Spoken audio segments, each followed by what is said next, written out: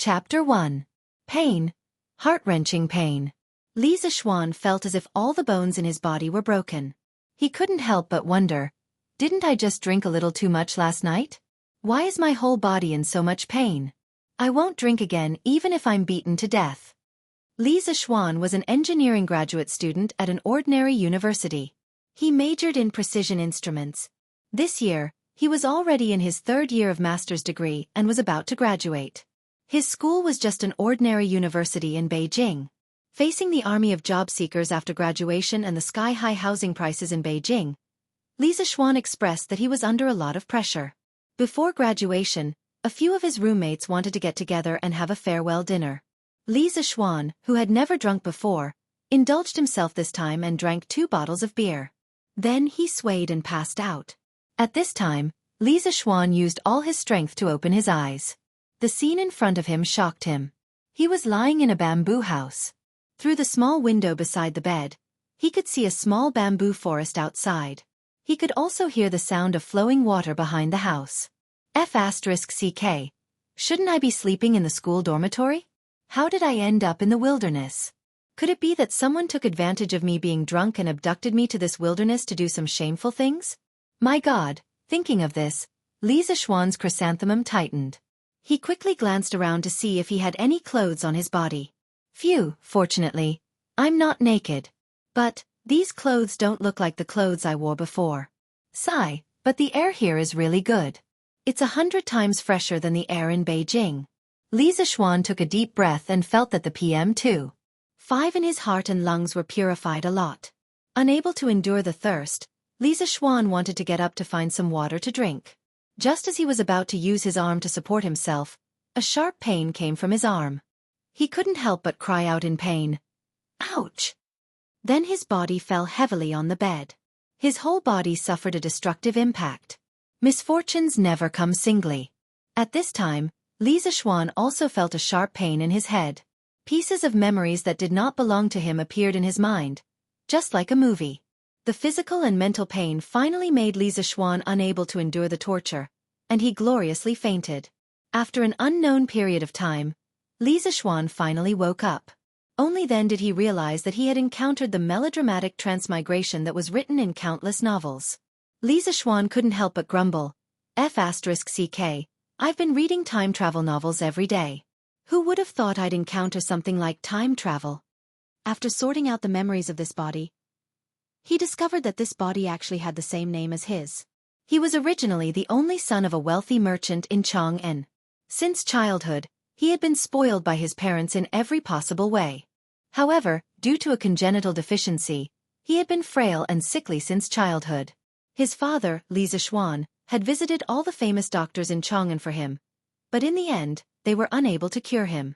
Moreover, many famous doctors had said that Li Zixuan would definitely die young and would not live past the age of 8. How could Li Zixuan's father be willing to give up on his son? Later, he used his connections to invite an old imperial physician from the Imperial Medical Department to treat him. The old imperial physician also said that Li Zixuan's weak body was incurable. However, if he could become the disciple of a master of internal energy and use internal energy to nourish his body, it might be able to make up for his congenital deficiency. Li Zixuan's father was originally a merchant. How could he know a true master of Jianghu? He used up all his wealth to invite a group of Jianghu swindlers. They were good enough to guard the house, but not a single one of them was proficient in internal energy. Seeing that his only son's health was deteriorating day by day, Li Zixuan's father was extremely anxious. Mrs. Li also washed her face with tears every day. When Li Zixuan was 6 years old, a white-haired old Taoist passed by the Li Zixuan residence to ask for a bowl of water. Suddenly, he caught a glimpse of Li Zixuan playing in the courtyard. Seeing that his lips were red and his teeth were white, he was honest and cute. However, his face was pale and his eyes revealed a hint of sickness. The old Taoist immediately felt tender affection for him. He told Li Zixuan's father that he was the great elder of the Celestial Master sect of Mount Longhu. His title was Spiritual Void. He had traveled to this place and saw that Li Zixuan was congenitally deficient. He wanted to take him in as a disciple and pass on his sect's internal energy to nourish him. Although Li Zixuan's parents were reluctant to let their son go to a faraway place to learn martial arts, It was rare to see an expert of Mount Longhu. If they didn't seize this opportunity, their son's life might not be guaranteed. Therefore, Li Zishuan's father had Li Zishuan kowtow to his master and asked Spiritual Void to teach him well. In the mountains, time was unknown. In the blink of an eye, 8 years had passed. Li Zishuan had already learned martial arts, but his master was already on the verge of old age and his time was almost up. In the spring of the first year of Zhengguan, Spiritual Void passed away in meditation on Mount Longhu. Thinking of how his master had treated him like a master and a father for the past 8 years, Li Zishuan wept bitterly in front of his master's grave. After kneeling for a day and a night, Li Zishuan kowtowed and bid farewell to his master. He prepared to leave for Chang'an to visit his parents and then wander the Jianghu to become a chivalrous wanderer. Passing by Mount Zhongnan, Li Zishuan heard the sound of fighting ahead of him. Thus, he concealed himself and sped forward. He saw over 20 masked men fighting with a dozen or so servants and guards. There was also a pink-draped carriage in the middle of the field. The battle was almost one-sided. In the blink of an eye, a few more servants and guards had died. Could it be that some family's young miss ran into bandits when she went out? Li Zishuan was too lazy to think more. He used the cloud-piercing steps, pulled out the long sword at his waist, and stabbed at a burly man who seemed to be the leader of the bandits. In the blink of an eye, the sword was like thunder, and it reached the back of the bandit's neck. The bandit leader was also a master. Feeling a strong wind coming from behind him, he was alarmed and hurriedly dodged to the side. However, a bloody mark was still left on his neck. The bandit leader steadied himself and looked at the attacker.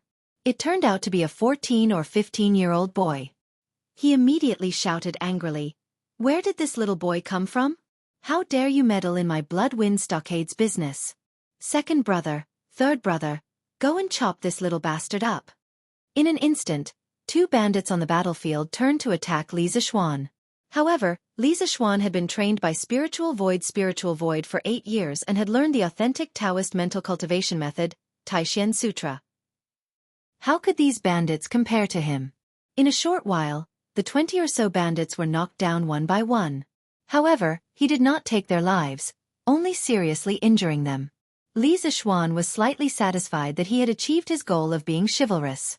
Just as he was about to leave, he suddenly heard a pleasant female voice behind him. "Young hero, be careful." It turned out that during the fight, she had felt the sudden change in the battlefield outside and that someone had come to rescue her. The girl in the carriage had lifted the curtain and secretly watched from the side. At this moment, seeing that the battle situation had been settled, she was about to get off the carriage to thank this young hero when she caught a glimpse of the heavily injured bandit leader on the ground suddenly exploding and launching a palm strike at Li Zishuan's back. The girl was so frightened that her beautiful face turned pale and she hurriedly warned him. Li Zishuan was in no hurry to dodge and was sent flying to the side of the mountain path by the bandit's palm. However, the side of the mountain path was a very steep hill, about 100 meters high. Li Zishuan had just entered Jianghu and was sent flying off the cliff. When he was seriously injured and on the verge of death, he was taken advantage of by a transmigrator. Li Zishuan painfully rubbed his head. He thought of his parents and girlfriend in his previous life. He really did not expect that after drinking some wine, he would be separated from them for 1,000 years. He could no longer go back. He could not help but feel sad. But this body is also quite unlucky. It originally had the life of a main character. Who would have thought that after practicing martial arts, it would die as soon as it entered Jianghu? It's because it doesn't have enough Jianghu experience. This hero saving a damsel in distress ended with his own death. He didn't even see what the beauty looked like. Qu'est-ce, don't you think it's a pity? Alright, regarding the previous owner of this body, Li Zishuan felt that this child had experienced enough twists and turns. He also had the aura of a main character. Originally, he had just mastered his martial arts and might have been famous in Jianghu very soon. However, he still lacked experience. Thinking of this, Li Zishuan found some comfort in his heart. In any case, he had been reborn. This brother had lost his life in order to be a hero and save a damsel in distress. He was much more miserable than he was. At this time, there was a sound of footsteps outside the house. After a while, an old man with white hair and a white beard and wearing a Taoist robe appeared in front of Li Zishuan. "Hey, little Lang Jun. You're finally awake. Don't move first. Your injuries haven't healed yet." Let this poor Taoist take your pulse first. At first glance, Li Zixuan could not help but feel a sense of familiarity from the bottom of his heart when he saw this sage-like Taoist. Perhaps it was because the master of this body was a Taoist, but Li Zixuan also felt a sense of familiarity with Taoism. At this time, the old Taoist finished taking Li Zixuan's pulse and said to Li Zixuan, "Little Lang Jun, since you've woken up, you're fine. However, your injuries were quite serious. When this poor Taoist found you, there were many fractures on your body. You still need to rest for a month to fully recover." Li Zixuan hurriedly propped himself up and cupped his fists at the Taoist priest. "Junior Li Zixuan thanks Taoist priest for saving my life. May I ask for Taoist priest's name and where is this place?" "This is Zhongnan Mountain. This is the thatched cottage where this poor Taoist temporarily stayed when he was picking herbs. 5 days ago, this poor Taoist found you at the foot of the mountain. At that time, you were seriously injured and unconscious. This poor Taoist saw that you were still breathing and brought you back to the thatched cottage. Little Lang Jun, did you encounter some bandits? How could you be so seriously injured?" The Taoist priest leisurely went to the wooden basin in front of the door and washed his hands. He turned around and said, "This poor Taoist is Sun Simiao. Little Lang Jun, where do you live? Why did you come to this deep forest alone?" "Sun Simiao? The king of medicine Sun Simiao, who has lived for 14 emperors, saved countless people, and lived for 141 years? Damn, I've just crossed over and met such a powerful person. I'm so lucky. Do I also have a protagonist's halo?" Li Zixuan was extremely shocked. After being stunned for a while, he respectfully clasped his hands to Sun Simiao and said, "So it's Dr. Sunday. I've been saving lives and healing the wounded for a long time. Countless people have admired you for a long time. Thank you for saving my life. If you have any orders in the future, I dare not refuse." Then he told Sun Simiao about how he was weak when he was young and how he followed his master to Mount Longhu to learn martial arts to strengthen his body. When he returned home, he encountered bandits and accidentally fell off a cliff. Hearing this, Sun Simiao did not expect this little Lang Jun to have such a chivalrous heart after experiencing so many twists and turns. He looked at Li Zixuan with some admiration. "Little Lang Jun, I didn't expect your life to be so rough. When I felt your pulse before, I felt that you seemed to be congenitally deficient. Fortunately, your internal strength is quite good. Little Lang Jun, you should rest here for a few days. There is still some rice in this house. I was summoned by His Majesty yesterday and will go to Chang'an today. Little Lang Jun, you can leave on your own after you've recovered. Don't worry, Taoist priest. I've mostly recovered and can take care of myself. In the future, Zixuan will definitely repay you for saving my life." "Haha, it's nothing. Little Lang Jun, you don't have to worry about me. I'll go first." Sun Simiao laughed heartily and turned to carry the medicine basket out of the door. Chapter 2. Phew, it's so hard to learn how to speak like an ancient person. Li Zixuan sighed as he watched Sun Simiao leave. According to the memory of his predecessor, Li Zixuan was currently living in the first year of Zhengguan. Li Zixuan was still looking forward to this era. Thinking about the heavenly Khan, thinking about the tens of thousands of countries coming to court, and thinking about Chinatown in the United States 1,400 years later, Li Zixuan's heart was filled with passion. He couldn't wait to see this feudal dynasty that the Chinese people were most proud of. But why don't I have a cheat? Before transmigrating, Li Zixuan had read a lot of transmigration novels. The protagonists who transmigrated either came with an awesome system or had a photographic memory. They were familiar with many poems from the Tang dynasty and Song dynasty. When they had nothing to do, they would recite a poem and then countless beauties would throw themselves at them. Tiske. Thinking about it made Li Zixuan salivate all over the floor. But why don't I have anything when I transmigrated? Li Zixuan was an engineering nerd in his previous life. After the college entrance examination, he returned all the poems from the Tang dynasty and Song dynasty to his language teacher.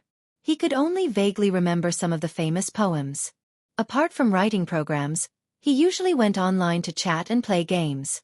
His girlfriends were all from the internet. Sigh, without a cheat, how can I survive in the Tang dynasty?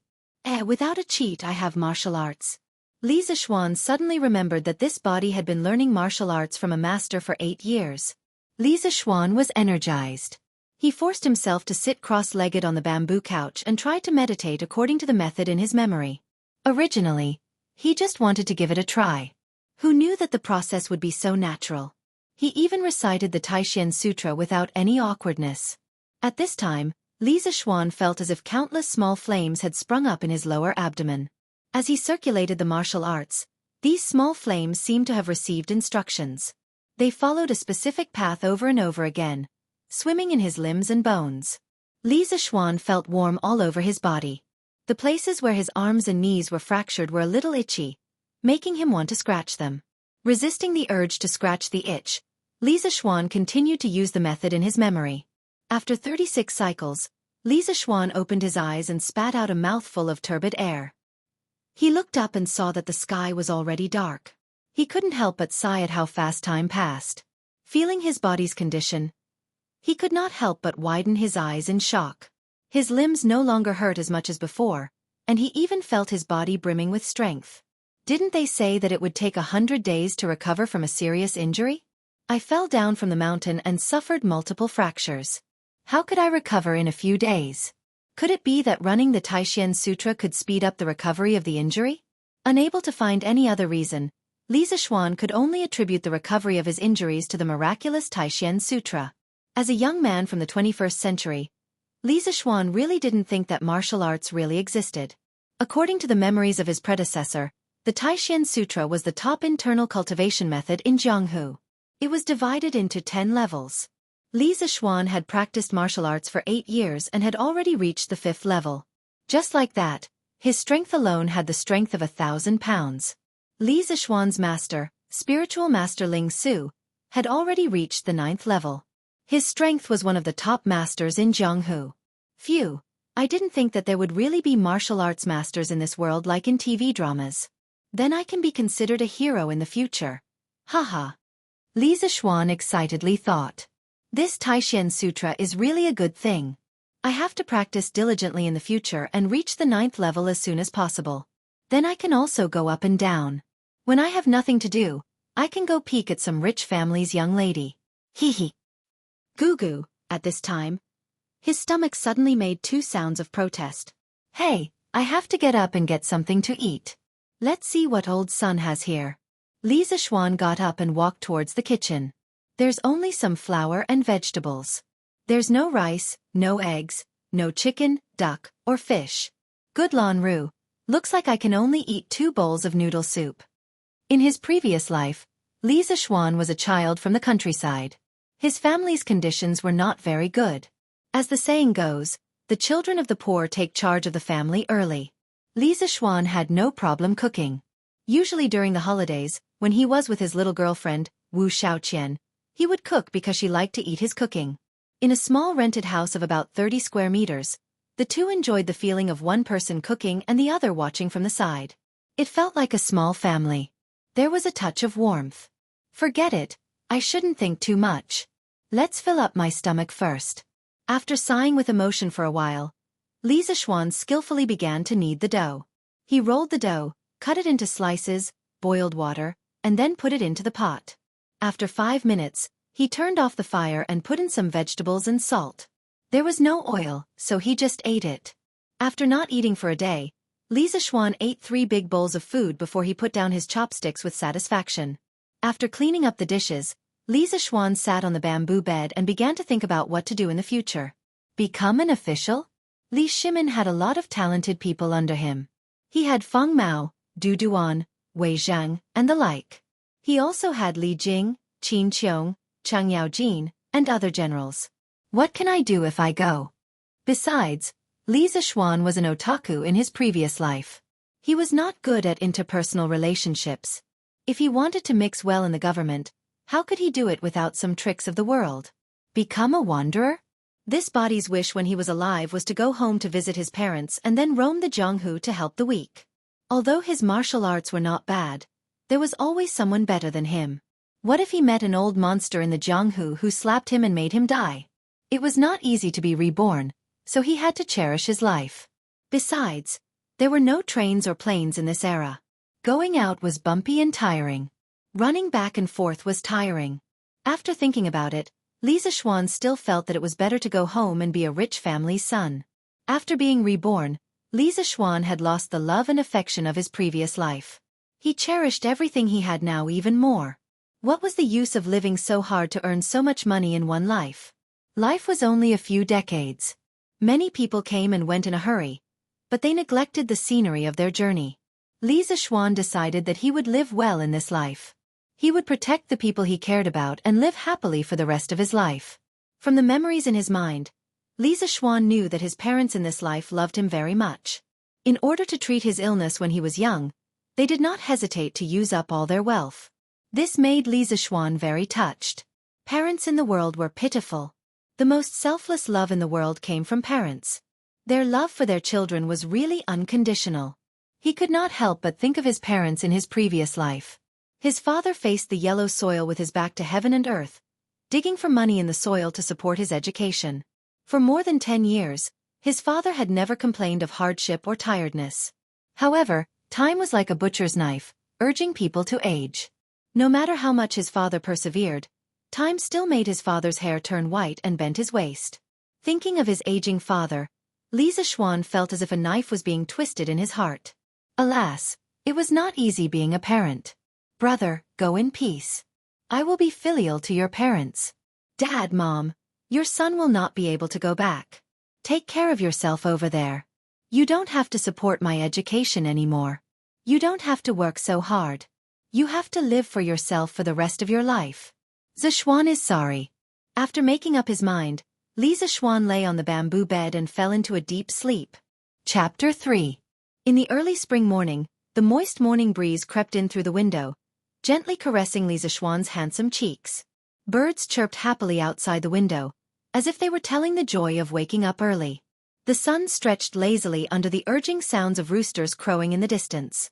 Not long after, the first ray of golden light pierced through the clouds.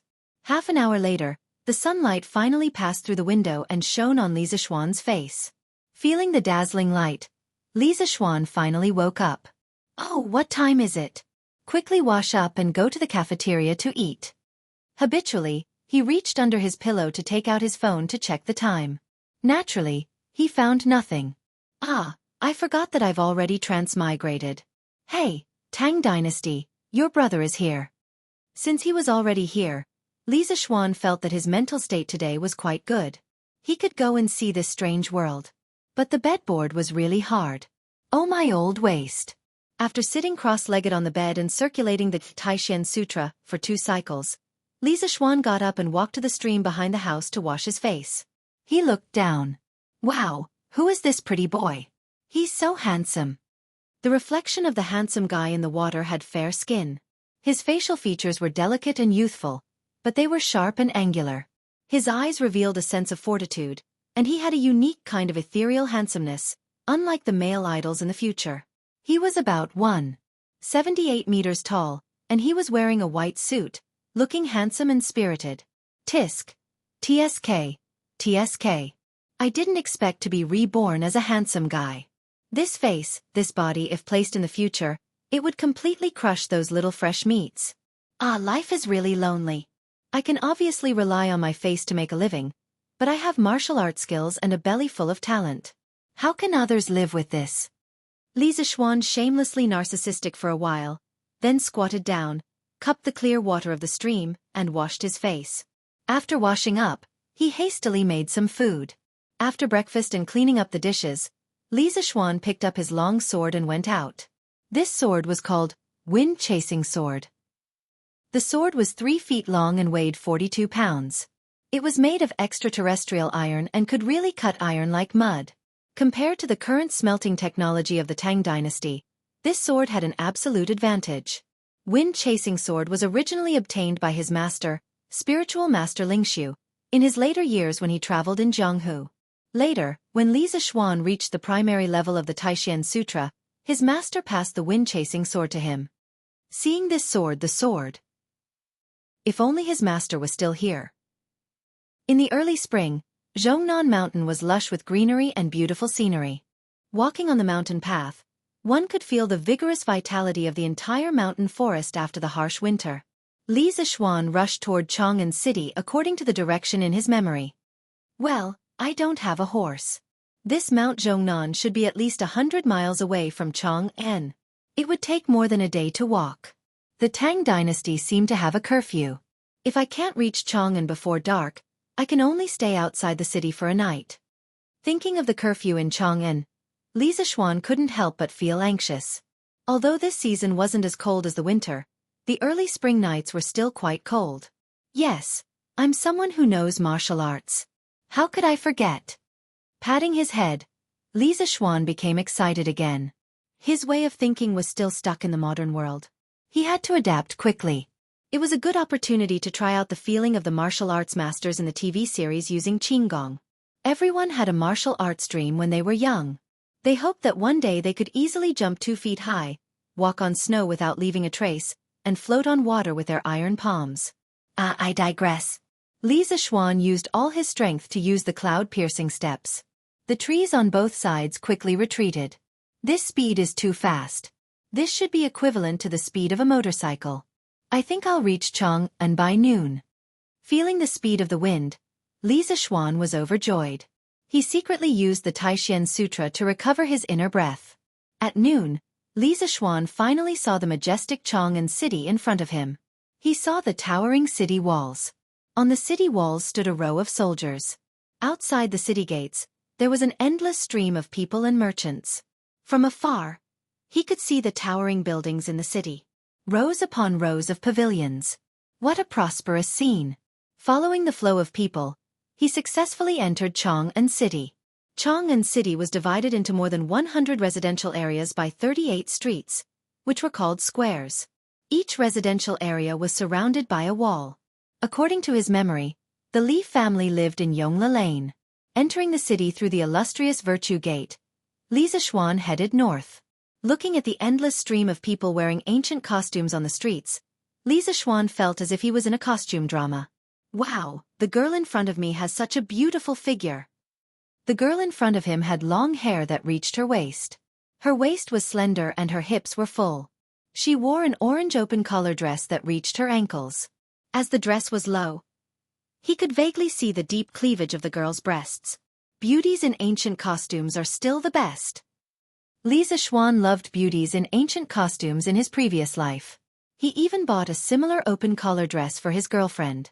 His girlfriend looked even prettier in it. Looking at the beauties along the way, he rushed to Yongla Lane. Half an hour later, Li Zishuan entered the gate of Yongla Lane and walked towards his home. At the same time, in the backyard of the Li family. Miss, slow down. A 13 or 14-year-old maid was chasing a little girl who was pulling a kite. The little girl was about 5 or 6 years old. She had bright eyes and white teeth. She looked like she was carved from jade. Her hair was tied in 2 pigtails. She was pulling a butterfly kite and running happily. Not far away, a couple was looking at the little girl lovingly. Master, look, Lana is always like a crazy girl. She can't stay idle. The older man patted the woman's shoulder and smiled. Madam, Lana is still young. It's fine as long as she's happy. This old man's biggest wish in life is for Madam and the children to be happy. Children? The purple-clothed woman's beautiful eyes trembled. Master, I wonder how Xian is. It's been 8 years and Xian hasn't sent a letter home. I wonder if this child's body has recovered. That's right. This couple was Li Zishuan's parents. Li Zishuan's father was Li Jingma and his mother was Yi Yuzhu. Li Jingma's heart trembled when he heard his wife's words. A trace of sadness appeared on his face but was immediately concealed. Yuzhu, you don't have to worry. I've asked around these years. Spiritual Master Ling Su is a true expert. I heard that he's one of the top internal experts in Jianghu. It's a rare opportunity for Xian to be his disciple. If he can't save Xian I don't think anyone else in this world can. At this moment, a young servant hurriedly ran over and bowed. Master, madam, there's a young man outside the manor. He says he's Li Zishuan and wants to see you. Who? What did you say that young man was called? Madam Li asked the young servant with a face full of excitement. Her voice trembled. He said he was called Li Zishuan. The servant was also frightened by his wife's excitement and replied reflexively. My Xian. Madame Li ran excitedly to the manor door. At this moment, she didn't care about anything else. She just wanted to see her child as soon as possible. Even Li Jingma couldn't keep up with her speed. Sometimes, a mother's love could make a mother burst forth with immeasurable strength. The little girl called Lan also noticed the commotion. Seeing her mother leave in a hurry, she hurriedly followed behind. Chapter 4. A quarter of an hour ago, Li Zixuan had been standing in front of the Li mansion for a long time. His emotions were complicated. He was excited to return home, but he was also worried about meeting his parents in this life. Although his soul didn't belong to this era, he couldn't give up the family bond of blood. In this life, Li Zixuan had been away from home for 8 years. Now that the soul of another era was in his body, Li Zixuan was worried that his parents in this life might notice something. Li Zixuan paced back and forth in front of the Li mansion for a long time. The servants in front of the gate looked at him strangely. If it weren't for the fact that Li Zixuan was handsome and didn't look like a vicious person, they would have taken him to the authorities long ago. Li Zixuan finally calmed down and walked toward the gatehouse, as if there was another force in his body pushing him into the Li mansion. "Is your master and madam home?" Li Zixuan didn't remember seeing this gatehouse before. He probably entered the Li mansion after he left home when he was young. Even if this gatehouse was an old member of the family, he probably wouldn't recognize Li Zixuan after so many years. Seeing Li Zixuan's stately appearance, the gatekeeper was afraid that he was a young master of some family, so he didn't dare to be rude. He said, "My master and madam are here. What business does young master have with my master and madam? This humble one will go and inform them. My name is Li Zixuan. I have something to discuss with your master and madam. You can go and inform them." Not long after, a beautiful woman in purple walked quickly to the gate. Looking at the woman in front of him, time didn't leave many traces on her face. However, many strands of silver could be seen in her beautiful hair. Blood was thicker than water. Mother and son were connected by heart. Even if their souls didn't belong to this era, Li Zixuan could still feel the silent call in his heart. He was very sure that this was his mother. Mrs. Li was also very excited at this moment. Looking at the handsome young man in front of her, she could vaguely see the shadow of his childhood on his face. More importantly, her intuition told her that this was her son, and she didn't need any other proof. After staring at each other for a long time, Li Jingma finally caught up. Li Zixuan looked at the weathered couple in front of him and saw the deep love in their eyes. He thought of his parents in his previous life. He couldn't help kneeling on the ground and holding back the tears that were about to fall. "Father, mother, your son is unfilial. I left home for 8 years and was unable to serve you both." With tears in her eyes, Madame Li Zixuan hurriedly knelt down and hugged Li Zixuan. "My Xian, it's good that you're back, it's good that you're back. My son has grown taller, but your face is still the same as when you were young. It's just that you've lost some weight." As she spoke, she stroked Li Zixuan's cheeks with both hands. Li Jingma's face was also filled with excitement. He kept turning his head and using his long sleeve to wipe his tears. He kept muttering, "It's good that you're back, it's good that you're back." The family of 3 played out a heartwarming scene of mother and son reuniting in front of the door. The servant who went in to report just now was dumbfounded. He didn't expect this young man to be his young master. He thought to himself, "I've never heard that master and madam have a son. But fortunately, I didn't treat the young master rudely. Otherwise, I'm afraid I won't be able to stay in the Li family anymore." The little servant couldn't help but feel proud of his quick-wittedness. "Father, mother, who is this uncle? Uncle is already so old and still crying. Shame, shame, shame, Lan, didn't cry when I was 4. A childish voice suddenly interrupted this heartwarming scene, causing the warm atmosphere to become stifled. It turned out that Lan legs were too short to keep up with her parents' speed. Now that she finally arrived at the door, she saw her mother and a young man hugging and crying. This man was obviously much older than Lan and was also much taller than Lan. But why was he crying at such a big age? Lan was puzzled. But she remembered that her parents had taught her to be polite when meeting outsiders. Thus she said that sentence. Cough, cough. Li Jingma's face was full of black lines. His son had suddenly become his daughter's uncle for no reason. What the hell was going on?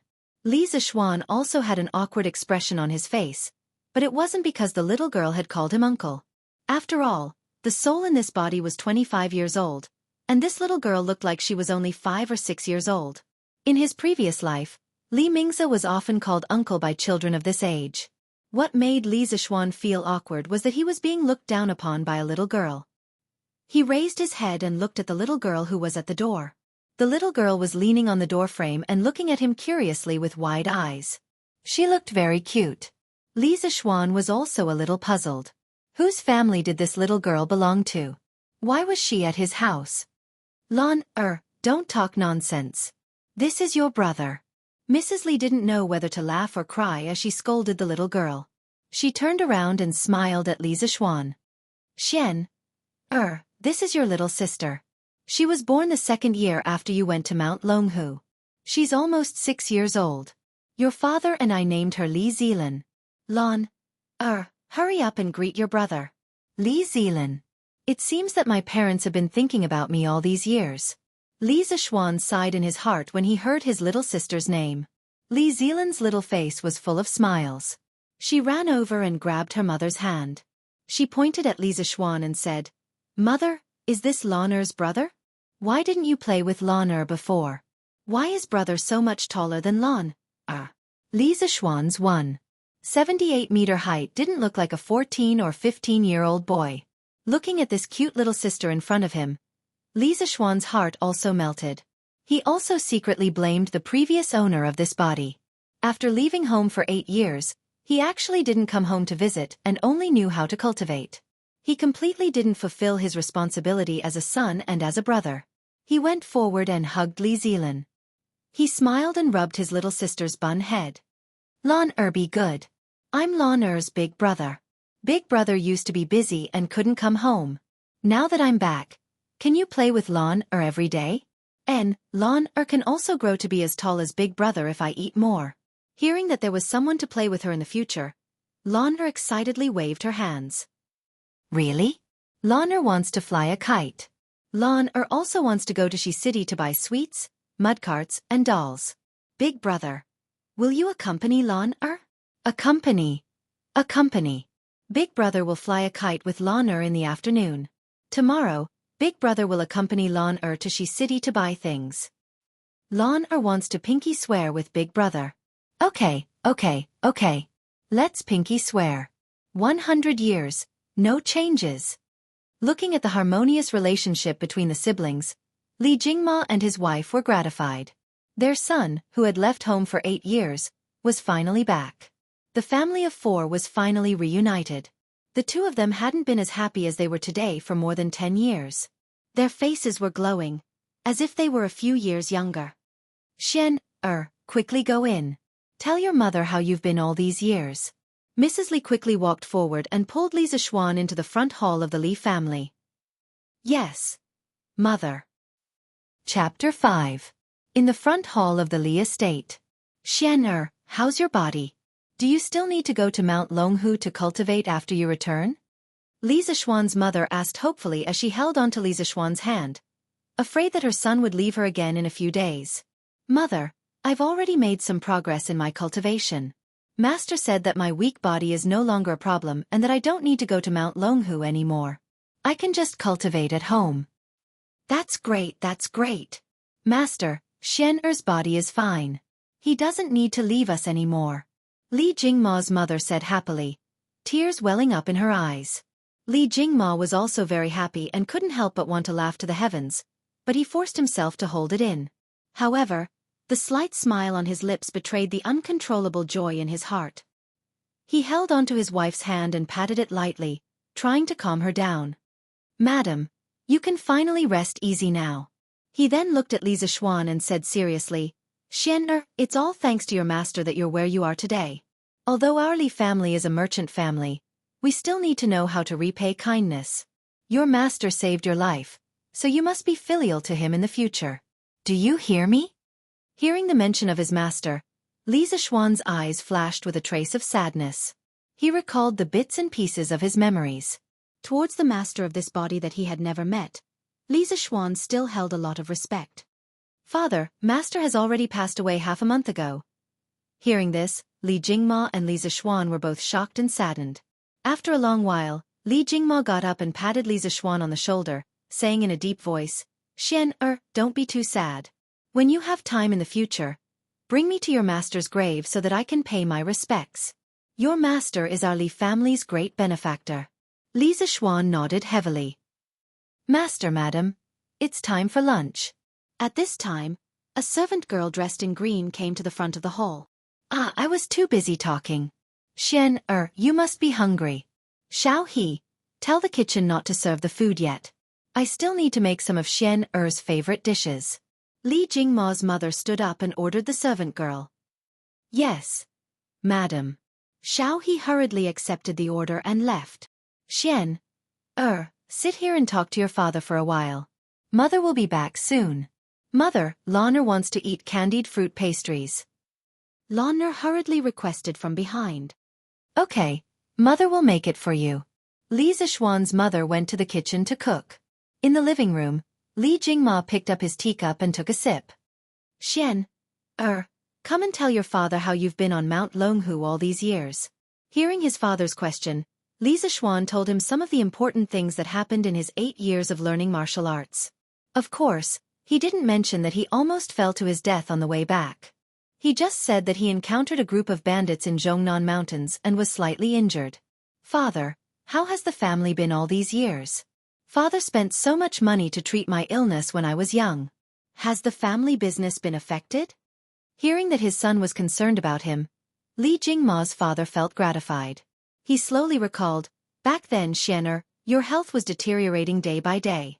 I only hoped that you would recover soon. I didn't have the heart to take care of the shops and restaurants in Shi City. The other owners took the opportunity to suppress us, and the businesses of those shops became worse and worse. I simply sold off those silk and clothing shops to treat your illness. Later on, your master said that he could teach you inner strength to nurse your body and bring you to Mount Longhu to practice martial arts to strengthen your body. Only then did I have nothing to worry about and began to manage the shops again. Li Jingma's father paused for a moment, then took a sip of tea and continued. Those people who coveted your father's shops didn't even take a look at the meat in my bowl. Humph, to think that I, Li Jingma, started from scratch and was able to establish such a large family business. Why would I be afraid of them? Less than 2 years after you left home, I crushed those shops that were suppressing us. Speaking up to this point, Li Jingma smiled confidently and released a strong and domineering aura. Li Zishuan didn't expect his father to be so powerful. In modern times, he would be a proper business tycoon. It seemed that he could be content to be a rich second-generation heir in the future. He hadn't experienced the life of a rich family in his previous life. Li Zishuan was secretly pleased with himself for being born into a good family in this life. Who knew that his father would sigh again and say, I'm not afraid of my business enemies. I can defeat them, but time is unforgiving. I'm already 48 years old this year, and my physical strength is much worse than before. Xian, I still need you to take care of this family business in the future. He couldn't be cool for more than 3 seconds. Li Zishuan still didn't want to inherit the family business so soon. It would be great to be a rich second-generation heir. He hurriedly said, Father, you're only 48 years old and in the prime of your life. I've been staying at Mount Longhu all these years and rarely come into contact with the ways of the world. How can I help you take care of your business? Wait for me to learn from you for 2 years. Then I'll help share your burdens. At least wait for me to experience the life of a rich second-generation heir for 2 years, Li Zishuan thought to himself. Father Li thought for a while and felt that his son's words made sense. He said, All right, then we'll wait for 2 years. Master Xian, it's time to eat. At this moment, Li Zishuan's mother walked in with a group of servant girls carrying bowls and plates. She said to Li Zishuan, Xian, come quickly. Mother made your favorite base soup, mutton soup, and roast chicken. Come and try it. There's also Lan Er's candied fruit pastries, the little girl hurriedly said. There's everything. Lan, you're a little greedy cat. Mother Li chuckled. The family sat down one by one. Looking at the dozen or so dishes in front of him, Li Zishuan realized that most of them were steamed or boiled. There were no stir-fried dishes. It seemed that stir-frying wasn't popular in the Tang dynasty. In fact, stir-frying had been invented long ago, but it hadn't been popularized. One of the main reasons was the lack of edible vegetable oil, mainly sesame oil.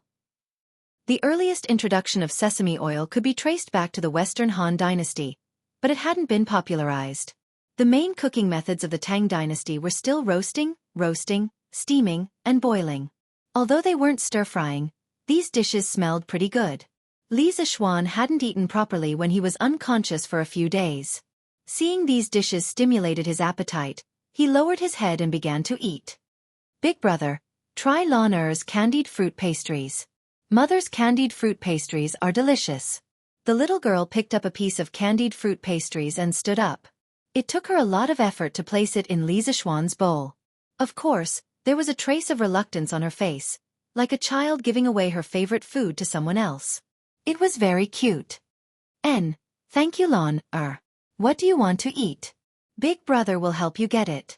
Looking at the candied fruit pastries in the bowl and the expression on his little sister's face, Li Zixuan was very happy. It was good to be home. Lan Er also wants to eat fish. Mother's fish is also very delicious, but there are bones in the fish. It will hurt Lan Er's throat. Lan Er looked at the fish on the table. She had an expression of wanting to eat it, but she was also afraid. Hey, what's so difficult about that?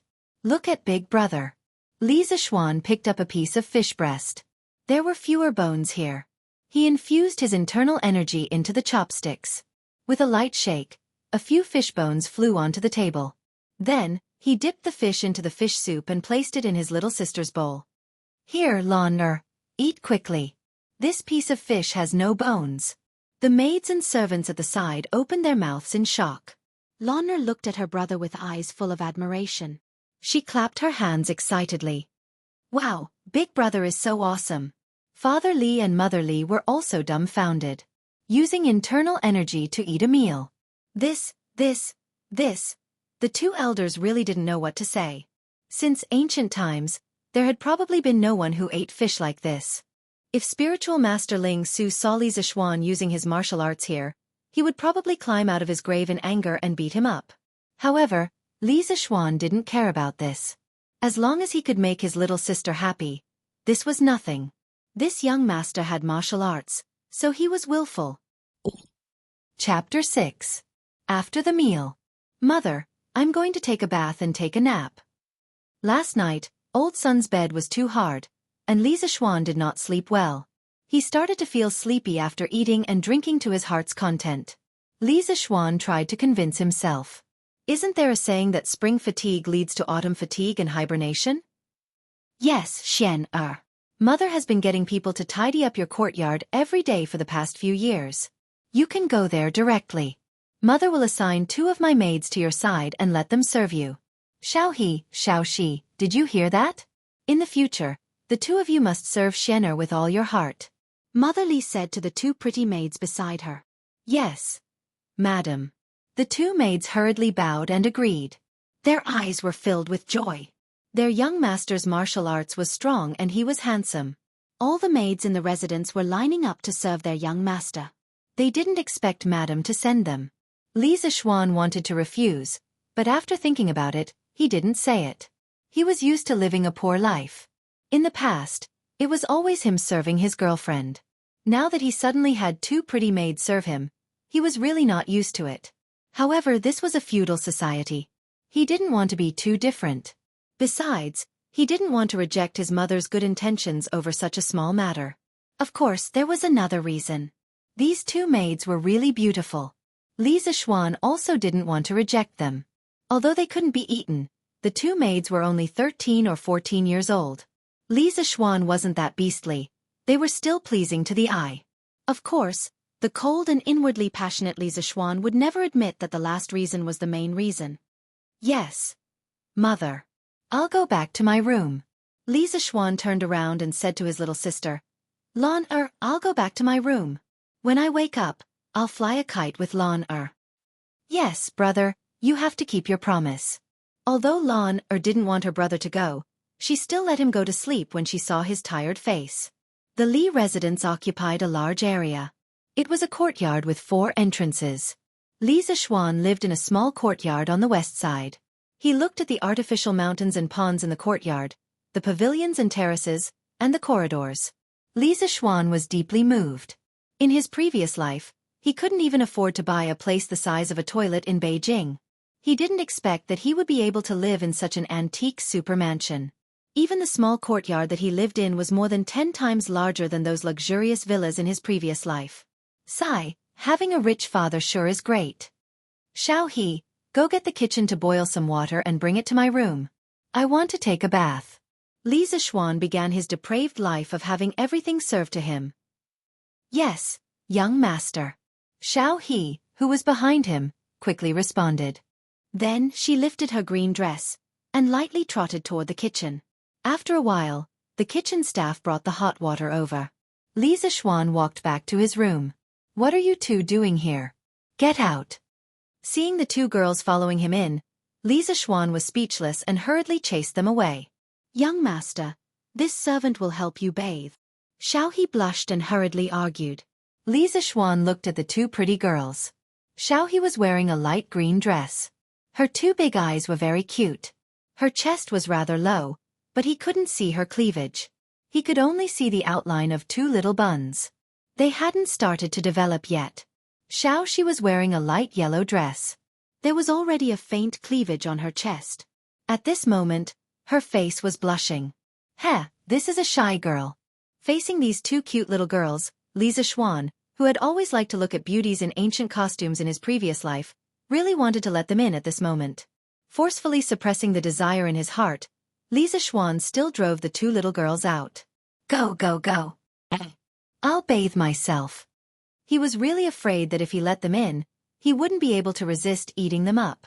Although he wasn't a lullican, he couldn't resist such temptation. The two girls who were chased out looked at each other. They didn't understand why the young master would refuse their service.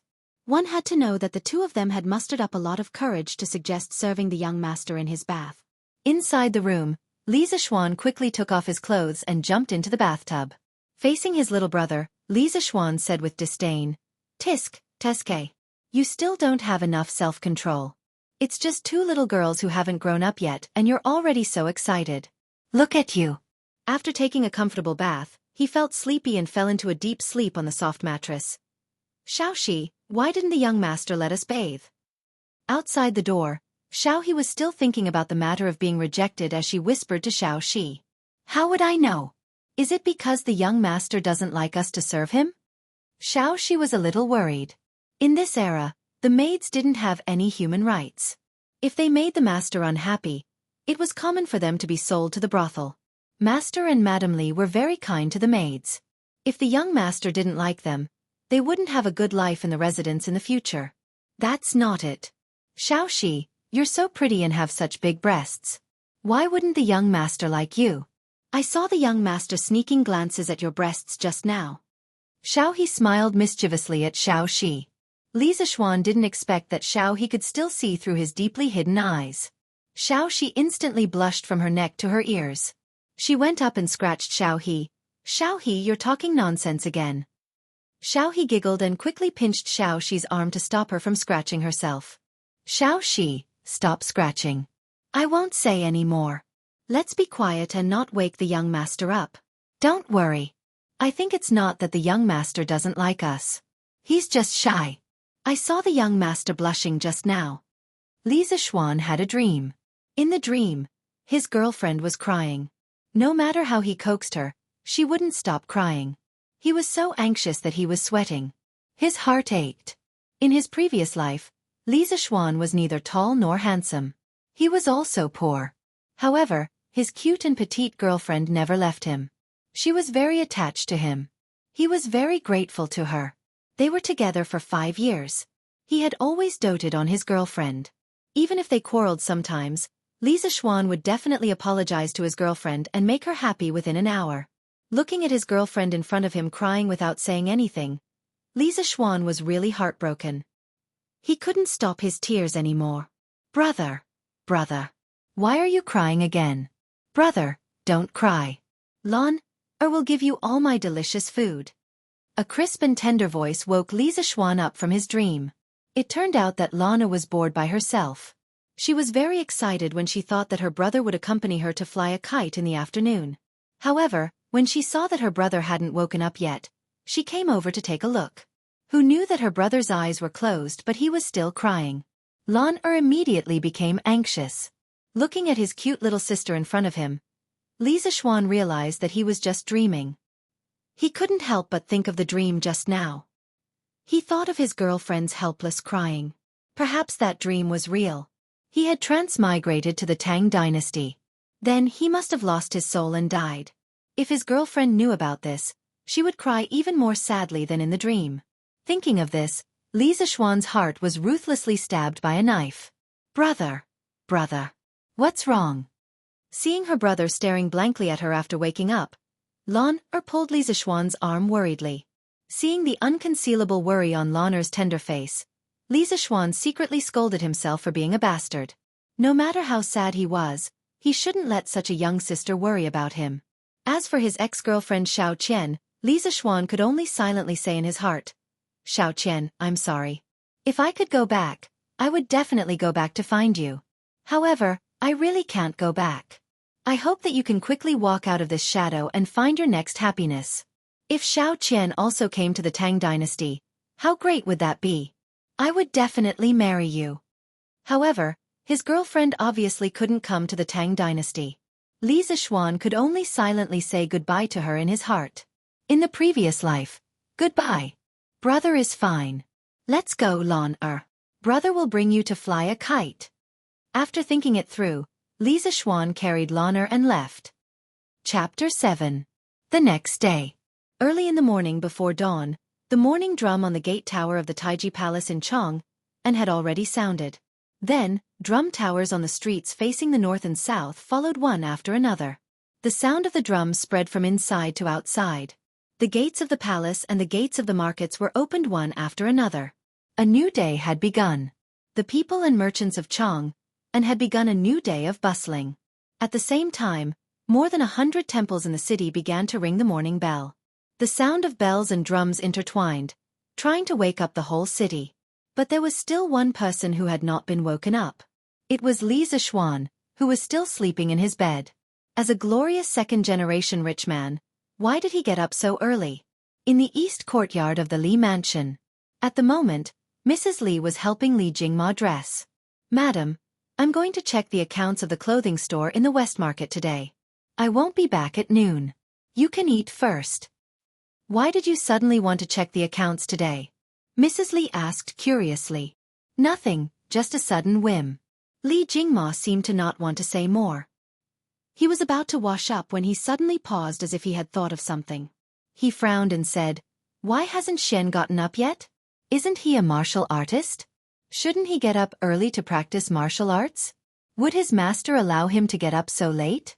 Hey, why are you pinching me? What a scandal. Humph, Shen has suffered so much outside for so many years. What's wrong with enjoying life when he finally comes back? Are you still his father? You don't know how to care for your son at all. Mrs. Li pinched Li Jingma's soft waist with hatred. Okay, let go of me. I won't ask any more, okay? Let the brat sleep for as long as he wants. Li Jingma finally escaped from the clutches of the devil. He immediately walked out of the door, muttering as he walked. Unreasonable. Since ancient times, loving mothers have spoiled their sons. Mrs. Li naturally ignored Li Jingma. Since she had taken advantage of him physically, she would let him take advantage of her mouth. Otherwise, he would feel unbalanced, Mrs. Li thought. Late in the morning, in the west courtyard of the Li mansion, Li Zixuan, who was sleeping soundly, suddenly felt his body sink as if something heavy was on him. He hurriedly opened his eyes. What he saw was a little angel in a pink dress sitting on top of him. Big brother is such a lazy bum. It's already so late in the morning and he's still not awake. Lan'er is already awake. As she spoke, she stretched out her small hand to pull Li Zixuan's cheek, giggling mischievously. All right, since Lan'er dares to ride on Big Brother, let's see how Big Brother will deal with you. After saying that, he straightened his body and put his hands under Lan'er's armpits, throwing her high into the air. Then, when she was about to fall onto the bed, he used his hands to cushion her fall. Lan'er immediately screamed in fright. She used her hands and feet to move around. After landing on the bed, Lan immediately got off the bed. She pouted and frowned. She shouted at Li Zishuan, "Smelly brother, Lana will never talk to you again." After saying that, she was afraid that Li Zishuan would throw her again, so she quickly ran away. "Ha, this little girl." Amused by Lan's cute expression, Li Zishuan began to get up and put on his clothes. At this moment, Xiao He and Xiao Shi hurriedly walked in from the outer room. There was a trace of a smile in their eyes. It was obvious that they had heard the sound of the siblings fooling around outside. "Young master, let us servants help you put on your clothes." Not allowing Li Zishuan to reject, the two little girls came up and got busy. Xiao He supported Li Zishuan's arms from behind while Xiao Shi helped him put on his clothes. As he was much taller than the two little girls, Xiao Shi had to stand on her tiptoes to be able to stand on his shoulders. Li Zishuan could even see the beads of sweat on Xiao Shi's nose. This little girl must be very nervous at this moment. After putting on his outer clothes, Xiao Shi bent down to help Li Zishuan fasten his belt. As she was bending over, Xiao Shi's well-developed body revealed a deep ravine. Li Zishuan's eyes inadvertently glanced down and saw this bloody scene. Seeing such an erotic scene early in the morning, this little brother naturally had to show his respect. Seeing the little tent below, Xiao Shi's tender face was so red that it was about to bleed. Before a servant was sold to a rich family by a broker, they would naturally be exposed to some kind of education. Li Zishuan was also extremely embarrassed at this moment. Cough cough, it's a natural reaction. A natural reaction. Xiao Shi, don't think too much. You have to keep your thoughts pure like this, young master. With this, Xiao Shi became even more flustered. When Xiao He heard her young master's strange words, she curiously looked at Xiao Shi. Xiao Shi immediately hurriedly helped Li Zishuan fasten his belt and hurriedly ran away. "Young master, why did Xiao Shi run away?" Seeing her good sister running away in a sorry state, Xiao He curiously asked. Cough cough, nothing much. She was probably captivated by this young master's handsome appearance. Of course, Li Zishuan could not tell the truth. How beastly would he be if he had a reaction towards a 13-year-old girl? He could only shamelessly explain to Xiao He. Pfft. Xiao He could not help but laugh out loud. Although her young master was indeed very handsome, who would praise himself like this? Her young master's skin was really thick. Xiao He silently cursed. If Li Zishuan could hear her, he would definitely spit out a mouthful of blood. "I am still a pure and innocent little virgin. How am I thick-skinned? Is it really okay for you to secretly talk about your young master like this?" After breakfast, he greeted his mother and went to find Lan. He had promised to bring her to Shi City yesterday, so he could not go back on his words. When he arrived at the backyard, he saw Lan playing on the swing. When Lan saw her brother walking over, she pouted and lightly snorted. She turned her head and did not look at him anymore. This little girl was still angry about what happened in the morning. What a proud little lowly. Xiao He, Xiao Shi, let's go. Today, this young master will bring you two to Shi City. I heard that a group of Persian people came recently. They even know how to perform magic and can make living people disappear. Let's go. I will bring you two to broaden your horizons. After saying that, Li Zishuan was about to walk out of the courtyard. Although Lan did not look over, her ears were always listening to the movements here. Originally, she was still waiting for her brother to come over and apologize to her. When she heard her brother's words, she immediately could not sit still. I want to go too. Stinky brother, you promised to bring Lan to Shi City to buy things yesterday. You didn't keep your word. Lan immediately chased after Li Zishuan and angrily said, didn't Lan say this morning that she would not talk to me anymore? As long as brother brings Lan to Shi City, Lan will forget about the past and forgive brother for now. Lan's expression was saying that she was giving him face, so he should not fail to appreciate her kindness. Li Zishuan was defeated by this little girl's expression. All right, let's go. Let's go to Shi City. San Bao Fu. The two of you follow us to Shi City. Look after the young miss and don't get lost. When they reached the entrance of the residence, Li Zishuan saw the two young servants who were guarding the door yesterday. As for their names, it was Xiao He who told him their names yesterday. Yes, young master. The two young servants had a happy expression. Going shopping with a young master was more interesting than guarding the door. Just like that, the group of people went out. Chapter 8. Shops were not allowed on the streets of Chang'an. The imperial court had specially designated 2 areas for trading. These were the eastern and western markets. The eastern market was considered a domestic market. There were more than 220 types of goods sold there, including rare treasures from all over the world. The western market was an international market, also known as the Golden Market. There were close to 1,000 shops that traded goods. It was the largest and most prosperous international market at that time. Yongle Lane, where the Li family lived, was closer to the eastern market than the western market. They had to pass through 5 lanes. Fortunately, they had nothing to do. Li Xiaofan led a group of people to the western market. At the same time, they could admire the authentic ancient architecture of the Tang dynasty. Brother Lan is tired. After walking for a short distance, Lan grabbed Li Xiaofan's hand and refused to move forward. Li Xiaofan, who was admiring the ancient architecture on both sides of the road, was speechless. They had only walked for a short distance, less than 2 miles, and this little girl was already complaining about being tired. However, he could not ignore her now. After all, she was his little sister. He should have hired a carriage in the morning. Lan, hang on a little longer. We'll be there soon. No, Lana really can't walk anymore, Lana said with a bitter face. How about this? Let's walk slower. As we walk, I'll tell Lana a story, okay? Li Xiaofan slowly tempted her. He had no choice. There was no way to hire a carriage here. He could not possibly carry Lana to the western market. When Lana heard that her brother was going to tell her a story, she immediately perked up. Her legs were no longer tired. She quickly stood up and held her brother's hand. Okay. Brother, tell me quickly. Li Xiaofan smiled faintly. He held his little sister's hand and slowly walked forward. As he walked, he recalled, legend has it that a long time ago, the world was divided into the Dongshang Divine Continent, the Aparagodania Continent, the Nanbu Continent, and the Uttarakuru Continent. In the Dongshang Divine Continent, there was a mountain of flowers and fruits. There was a celestial stone on the mountain. One day, the celestial stone cracked and an egg rolled out of the stone. The egg turned into a stone monkey when it was exposed to the wind. The monkey's eyes shot out rays of golden light and worshipped in all directions. The monkey could walk and run. When it was thirsty, it would drink some spring water from the mountain stream. When it was hungry, it would eat some fruits from the mountain. He had a great time playing with the animals in the mountains all day long. One day, the weather was particularly hot. In order to avoid the hot weather, the monkeys ran to the mountain stream to take a bath. When they saw the spring water flowing, they walked along the stream to find its source.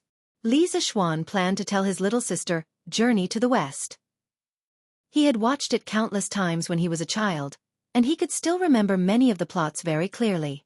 Moreover, the story was very long, and he could make it a long-term serial for his little sister.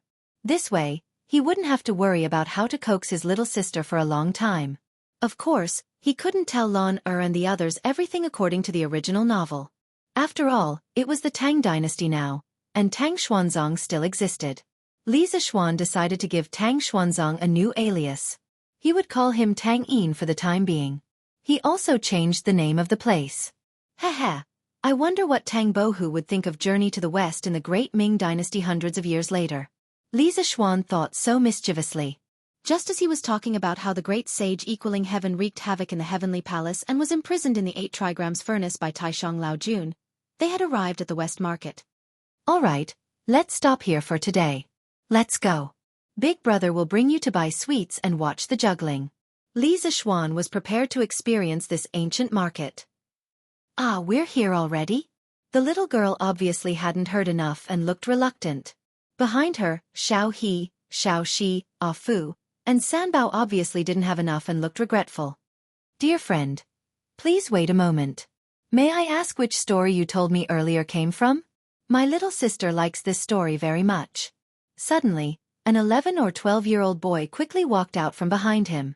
Beside him was a 6 or 7-year-old girl. He cupped his hands and said to Li Xiaofan. In fact, Li Xiaofan had already noticed that there were 2 people following them for a long time. After all, his kung fu wasn't for nothing. Since he felt that the 2 of them didn't have any bad intentions, he didn't bother to pay attention to them. They went their separate ways and he didn't have the right to restrict them. He just thought that they were going to the West Market like him. He didn't expect that they were following behind to eavesdrop on the story. Li Zishuan glanced behind the boy and found that there seemed to be more than 10 people disguised as pedestrians in the crowd. They seemed to be faintly protecting the boy. He's probably the son of an official going out to experience life. Li Zishuan muttered in his heart. However, seeing that the boy was dressed luxuriously and had a polite attitude, and the little girl was looking at him with anticipation, Li Zishuan didn't want to be arrogant and offend them for no reason. Thus, he cupped his hands and returned the greeting. I'm afraid I'll disappoint you. This isn't a story sold in the market. It's just a story that I made up to coax my little sister. Oh. The boy in luxurious clothes looked disappointed. In fact, he also liked this story. He was just about to ask for the name and send someone to buy a copy to read. He cupped his hands again and said, Brother, you're a genius. This story can't be made up without a wild imagination. I'm Li Gaoming. This is my little sister Li Lizzie. I want to make friends with you. How should I address you? Li Zishuan didn't expect to meet two brainless fans of Journey to the West when he went out for a trip. He was helpless. Seeing that the boy didn't look like an arrogant and domineering person, he thought that he could make friends with him. Thus he smiled and said, Little brother, you flatter me. It's just a story that I made up. It's not elegant. My name is Li Zishuan. I live in Changelfong. I'll make friends with you. This boy was the current crown prince, Li Zishuan. His courtesy name was Gaoming. As a result, he wasn't lying when he called himself Li Gaoming. However, in his previous life, Li Zishuan was an engineering student. How could he have studied the history of the Tang dynasty so deeply? Naturally, he didn't know what Li Chengqian's courtesy name was. The little girl was Princess Changel, Li Lizzie. She was 7 years old this year. As her name suggested, she was a natural beauty. Her skin carried a sickly white color. Although she was only 1 year older than Lan she was much taller. Li Lizzie had suffered from qi since she was young. This could be considered a hereditary illness in the Li family. Li Chengqian had seen his little sister sulking all day in the palace. As a result, he brought her to the Western market to relax. He didn't expect to meet a boy who told such an interesting story. Just as he and his little sister were listening to the story with great interest, their blood boiling, the story suddenly stopped. Only then did Li Chengqian have the intention to chat. After the two introduced themselves, they chatted for a while. Li Chengqian said, Brother Zishuan, there must be more to that story. Li Zishuan didn't expect that the charm of Journey to the West would be so great during the Tang dynasty. Of course there's more. What I told you just now was only the beginning. There's still more to come. Li Chengqian's face was filled with joy. In the end, he was only a child of about 10 years old. He excitedly said, Then this little brother will pay a visit another day. Brother Zishuan, you must continue to tell me the rest of the story. Li Lizzie's face was filled with regret. Her brother, the crown prince, could frequently leave the palace, but as a princess, she could not disregard imperial etiquette. Li Zishuan naturally agreed. Afterwards, he parted ways with Li Chengqian, taking his little sister to go shopping. Seeing Li Lizzie's melancholy expression, Li Chengqian understood what was going on after thinking it over. He then said to Li Lizzie, Little sister, don't worry. In the future, after I finish listening to Li Zishuan's story, I will immediately return and tell it to you, okay? Only then did Li Lizzie's expression change from gloomy to sunny. She happily smiled at Li Chengqian. Thank you, Crown Prince. Chapter 9. Li Zishuan and his group arrived at the Shi market. There were many inns, pavilions, taverns, and food stalls on the streets. Among them, there was an endless stream of tourists and merchants. In the distance, there were also some who, from the western regions, Central Asia, and West Asia who came to Chang'an to do business through the Silk Road. Some were selling gold, silver and jewelry, while others were buying silk, porcelain, and so on. Looking at the bustling market in front of him, Li Zishuan was also a little shocked. One must know that the entire Tang dynasty only had a population of 20 million, far less than later. It was really not easy to have such a bustling market in this era. In a few years, the people of the Tang dynasty will welcome an unprecedented prosperity. Li Zishuan sighed in his heart. He accompanied Lan to buy sweets, dolls, and her favorite toys. He even brought her to see the Persian juggling show that she had been talking about for a long time. It was already noon. After walking for half a day, Li Zishuan was also very hungry and wanted to find a restaurant to eat. Xiao, which restaurant nearby has good food? Not knowing which restaurant to choose, Li Zishuan decisively threw the question to Xiao, a native of the Tang dynasty. Young master, Xiao also doesn't know. Xiao rarely leaves the residence and has never eaten here before. Xiao blinked her eyes and said carefully. Li Zishuan patted his head and thought that it was true. How could this little maid be willing to spend money to eat in a restaurant in the Shi market? Young master, why don't we go to the drunken immortal restaurant opened by old master? Xiao suggested. Ah, my father opened a restaurant in the Shi market? Li Zishuan was very surprised. Young master, how come you don't even know about your family's business? Xiao could not help but laugh. Li Zishuan was also quite embarrassed. Okay, then let's go to the drunken immortal restaurant. Does anyone know where it is? Lead the way. Lanner knows. Father brought Lanner here last year. Lanner said enthusiastically. The little girl was excited when she heard about food. She was simply a little foodie. He bought so many snacks for her in the morning and she was still not full? Li Zishuan was a little puzzled. Then let's go. The group of people arrived at the Drunken Immortal in under Lanner's lead. This was a 5-story restaurant. It was very conspicuous among the low-rise shops. Just by looking at it from the outside, it looked quite grand. SK, Dad is really rich. This is equivalent to a 5-star hotel in the future. And this is one of the family's businesses. SK, I only knew that Dad was rich, but I didn't expect him to be so rich. Looks like the path of a rich second-generation prodigal has a long way to go. How can he spend so much money? Li Zishuan was just a poor loser in his previous life. He really didn't know how to spend this much money. When they entered the restaurant, the manager of the restaurant was a fat man in his 40s. When he saw Lanner, he immediately came up to her and smiled like a Maitreya Buddha. "Ayo, miss, why are you here today? Please come upstairs." He had never seen Li Zishuan before, so naturally, he didn't know that this was his young master. "Shopkeeper Lu, this is my family's young master. He just returned from Mount Longhu yesterday. Why don't you greet him?"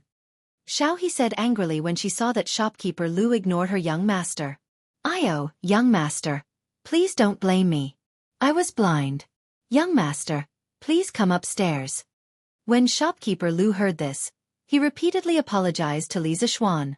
He had also heard that his young master had a son who went to Mount Longhu to learn martial arts. He didn't expect to bump into him as soon as he came back. He couldn't help but feel that he was unlucky. "You don't have to be so polite, shopkeeper Lu. Uncle Lu, you've worked hard to help my father manage the restaurant all these years." Li Zishuan patted shopkeeper Lu's shoulder and tried to be as gentle as possible. After all, shopkeeper Lu was considered one of the upper management of the Li group. He had also made a lot of contributions. A few words of encouragement would let him continue to contribute to the Li group. There was no need to make things difficult for him over such a small matter. Li Zishuan wasn't such a petty person. Li Zishuan expressed that he was still very magnanimous. "Young master, what are you talking about? This is what I should do." When shopkeeper Lu heard Li Zishuan's words, he was so happy that the fat on his face jiggled. I feel disgusted looking at him." Li Zishuan quickly turned his head away. He was afraid that he wouldn't be able to eat later. The group went up to the 4th floor and entered a private room. After shopkeeper Lu served some of his signature dishes, Li Zishuan and Lanner sat down to eat. 2 maids and 2 servants stood by the side to serve them. "You guys should sit down and eat together. Why are you standing?" Li Zishuan expressed that he couldn't eat when others were looking at him. He quickly waved his hand to the 4 people beside him. "Young master, how can we do this? How can servants sit and eat together with their masters?" Xiao hurriedly waved her hand and said. Although Xiao, Fu, and Sanbao also wanted to sit down and eat, they all knew the rules. When they heard Xiao's rejection, they nodded their heads in agreement. "What are you talking about? Why are you talking so much nonsense? Since I asked you to eat together, then quickly sit down and eat." Li Zishuan said impatiently. He still didn't understand the concept of class. Seeing that their young master was about to flip out, the four of them looked at each other and carefully sat down. With no one staring at him, Li Zishuan picked up his chopsticks and wanted to try the dishes of this five-star hotel's chef. In the end, he was disappointed. It was not as good as the shark fin soup made by his mother yesterday. Li Zishuan cursed in his heart. It couldn't be helped. The main reason was that the Tang dynasty's cooking method was too simple. Li Zishuan ate a few chopsticks and didn't want to eat anymore. After eating these dishes every day, his mouth was getting bland. He had to think of a way to improve his diet. He planned to go to the kitchen of the hotel and see if he could get the chef to make something delicious. What should he make? Let's make KFC. It was suitable for both young and old.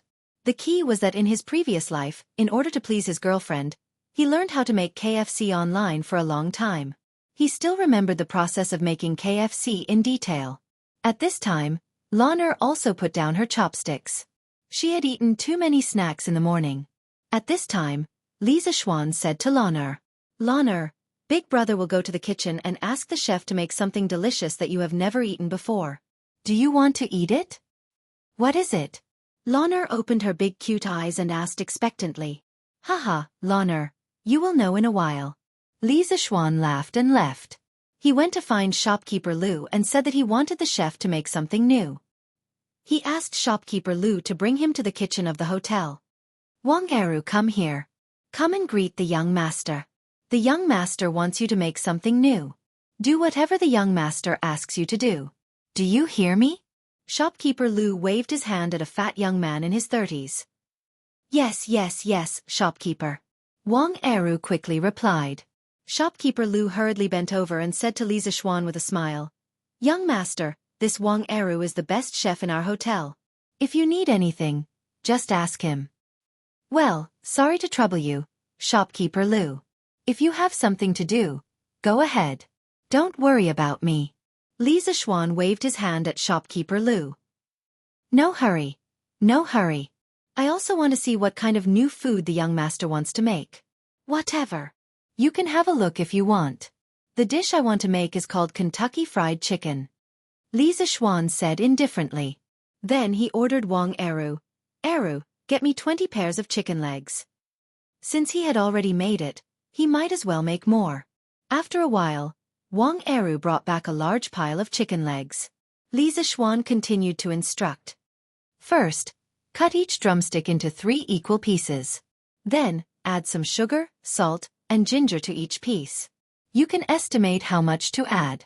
If it tastes good later, your salary for this month will be doubled. If it doesn't, I'll deduct your salary. Wang Eru suddenly felt a lot of pressure. His forehead was secretly sweating. He carefully controlled the ratio of seasonings with his years of cooking skills. Seeing that Wang Eru was done, Li Zishuan continued to instruct. Pour half a pot of wine into it. Yes, that's all. Well, bring it over and steam the chicken cubes first. After half an hour, the chicken cubes were steamed. Li Zishuan ordered again. Roll the chicken cubes in the starch. Okay, go and beat 4 more eggs. Mix them well and add more eggs to the chicken cubes. After a while, Wang Eru was done. Do you have sesame oil? Li Zishuan remembered that there should be sesame oil in the Tang dynasty. Yes, how much do you want, young master? A pot. Half a pot will do. So much. Young master, sesame oil is very expensive. Wang Eru was a little distressed. It's okay. Go ahead. I don't lack money. Li Zishuan said that he was so poor that he only had money. Wang Eru had no choice but to get the sesame oil.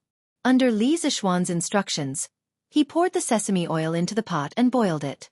After that, he put the chicken cubes in and fried them until the skin was golden brown. Suddenly, a fragrant and crispy chicken smell filled the kitchen. The other cooks looked over and secretly swallowed their saliva. Wang Eru was also a little dumbfounded. Looking at the golden chicken cubes in front of him, he couldn't believe that it was made by him. Li Zishuan picked up the chopsticks and couldn't wait to pick up a piece. It was crispy on the outside and tender on the inside. The key was that it was neither salty nor bland. The taste was just right. It was not much different from KFC in the future. He happily patted Eru's shoulder and said, Eru, well done. Manager Lu, Eru's salary will be doubled in the future. Eru, work hard in the future. Miley family will not treat you unfairly. Don't think about changing jobs. I can give you what other families can give you. Li Zishuan valued a talent like Eru very much. After saying that, he ignored Eru's continuous declarations of loyalty and left with the KFC.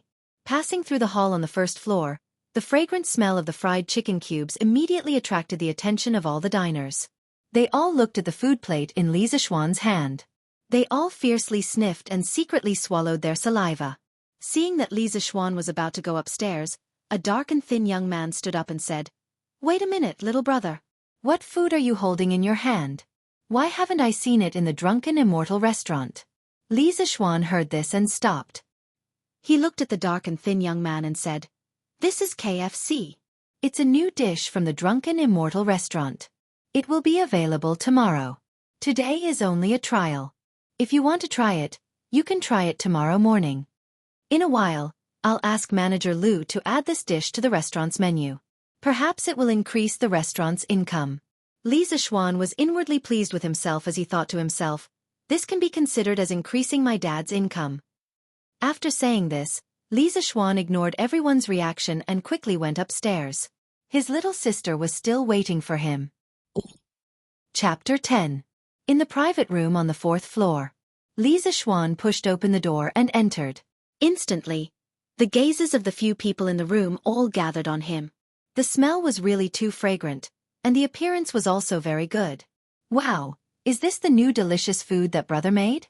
It looks delicious," Lon wants to eat. Lon excitedly went forward to take the chicken with her hands. Li Zishuan quickly pushed Lon's hands away. Go, go, go, it's hot, use chopsticks.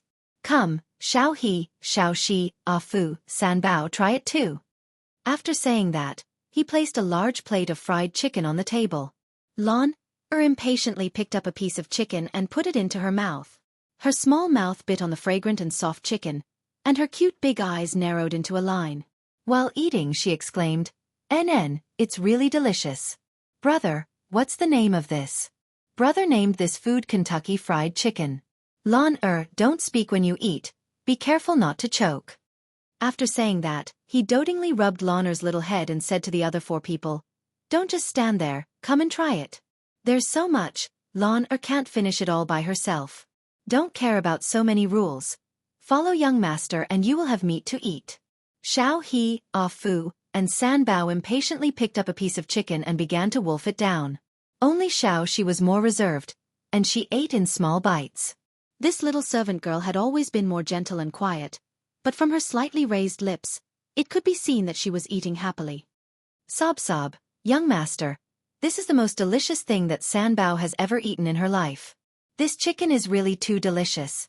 The uncultured San Bao suddenly cried while eating. "Then why are you crying? If it's delicious, eat it. No one is stopping you." Li Zishuan was rather speechless. Eating a piece of fried chicken could actually make someone cry. "Young master, but San Bao can't eat anymore." Xiao He and Ah Fu at the side nodded with a bitter face. In fact, this was also difficult for the 3 of them. As servants, it was rare for someone to bring them to such a high-end restaurant for a feast, and the young master didn't dislike them and let them eat together. The food in this restaurant might not be considered delicious in the eyes of Loner and Li Zishuan, but in the eyes of these people, it was a delicacy. Therefore, when Li Zishuan and Loner put down their chopsticks and did not want to eat anymore, they opened their stomachs and ate boldly. When Li Zishuan came back from the kitchen, more than a dozen dishes on the table had basically been finished. Now, facing the even more delicious fried chicken, they really wanted to cry but had no tears. Li Zishuan looked at the dozen or so empty plates in front of him and understood what was going on. "Oh, that's a pity. Such a delicious thing is unique in the Great Tang. Loner, little Shi, since they can't eat it, let's destroy it, haha." Loner's face was also filled with joy. Fortunately, she didn't eat too much just now. She didn't have time to talk and just kept eating. Xiao He and the other 2 looked at the tempting chicken and drooled. Although they were full, they still couldn't bear to part with such delicious food. The 3 of them resolutely attacked the fried chicken. With such delicious food, it was worth it even if they were stuffed to death. San Bao thought so tragically. After a while, The 6 of them really couldn't eat anymore, but there were still 5 pieces of chicken left on the plate. At this moment, a voice came from the door. "Little brother, since you can't eat anymore, why don't you give the rest to me?" Li Zishuan turned his head and saw that it was the dark and thin man he met at the Drunken Immortal restaurant. Although his clothes weren't gorgeous, he had an intimidating aura. Li Zishuan didn't dare to underestimate him and cupped his hands. "Old brother, if you really want to eat, why don't you wait until tomorrow and let old brother eat the leftovers? This little brother is truly lacking in manners." It's fine. Old Cheng doesn't care about these things." "Oh, this one is Cheng Chumo. How should I address you, little brother?" Cheng Chumo repeatedly waved his hands to show that he didn't care. In truth, he didn't want to thicken his skin and come here. He was the eldest son of the Cheng clan, so how could he be so shameless? But after smelling the fragrance of the fried chicken, he felt like his heart was being scratched by 100 claws. Looking at the plate in front of him, he found it tasteless. So this fellow was Cheng Chumo, the son of the demon king of chaos Cheng Yaojin. He couldn't offend him. Li Zishuan was inwardly alarmed and hurriedly cupped his hands. "This little brother is Li Zishuan. This is my little sister, Li Zilan. Since brother Cheng doesn't mind, then sit down and eat together. It's truly lacking in manners to let brother Cheng eat this today. Tomorrow, I'll set up another banquet and treat brother Cheng to a good meal. How about it?" Hearing this, Cheng Chumo grinned and heavily patted Li Zishuan's shoulder. "Haha, brother Li is straightforward. Old Cheng, will definitely take you as a brother. Hey, little sister Lan, is really beautiful. Today, brother Cheng didn't bring a gift. I'll make it up to Lan tomorrow." After saying this, he found a seat and sat down. He laughed and said, "Haha, just now you were imitating those literati words. It was so sour." Li Zishuan was speechless. No wonder he felt that the style was wrong. How could Cheng Yaojin's son be so scholarly?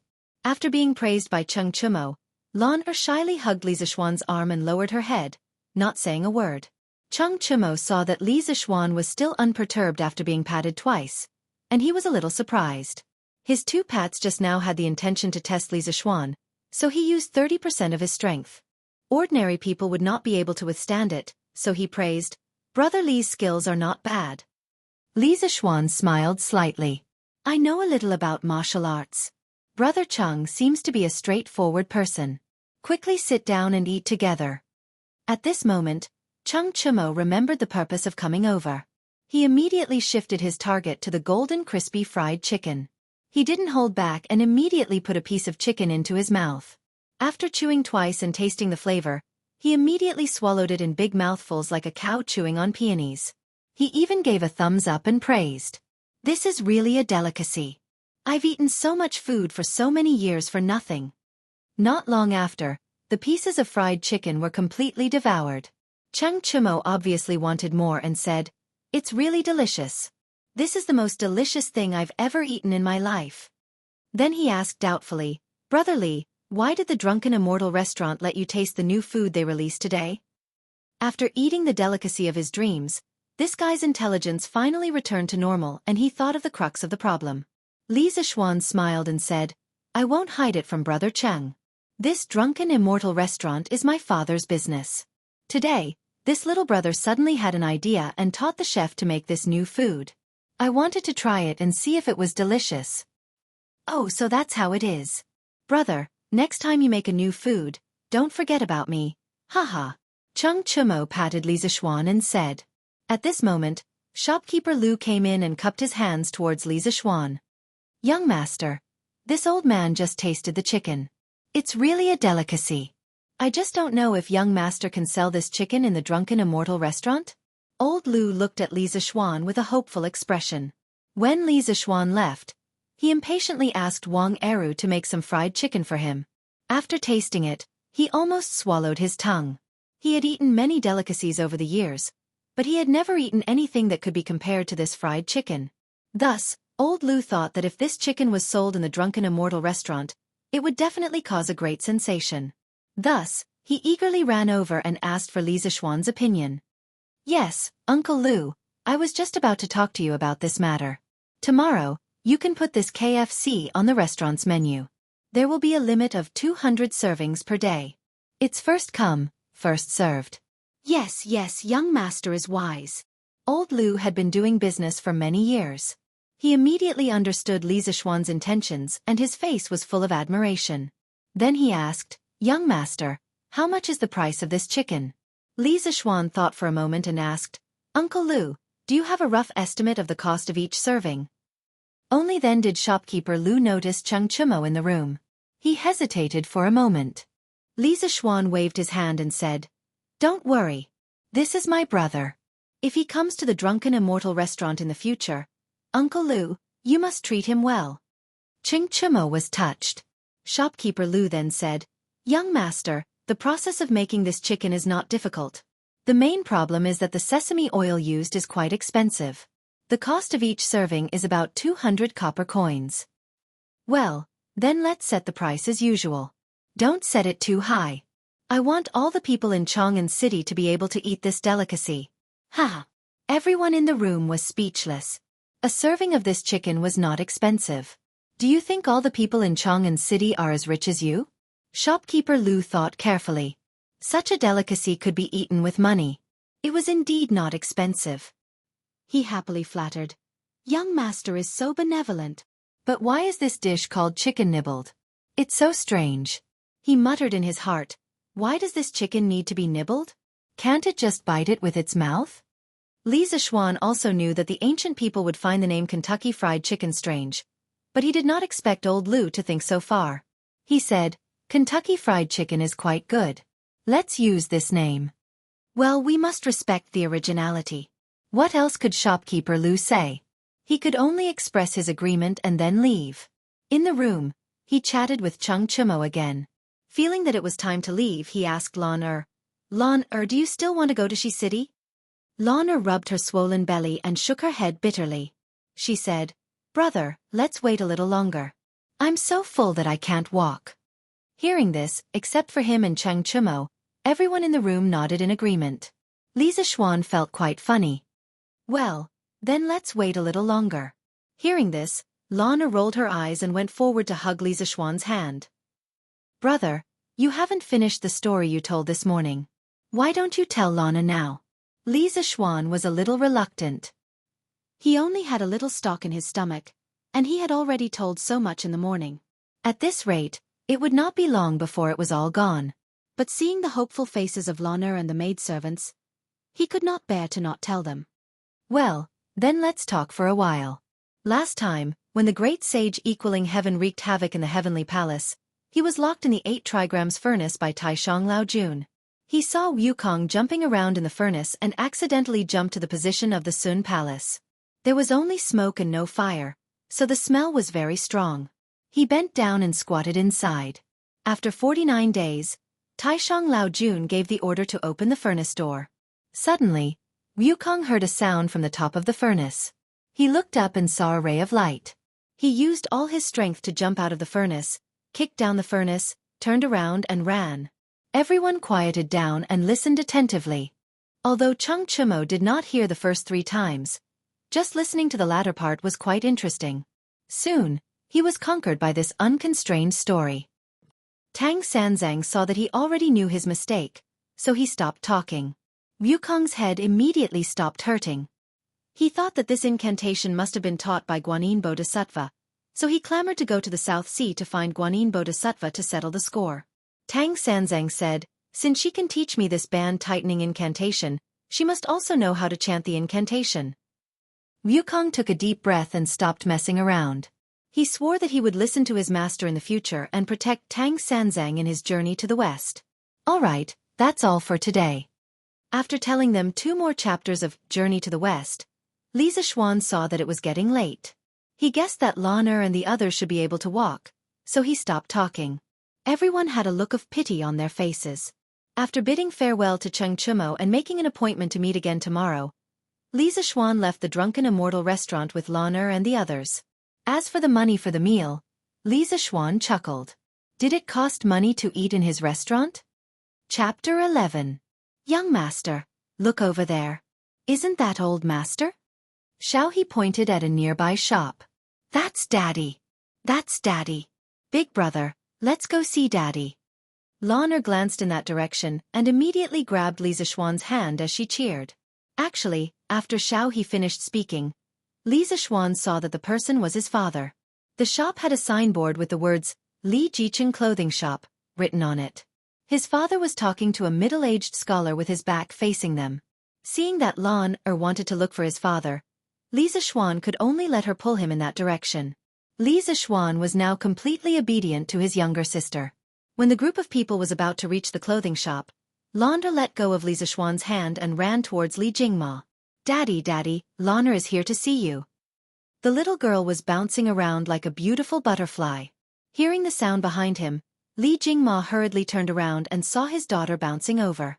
When Li Jingma was talking to the middle-aged scholar, his face was originally very serious. However, when he saw his daughter, his face instantly melted and a smile blossomed on his old face. Worried that his beloved daughter would fall, he quickly went forward and held Lan'er's small hand. Bending down, he patted Lan'er's head and asked worriedly, Lan'er, why did you come here alone? Lan'er came with Big Brother. After saying that, she pointed at Li Zixuan who had just entered the door.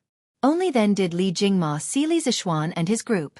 His heart was slightly relieved. Thinking about how he had been pinched by his wife this morning because he had said a few words about his son in front of his wife. Even now, the soft flesh on his waist was still faintly aching. He couldn't help but want to rebuke this brat. Oh Xianer, you're up so early? Why don't you sleep more? When Li Zixuan saw Li Jingma's heartfelt love for Lan'er, he was still sighing at how warm this family's atmosphere was. However, when he heard his old man's sarcastic words, he couldn't help but look outside the door. Seeing that the sun was shining brightly outside, it was almost 2 or 3 o'clock in the afternoon in modern times, he couldn't help but feel speechless. He didn't expect to be scolded by his old man for sleeping in the morning. Naturally, he didn't know that his father had been pinched by his mother this morning because he had slept in. Li Zixuan coughed dryly, wanting to change the topic as soon as possible. Father, what are you doing here today? Do you want to buy clothes for your mother?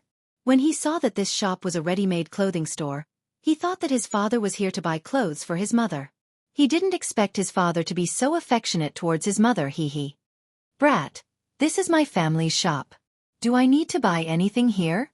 When Li Jingma heard Li Zixuan's teasing words, he knew that this brat was up to no good, so he said angrily. Lan'er, Xiao He, and Xiao Shi at the side couldn't help but laugh. Ah Fu and San Bao didn't dare to be too presumptuous, so they lowered their heads to hold back their laughter while looking at the ants on the ground. Li Zixuan was even more embarrassed. He quickly said, Then why did father come here today? After scolding his son, Li Jingma's mood improved a little. When he heard that, he said, Father came to Shi City today to check the accounts of our family's shops. This is the last shop. You guys wait at the side first. Once I'm done, we'll go home together. Although Li Zixuan wasn't willing to wait, he didn't want to provoke his father now, so he quickly agreed. At this moment, the middle-aged scholar walked over with the account book and said to Li Jingma, Brother Li, I've already checked the accounts of this shop. Brother Li, this Su has just finished checking the accounts of this clothing store, but there's still something that doesn't match up. As for where exactly it doesn't match up, this foolish brother really can't find out. I'm ashamed. When Li Zixuan heard this person call his father Brother Li, he was a little surprised. He thought that this person was the bookkeeper of the shop. Li Zixuan then introduced him to Li Zixuan. This is Mr. Su Hongji. He's an old friend that I made when I traveled to Chang'an in my early years. Mr. Su studied under Dr. Lu of the Imperial College. He's a real master of mathematics. You have to learn from Mr. Su. I also invited him to help me check the accounts today. When he heard that it was his father's good friend, Li Zixuan also gave his father some face. He quickly cupped his hands and bowed, looking as if he had been looking forward to meeting him for a long time. Hello, Mr. Su. I've admired Mr. Su's talent for a long time. Mr. Su smiled reservedly and said, You flatter me. However, his expression clearly showed that he enjoyed Li Zixuan's flattery. Scholars were always somewhat arrogant. After seeing that his son and Mr. Su had finished greeting each other, Li Jingma returned to the topic at hand. He frowned and said to Su Hongji, Even Mr. Su can't find out where the problem is. What should we do? Su Hongji was a little ashamed at this moment. His old friend trusted him, But he had failed him. He explained, "The person who made the accounts is also a master of mathematics. I have little talent and knowledge. It's really difficult for me to find the loophole in the accounts in such a short time. I've really failed, Brother Li. I'm ashamed." When he heard this, Li Jingma hurriedly said, "Sir, please don't blame yourself. It's all that old thing's fault for making fake accounts." After saying this, he angrily said to the middle-aged man in gray standing by the door, "Wang Zhengquan, how dare you? This old man handed this shop over to you to manage, but you falsified the accounts to fool this old man. Master, I've been wronged. I've been wronged. How could I dare to deceive you?" When the middle-aged man in gray heard this, he immediately bent over and complained tearfully.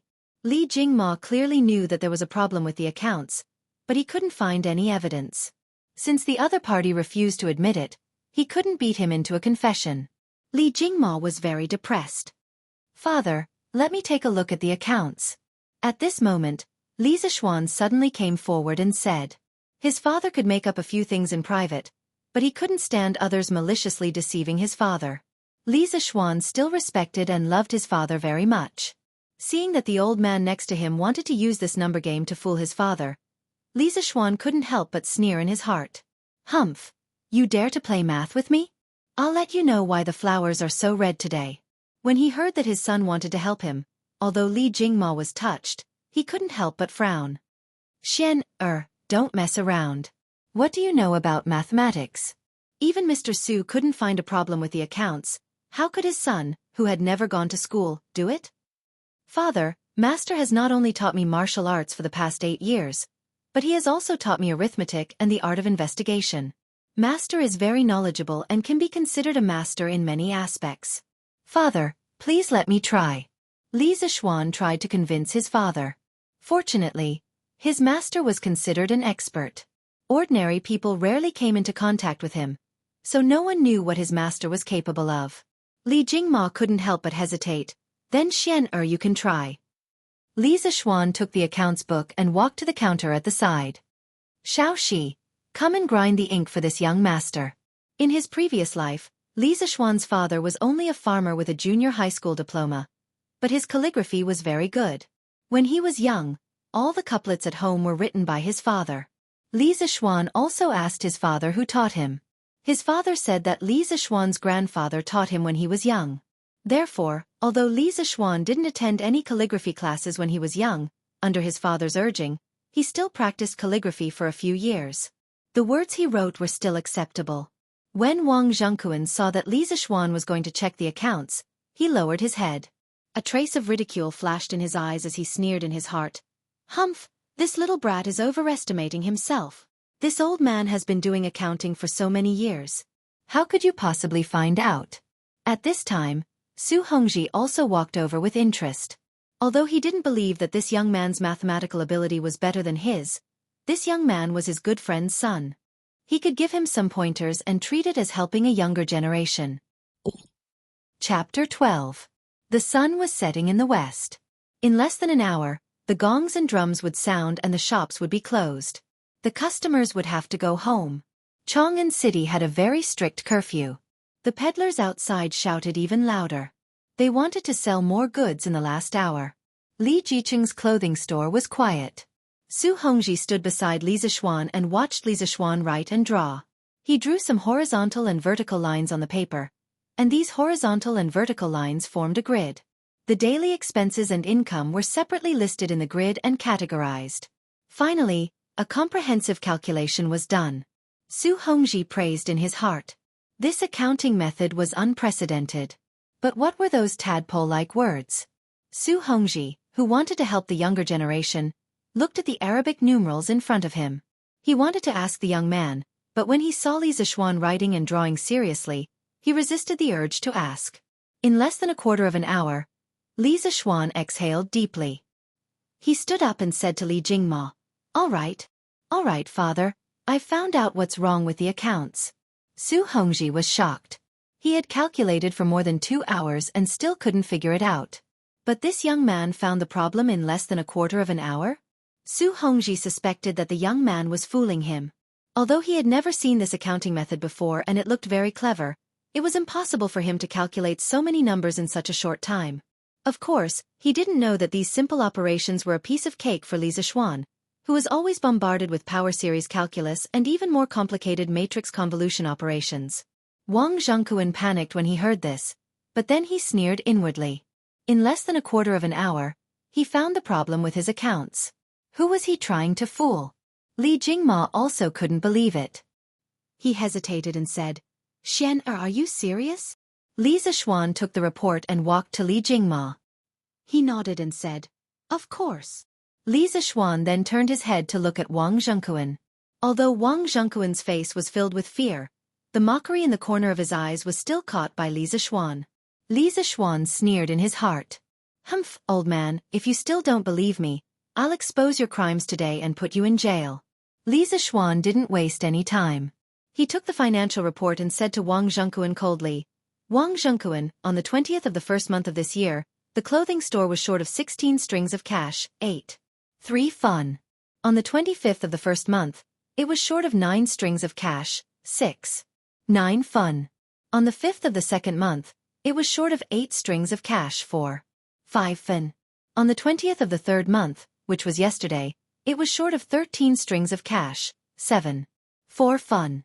In less than 3 months, Wang Zhengquan, you secretly embezzled money 26 times, totaling 280 strings of cash, 9.6 fun. Do you admit to your crimes?" Li Zixuan's voice was like thunder. Every sentence was shocking. Lon'er looked at her brother with admiration. Although she didn't understand the twists and turns between adults, she felt that her brother was just right. He was so powerful. Xiao He and Xiao Shi's eyes were also full of splendor. In their hearts, they were praising their young master for his handsome appearance and excellent martial arts skills. Now, he even knew arithmetic and was better than that student from the Imperial College. He was simply a master of both the pen and the sword. The 2 young maidservants were now a little infatuated. However, Wang Zhengquan was not in such a good mood right now. As Li Zixuan reported the accounts one by one, even though it was still spring, his sweat could not help but drip down. The ridicule in his eyes was no longer there, replaced by endless fear. When Li Zixuan finished, his back was completely wet and his legs were trembling. He couldn't help but kneel down in front of Li Jingma and cry, "Master, master, I know. Master, master, this old servant knows his mistake. It's all the fault of this old servant's unfilial son. He was swindled into the gambling house and owed a debt. If this old servant didn't help him pay his debts, those people would break his arms and legs. This old servant only has one son. Master, this old servant was blinded by greed. Master, please forgive this old servant this time for the sake of this old servant's conscientious work in the clothing store." At first, Su Hongji didn't believe that Li Zixuan found the problem with the accounts. However, seeing Wang Zhengquan like this, it was obvious that Li Zixuan was right. He was shocked and eager to try. He wanted to grab Li Zixuan and ask him about his accounting method and the strange words. However, it was obviously not the right time. His old friend still had family matters to deal with. Li Jingma saw Wang Zhengquan pleading guilty and was very surprised by his son's arithmetic ability. He was angry at Wang Zhengquan's malicious deceit. If it wasn't for his son's help today, he would have been deceived by this old servant. He was very angry and was about to send this old servant to the officials. However, after hearing Wang Zhengquan's words, he was a little soft-hearted. He also had a son. As a father, he sympathized with Wang Zhengquan's experience. However, since he embezzled so much money, it would be unreasonable to not send him to the officials. Seeing that Li Jingma was a little soft-hearted, Li Zixuan hurriedly said, "Father, don't be soft-hearted. Father, please don't be soft-hearted. Even if he wants to repay his son's debt, he can't harm the interests of the boutique. He can borrow money from you. Taking money without permission is stealing. He falsified the accounts to avoid responsibility. If he really knows that he was wrong, he should have taken the initiative to admit his mistakes when you questioned him just now. He shouldn't have waited until the irrefutable evidence to admit his mistakes. If the price of committing a crime is so low, then who will abide by the law in the future? A pitiful person must have something hateful. Father, you should send him to the officials. You should choose another honest shopkeeper for the clothing store." Su Hongji nodded repeatedly as he listened. When Li Zixuan finished speaking, He said to Li Jingma, "Brother Jingma, what your son said is true. People like Wang Zhengquan must not be condoned." After that, he looked at Li Zishuan and praised Li Jingma, "Brother Jingma, you have a good son. Your son is knowledgeable in mathematics and is sensible. His reasoning has impressed even your foolish brother. It's true that a hidden dragon in the abyss will turn into a dragon when it encounters the wind and clouds." Li Zishuan hurriedly said that Mr. Su was overpraising him. He didn't deserve such praise. Li Jingma also felt that his son's words were quite reasonable. When he heard his old friend's praise, he was also very happy. However, he couldn't show it in front of others. He said in a reserved manner, "Mr. Su is overpraising. My son is lazy and needs to be polished." Then he ordered, "San Bao Fu, you two send Wang Zhengquan to the officials. After that, you two can go back to the mansion directly." The two of them accepted the order and went forward to support Wang Zhengquan, who had fainted from fright. "Father, it's time to go home.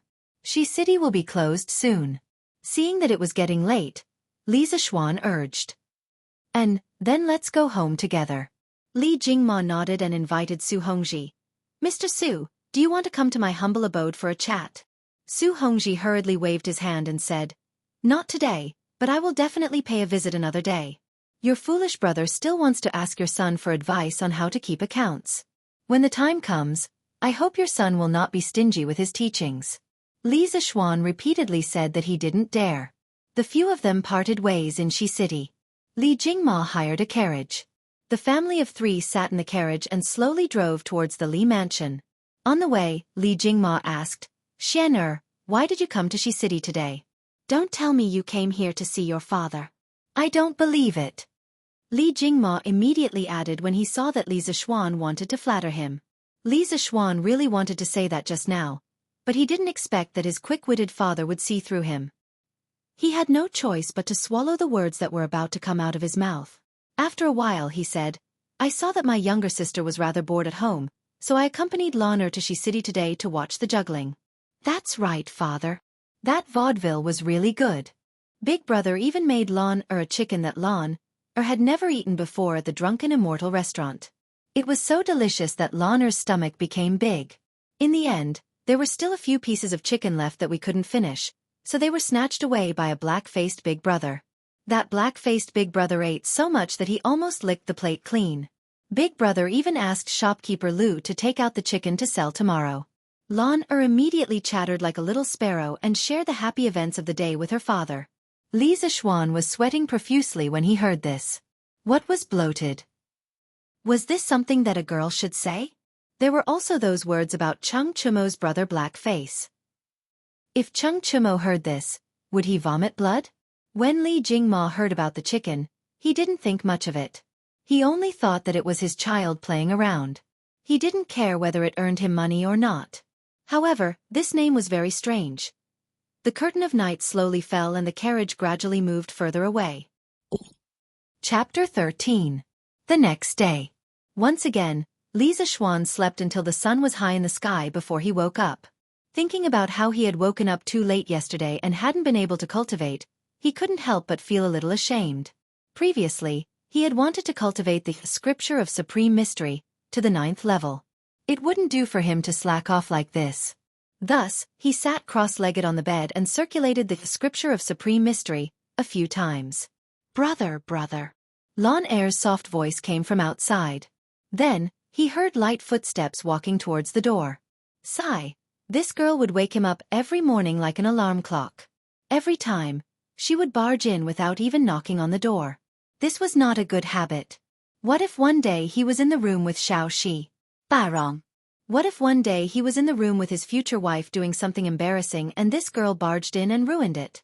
Li Zishuan would never admit that he had feelings for Xiao Shi. Xiao Shi was still a 13-year-old child. He was definitely not a lullicon. In order to get rid of his sister's bad habit, Li Zishuan decided to punish her a little.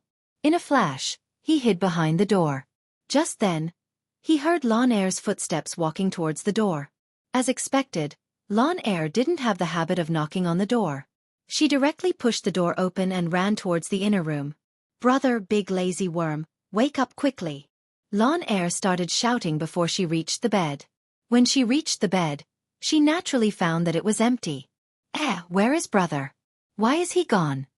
Lan Er was about to turn around and ask Sister Xiaohe when she suddenly saw a face with white eyes. Naturally, it was Li Zixuan who was rolling his eyes. A big tongue was sticking out and moving towards her little face. After 3 seconds, an ear-piercing scream suddenly rang through the Li residence west courtyard. Ah! Lan Er screamed in horror. She closed her eyes and used her hands to hit the monster in front of her. She didn't want him to eat her. She prayed that her brother would come quickly to save her. Lan Er, what's wrong? Li Zixuan was shocked by Lan Er's reaction. He was afraid that Lan Er would be too scared, so he quickly held Lan Er's shoulders with both hands and spoke gently to Lan Er. Lan Er only dared to open her eyes when she heard her brother's voice. When she saw that her brother was really in front of her, she hurriedly ran over and hugged her brother. Big brother, where did you go? Just now, there was a demon with a big tongue who wanted to eat Lan Er. Li Zixuan didn't expect that he would scare Lan Er to tears. He secretly blamed himself, but now that things had come to this, he could only make the best of it. Otherwise, Lan Er wouldn't let him off easily. Lan Er, did you not knock on the door when you came in? No. Lan Er sobbed. Lan Er, the monster you saw just now is actually a door demon. If you don't knock when you enter the room, he will come out if he's in a bad mood and will only eat young ladies. Li Zixuan began to trick her. Don't eat Lan Er. Lan Er doesn't taste good. Lan Er will knock on the door next time. Lan Er immediately became scared. As long as Lan Er knocks on the door, the demon won't come out. Lan Er, don't cry. Li Zixuan was very happy to trick children now, but when Lan Er grew up and remembered this incident, he would regret what he did today. But that's a story for the future, so let's not talk about it for now. After coaxing Lan Er, Li Zixuan went to wash up and eat breakfast. Li Zixuan woke up late every morning, so Mrs. Li told the kitchen to leave a portion of breakfast for the two of them and Lan Er, who woke up early, to eat together. At this moment, Li Zixuan was eating breakfast alone in the front hall. He happened to see his parents walk in. His father even had dark circles under his eyes. Father, mother, why are you here? Let's eat together. Li Zixuan greeted his parents as he ate. Xian, hurry up and eat. Your father and I have already eaten, Mrs. Li said with a smile as she and Li Jingma sat on the bench next to him. Mrs. Li sat down and looked at Li Zixuan with a smile. Her face was full of love, and the more she looked at him, the wider her smile became. Li Zixuan felt his hair stand on end under his mother's gaze. He thought to himself, I haven't done anything bad recently. Mother, if you have something to say, just tell me. I can't eat with you staring at me like that. Li Zixuan said helplessly. He really couldn't eat with his mother staring at him. It's nothing. I just came to ask if you're short on money recently. Li Zixuan was stunned. He didn't expect that his parents were here to give him pocket money. Generally, people would ask their parents for pocket money. Which parents would take the initiative to give pocket money to their children? Li Zixuan was a little touched at this moment. He smiled and said, Mother, I don't lack pocket money recently. Mrs. Li was a little disappointed. Last night, she heard her husband tell her everything about Li Zixuan at the ready-made clothing store. As a mother, she was happier than anyone else that her son was successful. However, she was a little too happy. She was so excited that she didn't sleep well the whole night. She kept asking Li Jingma about the details. Li Jingma had already told her about it 7 or 8 times, but she still didn't get tired of it. Just like that, Li Jingma was tormented the whole night and woke up with dark circles under his eyes. Hearing that her son had woken up, Mrs. Li hurriedly pulled Li Jingma over. She wanted to give her son some motherly love. After all, her son had been away from home for so many years. As a mother, she was trying her best to treat her son better. Xian, if you're short on money, just tell me. You have to spend money to eat and drink with your friends. Don't embarrass yourself. Don't worry about money. Your father has plenty of money. He earns so much money for you to spend. Don't be afraid of spending money. Mrs. Li got up and patted Li Zixuan's back. Her face was full of love as she encouraged him to be a prodigal son. Hearing this, Li Jingma almost spat out a mouthful of blood. Just as he was about to object, he was glared at by Mrs. Li. Of course, Li Jingma didn't dare to glare back. He could only glare fiercely at his son. He thought angrily in his heart. Ever since this brat came back, his status in the family had plummeted. Yesterday, he told Mrs. Li that this brat knew how to do mathematics. After that, this brat's status rose again. Now, he was the ancestor of the family. In the future, he definitely couldn't tell Mrs. Li about this kind of thing. Li Zishuan was also dumbfounded after hearing his mother's words. What does this mean? Is she telling me to quickly become a prodigal son? Li Zishuan felt that the world was changing too quickly. He couldn't understand it. He muttered to his mother. Thank you, mother. If I'm short on money, I'll ask mother for it. Seeing that his father didn't say a word, Li Zishuan thought that his father was unhappy because he was only talking to his mother. He shamelessly struck up a conversation with his father. Father, why didn't you go to the shop today? Li Jingma originally planned to go to the shop in Shi City this afternoon to take a look. After all, the clothing shop hadn't found a new shopkeeper yet. He was also a little worried. However, after hearing his son's words, he remembered that Mrs. Li had just said that she earned so much money for Li Zishuan to spend. Suddenly, his motivation to earn money was not as strong as before. His old face darkened as he said in a bad mood, "Why do you need to care? I'm not going today. Cough, I think there's nothing going on at the shop today, so I don't plan to go." It was Li Jingma's father who felt the slight murderous intent in his wife's eyes. He changed his words and used a gentle tone to speak. Li Jingma's father felt that he couldn't stay in the front hall any longer. He hurriedly put his hands behind his back and went back to sleep in the east courtyard. Li Zishuan could see that his father was afraid of his mother. His father's status in this family was really low. He even sympathized with his father. He didn't know what was wrong with his mother today for her to suddenly be so enthusiastic, but he couldn't be bothered to care about it now. Under his mother's loving gaze, he hurriedly finished his breakfast and fled to the backyard to play with Lon. Chapter 14. In the backyard of the Li residence. Li Zishuan was pushing Lana on the swing when Xiaohe suddenly ran over and said to Li Zishuan, "Young master, Cheng Chumo, who ate with us yesterday is here. He is waiting for you in the front hall. He said that you owe him a meal and is waiting for you to treat him." Speaking of this, Xiaohe couldn't help but laugh. Li Zishuan was stunned. He almost forgot about this. However, Cheng Chumo was really interesting. Who would run to someone's house and ask them to treat him? However, Li Zishuan also quite liked this guy's straightforward temperament. At least he was better than those who appeared to be amiable with you on the surface but stabbed you in the back. This kind of brother was worth having. Li Zishuan brought Lana to the front hall and saw Cheng Chumo sitting there casually drinking tea. Hey, this guy really didn't treat himself as an outsider. "Oh, brother Cho Nyo, why are you here today?" Li Zishuan pretended to be confused and said. Cheng Chumo heard this and stared at Li Zishuan. This guy clearly owed him a meal and yet he pretended to be confused. He didn't believe that the servant girl didn't say why he came today when she went in to report. He really didn't expect him to be so thick-skinned. Li Zishuan's skin was even thicker than his. He could say in private that Li Zishuan owed him a meal. After all, everyone in Chang'an knew that he, Cheng Chumo, was a straightforward guy. However, he couldn't say in front of others that he was here to ask them to treat him to a meal, right? Cheng Chumo huffed and puffed there for a long time. He didn't know what to say and his face turned red. Li Zishuan didn't want to tease him anymore and hurriedly said, "Oh, I was just about to invite Brother Ugly Bull to eat KFC at the Drunken Immortal restaurant yesterday. I almost forgot. My bad, my bad. Let's go to the Drunken Immortal restaurant now. Today's KFC is limited for others, but for Brother Ugly Bull, you can eat as much as you want." Cheng Chumo also knew that Li Zishuan was deliberately teasing him. It was normal for brothers to joke around, so he didn't take it to heart. However, when he heard the last sentence, his eyes suddenly lit up. He instantly felt that this joke was worth it. If possible, he didn't mind Li Zishuan joking with him a few more times. He stepped forward and patted Li Zishuan's shoulder with all his might.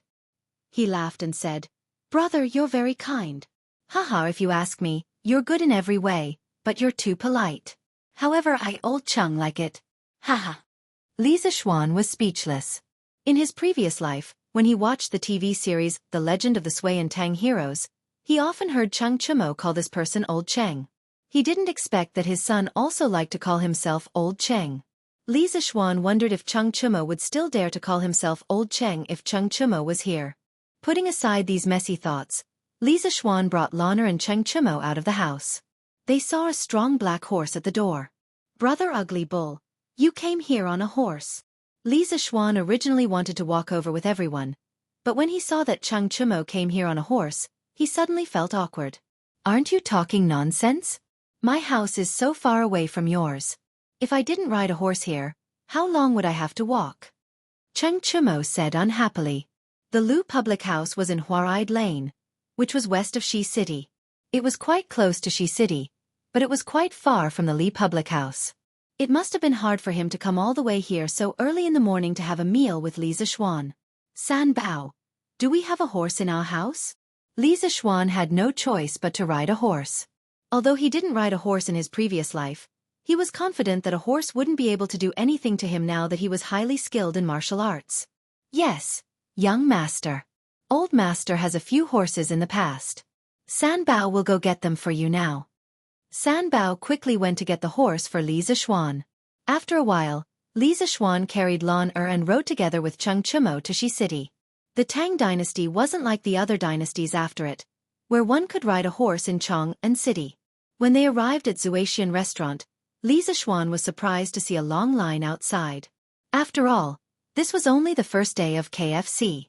What he didn't know was that before they arrived, several groups of people had already ordered KFC at Zuaxian restaurant. After eating it, they were naturally shocked by the deliciousness of the world. However, a serving of KFC was only about 10 pieces of chicken. How could it be enough? They quickly asked the waiter to bring another serving. The waiter could only say with a bitter face that each table was limited to one serving. The entire Zuaxian restaurant was limited to 200 servings a day. This made the people who had just finished their KFC suffer. After eating the delicious fried chicken, they immediately lost their appetite when they looked at the other dishes on the table. However, there were some smart people among them. When they saw that there weren't many people eating at Zuaxian restaurant at this time, they immediately paid the bill and went out to find their attendants. They asked them to go back and find a few more servants. Then, they came in and each took a table and ordered a serving of KFC. Of course, those servants definitely wouldn't be able to eat it. They could only leave it for their old master. This caused Zuaxian restaurant to be full. There was a long line outside. Some passers-by who didn't know what was going on asked around and also joined the line out of curiosity. The line became longer and longer. Shi City was originally a place with a lot of people. With such a long line, it naturally attracted everyone's attention.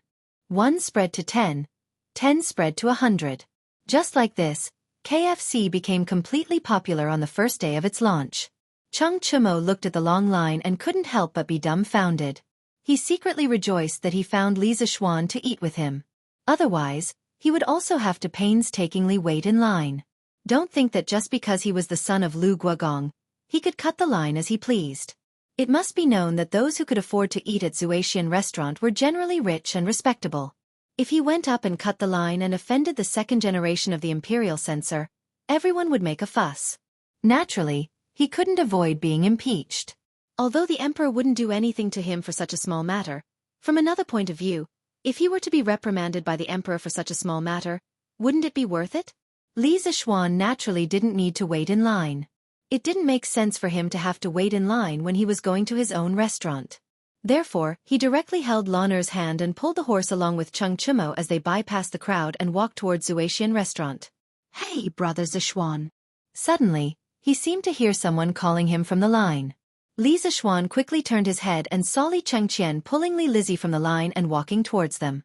"Oh, so it's brother Gao Ming and sister Lizzie. Brother Gao Ming also came to eat at Zuaxian restaurant?" Li Zishuan went forward and greeted. "That's right. The two of us saw that Zuaxian restaurant was quite popular in Shi City today.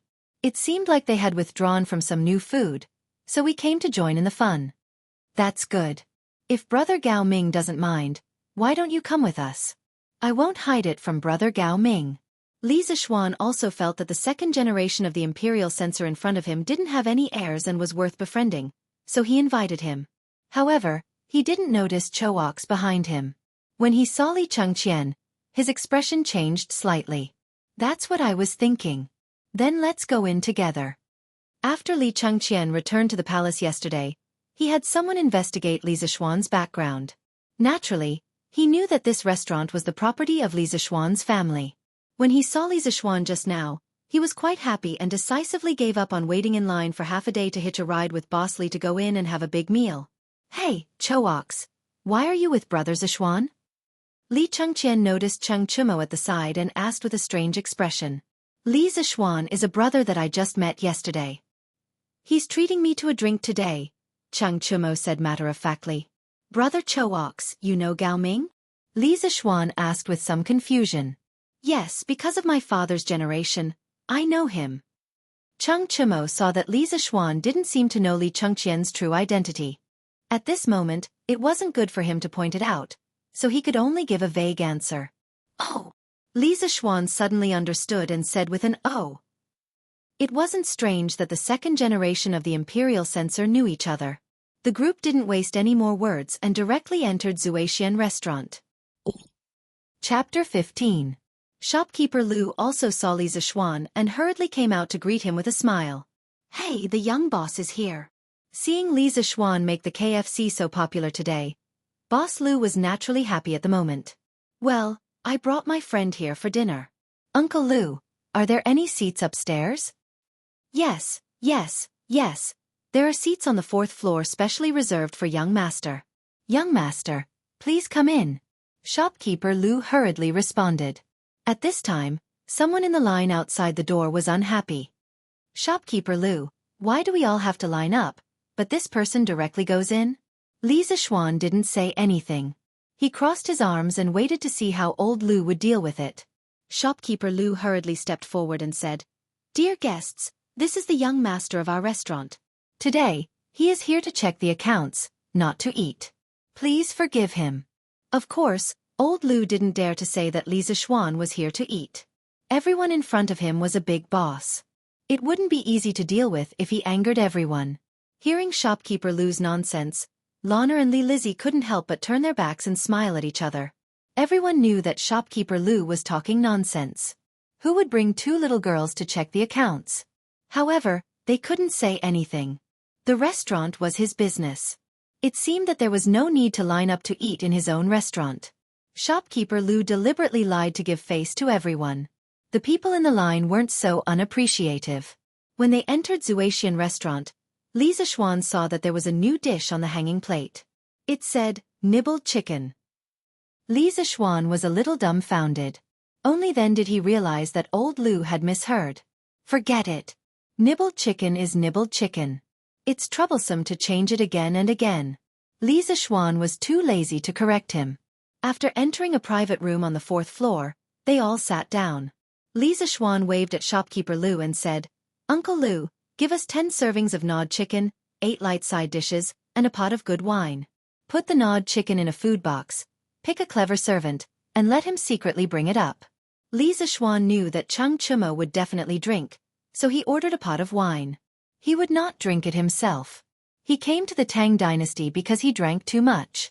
If he drank too much and traveled to the primitive society, then it would be terrible. The reason why he asked the servant to secretly bring up the chicken was to prevent the people downstairs from getting angry if they saw it. After all, other people only had 1 serving per table. Why did he have 10 servings per table here? No matter what era it was, making an exception would be hated by others. Hearing this, Shopkeeper Lu hurriedly agreed, and then went downstairs to have people prepare. Not long after, a servant dressed in green walked in with an extra-large food box. The servant opened the food box and put the dishes on the table. He smiled at Li Zishuan and said, Young master, you ordered the gnawed chicken. Young master, this is the chicken you wanted. Because there were too many of them, 1 plate couldn't fit all of them, so I packed 4 plates for you. I was very careful when I came up so no one noticed. Well done. I'll ask Shopkeeper Lu for a reward later. Li Zishuan praised. In modern times, he was used to not bringing money when he went out, so he didn't have any money on him now. It was not good for him to reward people directly, so he could only be generous. Naturally, the servant left happily. After a few pleasantries, everyone started to eat. It was the first time Li Chengqian and Li Lizzie had eaten the gnawed chicken. Just looking at the appearance made them drool. The two siblings couldn't help but pick up a piece and taste it. After tasting it, Li Chengqian couldn't stop and said that it was delicious. Although Li Lizzie also felt that the gnawed chicken was delicious, she didn't like greasy food. After eating a few pieces, she stopped eating and turned to eat the light side dishes. Although Lan'er ate a lot yesterday, she obviously didn't get tired of it. Her small mouth was constantly chewing. Li Zishuan had eaten yesterday, so he wasn't so addicted now. After eating a few pieces, he also ate the light side dishes with Li Lizzie. Cheng Chumo didn't know what was polite. When he saw the gnawed chicken on the table, his eyes lit up. He immediately took a plate and put it in front of him, eating happily.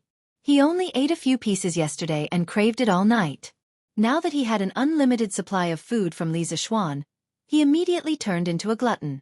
His cheeks were like small motors that kept trembling. Just as Cheng Chumo's mouth was dry from chewing, the servant in green came over with a jar of wine. Cheng Chumo's eyes lit up. He went forward and grabbed the jar of wine. He broke the seal and poured a bowl for himself. He couldn't wait to drink 2 mouthfuls. Then he looked at Li Zishuan and said, "Little Xian, you haven't drunk with me yet. You must drink 2 bowls with me today." This idiot didn't drink with people by cup, but by bowl. He wouldn't drink with this guy even if he was beaten to death. Li Zishuan secretly frowned and quickly refused. "I really can't drink. The martial arts I practice can't touch alcohol. Brother Chon Yo, don't force me. You should drink with Gao Ming." Cheng Chumo naturally didn't believe this strange reason. He still insisted on drinking. Lan'er was unhappy. "Brother Blackface, you can't let brother drink. If brother gets drunk, who will tell Lan'er stories?" Hearing the story, Li Lizzie's eyes lit up. She quickly agreed. "Brother Chon Yo, since brother Xian doesn't drink, don't force brother Xian." Seeing the two girls like this, Cheng Chumo couldn't persuade them anymore. He could only say to Li Chengqian, "Gao Ming, drink with me." He didn't dare to call himself brother in front of Li Chengqian like Li Zishuan. Li Chengqian was also quite thirsty from eating fried chicken. Cheng Chumo's words were to his liking, so he agreed. While the two of them were drinking, Lan'er and Li Lizzie were rather bored. Lan'er said, "Brother, the two of them are drinking. Why don't you tell me and sister Lizzie a story?" The little girl had recently become addicted to listening to stories. However, Lan'er's listening speed was faster than Li Lizzie's, so it wasn't easy to tell her. "Lan'er, you've already heard this story for the 5th time. Your big sister Lizzie has only heard it for the 3rd time. Why don't you tell your big sister Lizzie the first 2 chapters you heard yesterday? I want to see if Lan'er listens to my stories seriously." Lan'er clapped her hands and said, Okay. Sister Lizzie, I'll tell you first." Lan'er was very happy to be able to tell stories to others. Li Lizzie smiled and said, "Thank you, Sister Lan'er." After saying that, she also smiled at Li Zishuan. When they were eating, Li Zishuan saw that Li Lizzie's movements were elegant and refined. Now that he saw her generous and decent behavior, he couldn't help but praise in his heart. How is this like a 7 or 8-year-old girl? I don't know which official cultivated such an outstanding girl. She's only 7 or 8 years old, and her temperament and appearance are already so outstanding. I don't know who will be lucky enough to marry such a proud girl when she grows up. Lan'er excitedly told Li Lizzie the 2 chapters yesterday. When she talked about the passionate parts, she even gesticulated. Her dancing appearance was so cute that Li Lizzie couldn't help but laugh.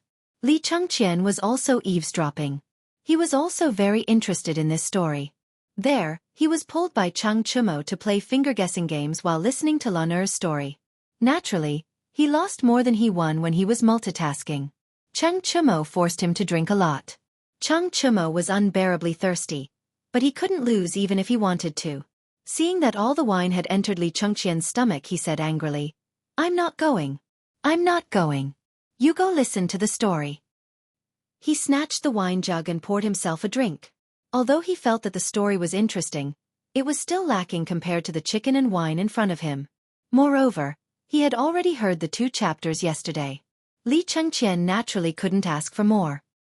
He listened to the story attentively from the side. After a while, Lan'er finished and hurriedly ran over to ask for credit. "Brother, was Lan'er's story good?" Li Zishuan was also a little surprised. He didn't expect Lan to be able to recite it so well after listening to it once. Her memory was pretty good. He praised, Lan story is really good. It's almost the same as Brothers. At this moment, a black-clothed brawny man hurriedly came in and whispered a few words in Li Chengqian's ear. Li Chengqian stood up and said, Brother Xiaofan, I have some family matters to attend to, so I'll go back first. In the future, I'll drink and chat with Brother Xiaofan. Thank you for your hospitality today. It's fine. Gao Ming, if you have something to attend to, go do it. Brother Xiaofan, can I bring back a portion of the chicken for my father to try? My father's appetite hasn't been good recently. Li Chengqian was a little embarrassed. Wasn't this a typical case of not being able to eat the consequences? Li Lizzie also felt that her brother was a little embarrassing. Her tender face was slightly red. Li Zishuan smiled and said, Of course. Gao Ming, since you have urgent matters to attend to, why don't you go back first and let your attendant stay? I'll have shopkeeper Lu prepare 2 portions of the chicken for your guard to bring back. How about it? Li Chengqian hurriedly said gratefully, Brother Zishuan is still the most considerate. Thank you very much. Wusan, did you hear that? Go to shopkeeper Lu and get the chicken. Go back later. The black-clothed brawny man bowed and said, Yes. Li Lizzie stood up and smiled at Li Zishuan. She politely said, Brother Xian, goodbye. Lizzie will listen to Brother Xian's story again next time. Li Zishuan was also very happy to have such a cute lowly fan. He hurriedly replied, Okay, goodbye Lizzie sister. Li Chengqian then pulled his sister out of the private room. Chapter 16. In a private room on the 4th floor of the Drunken Immortal restaurant.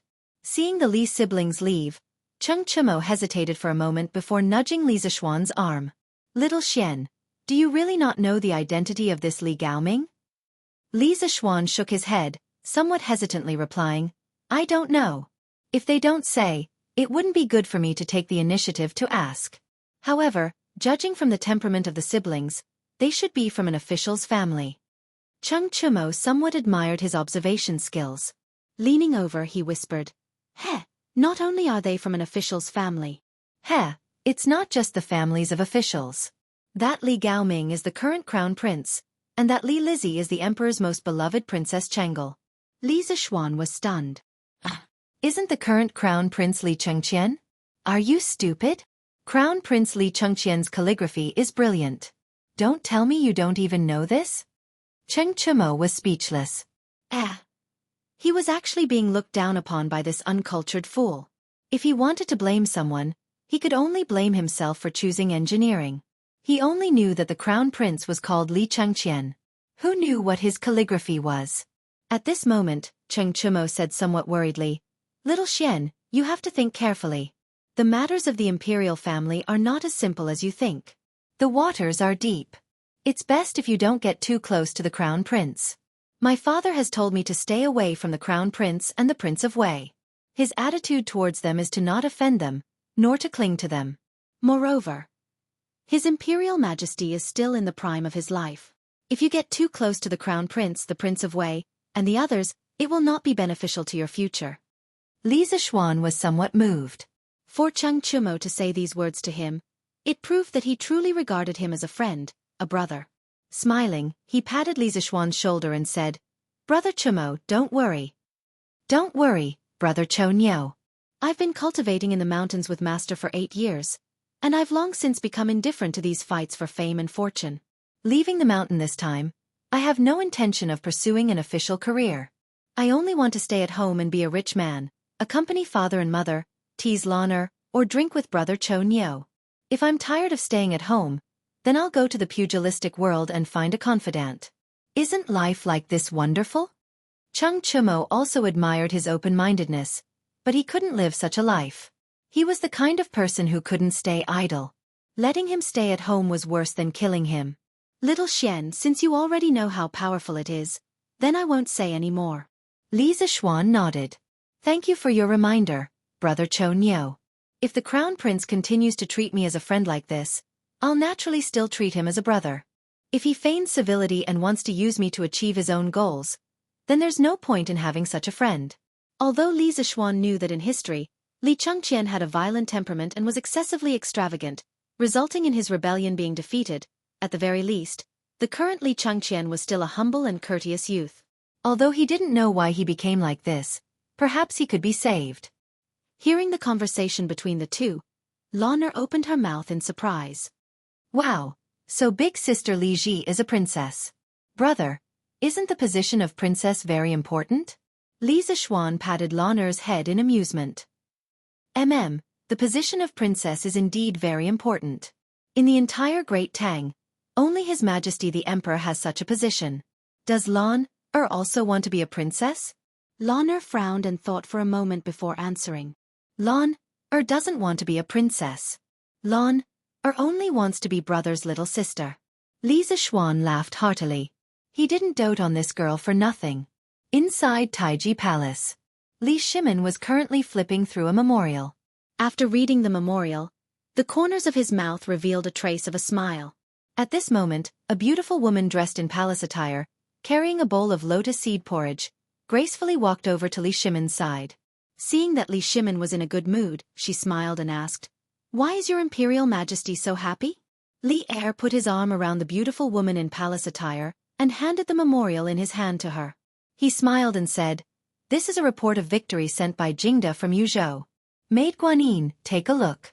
In the first month of this year, Luo Yi rebelled in Yuzhou. Your brother and Jingda suppressed the rebellion in less than 2 months. With these capable ministers and generals, why should we worry about Great Tang's prosperity?" Haha. Seeing that Li Er was so happy, Empress Zhongsun also smiled and said, "That's all because Erlang has a good eye for people. Erlang, you've been reading memorials for so long. It's time for you to rest. This is the lotus seed porridge that your imperial concubine made. Erlang, have a taste." At this moment, an eunuch hastily entered and bowed to Li Er and the Empress. "Your Imperial Majesty, Imperial Concubine, His Imperial Highness the Crown Prince and Princess Changel are waiting outside." Li Er curiously said to the Empress, "These 2 children have been hard to find in the palace recently. Today they have finally come to see us." He then said to the eunuch, "Quickly let them in." Not long after, Li Chengqian and his sister entered the palace. Bowing to Li Er and the Empress, they said, "This son pays respects to Imperial Father and Imperial Mother." Dispense with the formalities. Changel, quickly come to Imperial Father and Imperial Mother. Li Er beckoned to Changel. He doted on this eldest daughter of his. When Changel was born, Li Er viewed her as the apple of his eye and named her Li Lizzie. The history books were full of praise for Princess Changel, praising her as bright as the night moon illuminating the jasper forest, rotten as the morning glow reflecting the pearls. At this moment, Li Er saw the box of food in Li Chengqian's hand. Curious, he asked, "Chengqian, what is that in your hand?" Li Chengqian promptly bowed and replying to Imperial Father, "This is a delicacy that this son and younger sister Changel encountered at a restaurant in the Western Market today. The price of this item is the same as usual, with a limit of 200 servings per day. However, many people are scrambling for it like a flock of ducks." By the time this son arrived, there was already a very long line in front of the restaurant. This son asked a friend that this son had just met to obtain 2 servings. Seeing that Imperial Father's appetite has not been good recently, this son wanted to bring it over for Imperial Father and Imperial Mother to try. Li Er and Zhang Sun glanced at each other, smiling with gratification. Li Er said, "It is rare for Chengqian to show such filial piety. Hearing you say this, we are rather curious. What is so miraculous about this delicacy? Despite the price being so expensive, it still causes so many people to scramble for it. Zhao Song, go and bring out the box of food." An old eunuch behind Li Er bowed and accepted the order.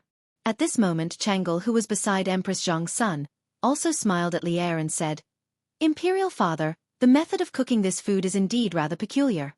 This son has also tasted it. It is indeed delicious." This son also saw Cheng Chumo of Duke Lu's family in the restaurant. He ate 16 servings by himself. Finished speaking, he couldn't help but cover his mouth and chuckle. Changel naturally did not know that not long after the 2 of them left, Cheng Chumo had almost eaten 20 servings. At this moment, Zhao Song brought out the box of food and was about to test it for poison when Li Er waved his hand to stop him. "No need. Would Chengqian harm us?" Finished speaking, he looked at the box of food. Inside, He saw pieces of golden and tender chicken lined up on a plate. Bursts of crispy chicken aroma wafted into his nostrils. Li Er couldn't help but feel his appetite increase. He picked up a piece of chicken and sent it into his mouth. The charred aroma of egg and starch mixed with the freshness of the chicken. Li Er couldn't help but smack his lips and praise. This thing is indeed delicious. Guanyin maid, you should also try it. The crispness of this fried chicken will be paired with the Empress's lotus seed porridge in a moment. It doesn't appear greasy. It really whetted our appetite. Seeing that the Emperor finally had an appetite, Zhang Sun was also happy. She picked up a piece and tasted it. The taste was indeed rather peculiar. In the future, she could have the royal chef try it and see if they could make it. Zhang Sun was not a greedy person. After eating 2 pieces, she put down her chopsticks. It was rare for Li Er to have an appetite, so she left the rest for the Emperor to eat. The Empress turned her head and looked at Li Chengqian. Chengqian, what is the name of this delicacy? Imperial Mother, this food is called nibbled chicken. Li Er interjected as he ate. Nibbled chicken? This name is very strange and rather inelegant. After eating the piece of chicken in his hand, Li Er asked again, Chengqian, where have you and Changle been these 2 days? Li Chengqian hurriedly replied, Imperial Father, I saw Sister Changle in the palace a few days ago. Furthermore, Changle's health has always been poor. I was worried that she would fall ill from boredom, so I took Changle out of the palace to relax in Chang'an. Hearing this, a rare trace of warmth appeared on Li Er's face. After the Xuanwu Gate incident last year, although he had taken the throne, he had also lost a lot at the same time. There was no familial love in the royal family, but he really needed it. He was most worried that his children would live under the shadow of the Xuanwu Gate incident. Now that he saw his eldest son's heartfelt care for his eldest daughter, he was very gratified. Li Er said to Li Chengqian, Yes, Chengqian, as the elder brother, you should indeed be more concerned about your younger siblings. However, you must not neglect your studies. You are the future crown prince, so you should prioritize your studies. You can leave first. Changle will stay with Imperial Father. Li Chengqian hurriedly excused himself from Li Er and the Empress. Zhang Sun smiled and nodded. She had seen the warmth in Li Er's eyes just now. She and Li Er were husband and wife and had helped each other in difficult times for 15 years. They had long known each other deeply. She was also quite satisfied with what her son had done this time. Changle, has your qi flared up recently? Why did Chengqian say that you were depressed a few days ago? Li Er asked with some worry. Changle and Zhang Sun had always had qi. The imperial physicians in the palace were all helpless.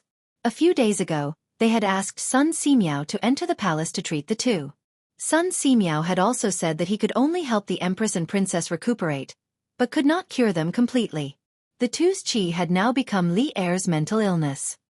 Imperial Father, my qi has not flared up recently. However, a few days ago, I did feel that my chest was stuffy.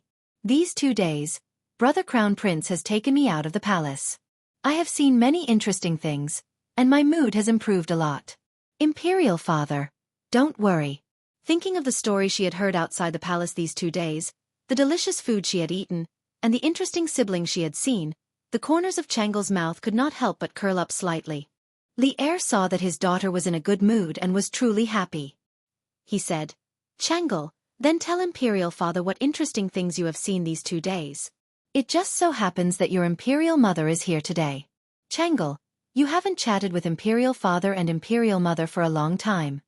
Yes. Imperial Father. Chapter 17. Drunken Immortal Restaurant. Private room on the 4th floor. There were already a dozen plates in front of Chang Chumo. Lan'er and Li Zixuan had already put down their chopsticks and were watching Chang Chumo eat and drink to his heart's content.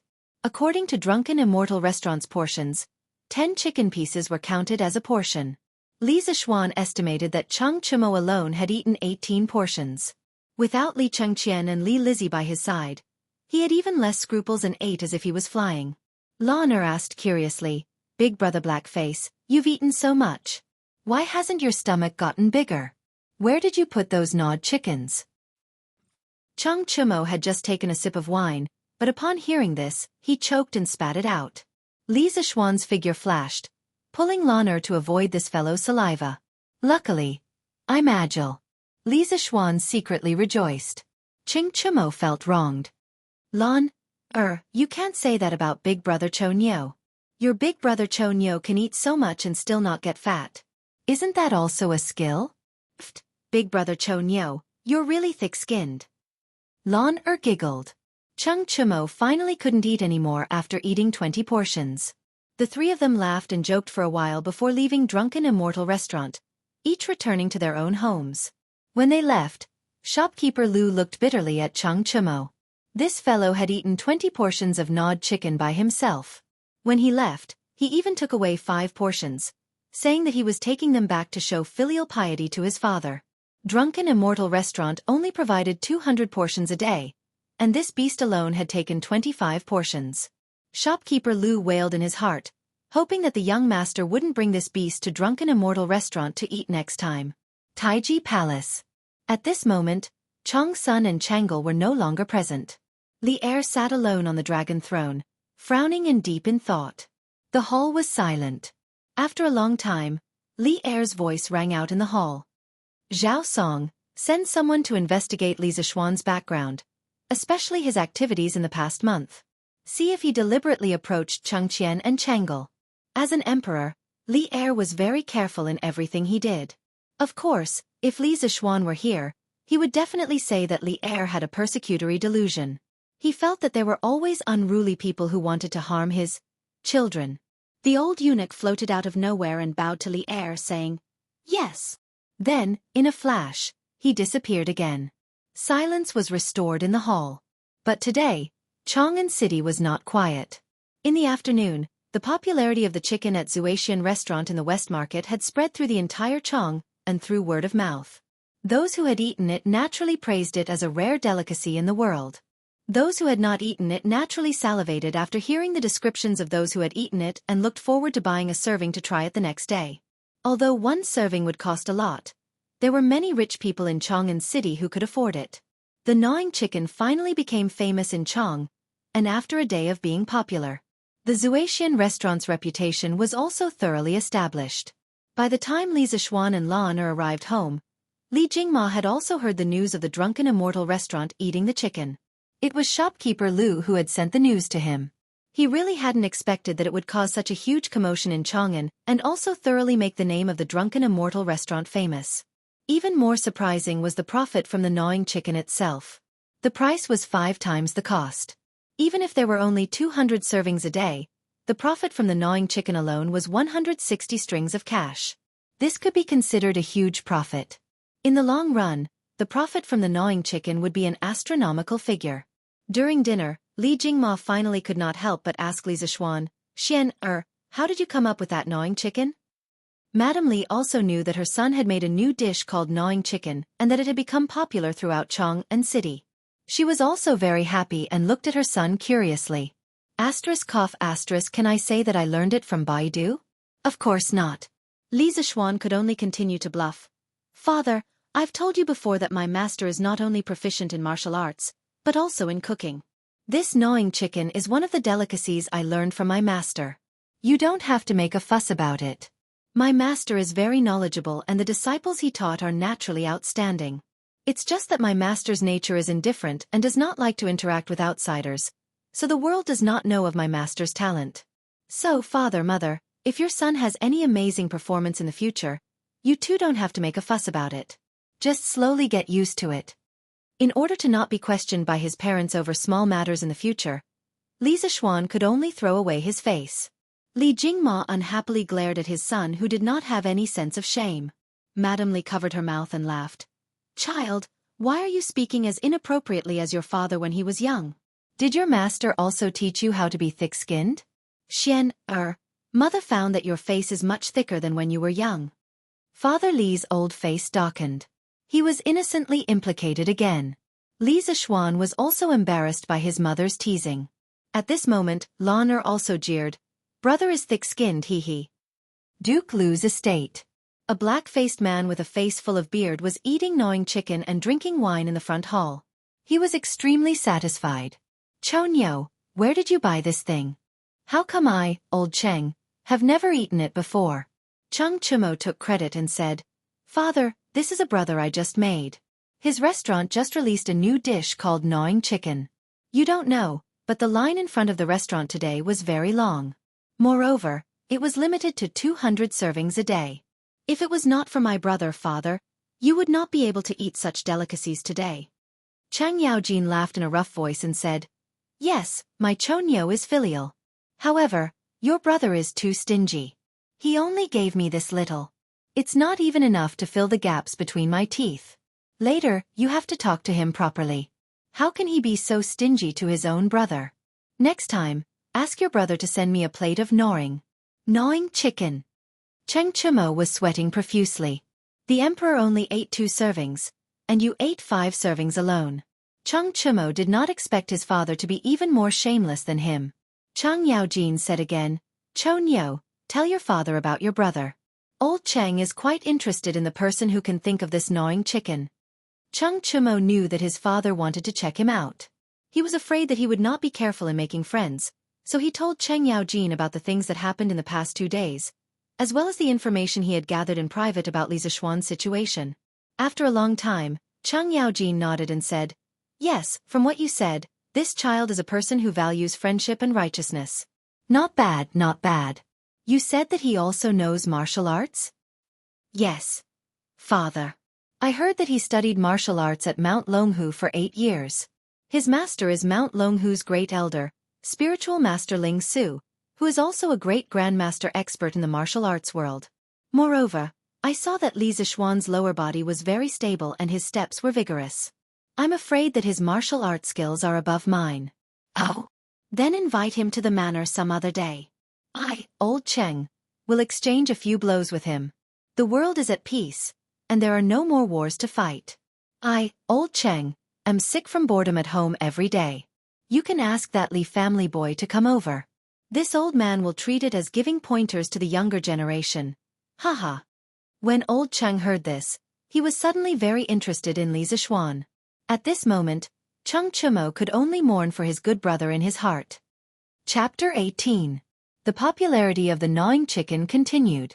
On the second day, when the Western market opened, many people went straight to the Drunken Immortal restaurant. In less than a quarter of an hour, all the seats in the Drunken Immortal restaurant were taken. Those who couldn't enter the restaurant began to line up outside. Brother Wang, are you also here to eat the chicken? A short youth in white in the line saw that the person in front of him was an acquaintance and began chatting with him. Yes. Yesterday, after Chen Eru ate the chicken from the Drunken Immortal restaurant, he bragged to me the entire afternoon. His Chen family is just a nouveau riche, yet he dares to come to my house and show off. It's not like I can't afford to eat this chicken. The one surnamed Wang had a face full of arrogance. Ah, we came so early. How come there aren't any seats left? This Drunken Immortal restaurant is really too small. I heard that the chicken is only limited to 200 servings a day. We should be able to get in with our position. Those behind us are miserable. Today, we'll have a taste of what the chicken that everyone talks about tastes like. 2 hours later, the 200 servings of chicken from the Drunken Immortal restaurant were all sold out. However, there was still a line of at least 100 people outside. Those who did not get in immediately became unhappy and began to make a ruckus. The order was in chaos, even alarming the Marquis of Chong'an. Helpless, shopkeeper Lu could only announce that the supply of chicken for the day would be increased by 100 servings. Only then was the chaos resolved. Taiji Palace. The old eunuch Zhao Song was reporting to Li Er everything he had found out about Li Zishuan's background. He also presented a piece of paper to Li Er. After hearing this, Li Er stood up and walked 2 steps with his hands behind his back. He said, according to what you said, Li Zishuan did not intentionally get close to Chengqian and Chang'e? Finished speaking, he picked up the piece of paper and said with interest, this Li Zishuan is actually proficient in mathematics, and even better than Su Hongji. I didn't think that this kid would have so many skills. But what are these squiggly words on the paper? If Li Zishuan was here, he would definitely recognize that the piece of paper was the financial statement he made at the ready-made clothing store that day. He didn't expect that the old eunuch would even get this. This old servant doesn't know either. According to the servant who was present at the time, Su Hongji didn't know what the word was either. Li Zishuan didn't explain either. While Li Er was still confused by the Arabic numerals, Li Zixuan was lying on a recliner in the west courtyard of the Li residence, flirting with two servant girls. Ah no, he was telling a story. This recliner was made by carpenter Zhou from the east of the city by Sanbao 2 days ago. The blueprint was naturally drawn by Li Zixuan. Such a simple thing was a piece of cake for an engineering student like him. Li Zixuan told them Liang Shanbua and Zhu Yingtai. In fact, he didn't have many stories in his head. He only remembered some TV dramas that he had watched many times when he was young. He basically didn't watch TV dramas during his university days. He felt that they were all the same, and it was heart-wrenching to watch. If he wasn't playing games every day, he would be chatting with his little girlfriend online. Being in a long-distance relationship was also very tiring. Young master, this Liang Shanbua is so stupid. He slept with Zhu Yingtai for so long, yet he didn't know that she was a girl. How is this possible? Young master, you are making things up again. Not long after, he protested. How is it impossible? How am I making things up? Li Zixuan wasn't convinced. How could the love classics in his previous life be made up? Young master, a girl is a girl. Even if she is dressed as a boy, she can still be seen through. Young master, you must have watched too many TV dramas. He said as if she was very experienced. Who said that? Some girls dressed as boys can be easily seen through. For example, Shi. But for a girl like you, if you dress as a boy, it will be very hard to see through you. Hehe.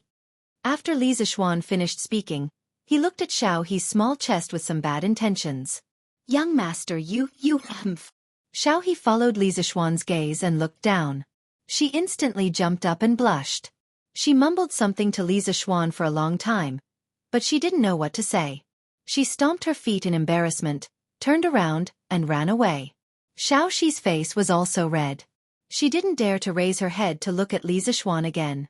She thought in her heart, did young master just compliment my big chest? The more she thought about it, the redder her face became. At this moment, Li Zixuan noticed a tall servant girl in green walking into the courtyard. Li Zixuan recognized this servant girl. She was his mother's servant. She seemed to be called Qing'er. Seeing that she was almost here, Li Zixuan stood up and said, Why is Sister Qing'er here? Is my mother looking for me? Qing'er nodded with a smile and said, Madam invites young master to the front hall. After a while, Li Zixuan came to the front hall and saw his mother sitting in front of the hall. There was also a skinny old man in the hall. This person was the Li residence's housekeeper Wang. Li Zixuan had met him a few days ago. You're here. Come sit with mother. When Madame Li saw her son coming, she quickly smiled and waved her hand. Li Zixuan walked over and sat down. He said, Mother, why did you ask me to come over? Madame Li handed a small booklet to Li Zixuan. Li Zixuan took it and flipped it open. It seemed to be an account book. He asked curiously, Mother, what is this? Madame Li smiled and said, This is the rent account that Steward Wang just sent over from the Han Manor in the eastern part of the city. Originally, the rent should have been paid a long time ago, but last year's harvest was not good, so Mother gave them a few more months. Originally, they should have been charged 50% of the rent, but Mother only charged them 40%. Isn't this because my is good at reading? Mother asked you to come over and help Mother do the reading. In the past, every time Mother collected rent, Mother had to do it for a few days. This year happened to be here, so Mother saved a lot of trouble. Madame Li was very gratified when she said this. Her son could now help her share her worries. After Li Zixuan heard this, he smiled and said, Yes, Mother. In the future, leave these things to me. Mother, just relax and enjoy your life. Mother's heart is really good. You reduced the rent for those farmers by 10%. But then again, those farmers don't have it easy. After saying this, he asked with some doubt, Mother, why does our family still have so much fertile land? Why haven't I heard Father mention it? Madame Li unhappily rolled her eyes at him and said, These are all land that Mother bought in the past few years and rented to those farmers. Mother saw that there was so much spare money at home and couldn't just leave it lying around, so she took out a portion and bought some land. Kiske, he didn't think that his mother's awareness was so advanced. Even in the Tang dynasty, she knew to invest money to buy land. He asked curiously, Then Mother, how much land have you bought in the past few years? Not much, only about 3,000 mu. Your father's shop often needs a lot of money, so mother only bought this much. Pooh! Li Zishuan almost knelt down in front of his mother. 3,000 mu wasn't a lot, but he didn't think that he could be considered a big landlord. Mother, then I'll take this account book with me. I'll give it to you after I finish the reading tomorrow. Li Zishuan said as he flipped through the account book. Yes, then Xian, I will have to work hard. Mother will make something good for you at noon to nourish your brain. Madam Li smiled and said, Mother, it's not hard. In the future let me do these things. Actually, it's really easy for me. I don't want Mother to waste her energy on these things. Yes, Mother knows. Xian is so filial. Go quickly. Chapter 19. The next morning, Li Zishuan took the account book and went to the east courtyard. Mother, I have finished calculating the account book you gave me yesterday morning. Please take a look. After saying that, he handed over the account book in his hand. Mrs. Li took the account book and said happily, I heard from your father that you are very knowledgeable. I didn't expect you to finish it so quickly. You have saved me a lot of trouble. Li Zishuan smiled and said, Mother, I want to go to the Han village to take a look. Mrs. Li was curious and asked, That place is so far away from home and the road is not easy. Why do you want to go there? Li Zishuan thought for a while and said, I want to see how the villagers are doing. I have been learning martial arts at Longhu Mountain for 8 years, but I don't know the hardships of the world. Master also wants me to do something for the people of Tang Empire. So I want to go to the Han village today. Mrs. Li thought about her son's words and said happily, Since you want to go, I will go with you. Housekeeper Wang will go with you. Xian, bring some pastries. I don't think you will be able to make it back in the afternoon. Don't go hungry. Okay, thank you, Mother. I will go now. Li Zishuan went to the front courtyard and found Steward Wang Zhong. He told him that he wanted to go to the Han Manor and asked him to prepare a horse first. The Han Manor was about 30 li away from the Li residence, so they couldn't walk there. Brother, where are you going? Loner saw housekeeper Wang going to the stables to get the horse and knew that her brother was going out. I want to go to the village to take a look. Loner, can you wait for me at home? Li Zishuan said helplessly. This sister of his was too clingy. No, Loner is bored at home alone. Mother doesn't want to play with Loner. Loner wants to go to the village with brother. Loner shook her head like a rattle drum. Okay. Xiaohe and Xiaoxi, you two go too. Take care of Mississippi San Bao. Go get a carriage. These girls definitely didn't know how to ride a horse. Li Zishuan asked San Bao to get a carriage. Not long after, the group set off for the Han village. They left Chang'an City from Yanqing Gate and headed east. The road became more and more difficult. Li Zishuan and Wang Zhong didn't feel anything on their horses, but the carriage behind them kept shaking, which made the 3 maidservants cry out in surprise. San Bao, slow down. Don't overturn the carriage. Li Zishuan didn't know if San Bao was an experienced driver, but he was afraid that the carriage would overturn. He and Steward Wang slowed down the speed of the horse so that San Bao could drive slower. Just like that, the group walked for more than 2 hours on the 30-something mile road. At this time, he saw a village not far ahead. He could vaguely see a few people working in the fields. Young master, that's the Han village. Wang Zhong stopped his horse and pointed at the village. Well, then let's go quickly. It's almost noon. Uncle Wang, can you find a family and give them some money? We'll have lunch in the village. Li Zishuan ordered. Wang Zhong was more familiar with this place than him. His family often sent him to collect rent, so it was best for him to arrange it. Yes, young master. Why don't we go to Han Lijing's house at noon? Every time Madam sends me here to collect rent, Han Lijing is very cooperative. Wang Zhong suggested.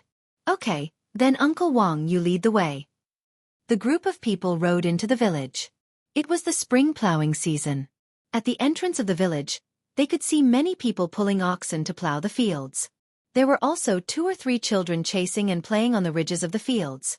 Occasionally, there would be a few roosters and dogs barking in the village. Li Zishuan often saw this scene in his previous life. He was born and raised in a village. Lan A was very new to this scene.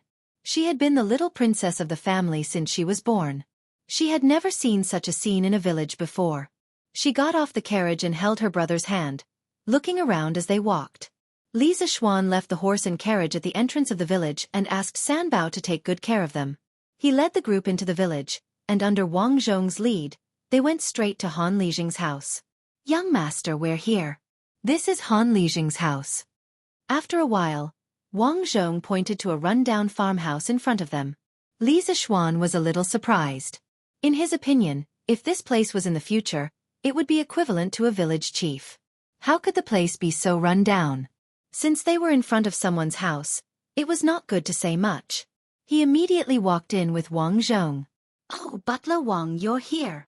A dark-skinned middle-aged man in the courtyard saw Li Zixuan and the group and quickly went up to greet them.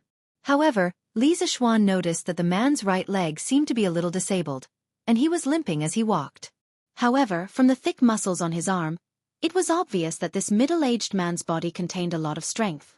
"Han Lijing, this is my family's young master and young mistress. My madam has calculated the rent that your farmstead paid this year, and there's no problem.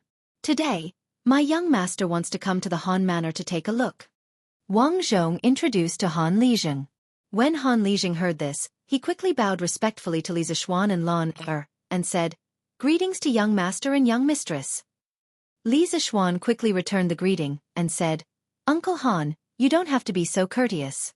We'll be bothering Uncle Han later. Seeing that it's almost noon, I'll bring this group of people to Uncle Han's house for lunch. Uncle Han, don't worry, we've brought our own ingredients and pastries. We only need to borrow Uncle Han's kitchen to heat them up, and we'll pay the corresponding remuneration." When Han Lijing heard this, his face instantly turned red, and he straightened his neck and said, "Young master, you're flattering me. My Han Manor's harvest last year wasn't good, and not only did Madame Li reduce our rent by 10%, she also extended the deadline of half a year. If it weren't for Madame Li's benevolence, who knows how many people in my Han Manor would have starved to death. Now that young master is coming to my house for a meal, how could I let young master bring his own ingredients? How could I dare to take young master's money? If the villagers knew, they'd poke at my spine. Young master, you must never say such things again. Although I, Han Tianhu, am a boor, I still know how to repay kindness." Well, he accidentally hurt the other party's self-esteem. Li Zixuan quickly explained, "Uncle Han, don't misunderstand. I don't have any other intentions by giving you money. This is what you deserve. There's no such thing as not paying for a meal in this world." Seeing that Han Lijing straightened his neck and wanted to decline again, Li Zixuan hurriedly said, "Since Uncle Han doesn't want to accept it, I won't force you. Thank you for your hospitality today, Uncle Han. If the Han Manor has any difficulties in the future, Uncle Han can look for Steward Wang. I'll try my best to solve it. Use our ingredients for lunch. After all, the ingredients we brought will definitely spoil if we don't eat them. It's just that we'll have to use some of Uncle Han's firewood." Only then did Han Lijing reluctantly accept. He waved his hand and said, "It's just some firewood, it's not worth much money. Young master, use it as much as you can. Once you're done, I'll go to the mountains to chop some more. Young master, young miss, please come in and have a seat." The group of people then entered the house. Chapter 20. My humble abode is too simple and crude. I'm sorry for neglecting young master and young mistress. After entering the house, Han Lijing said embarrassedly. Li Zixuan looked around. It was indeed very simple and crude. The only valuable thing was probably the mo sword hanging on the wall. However, Li Zixuan was a little confused.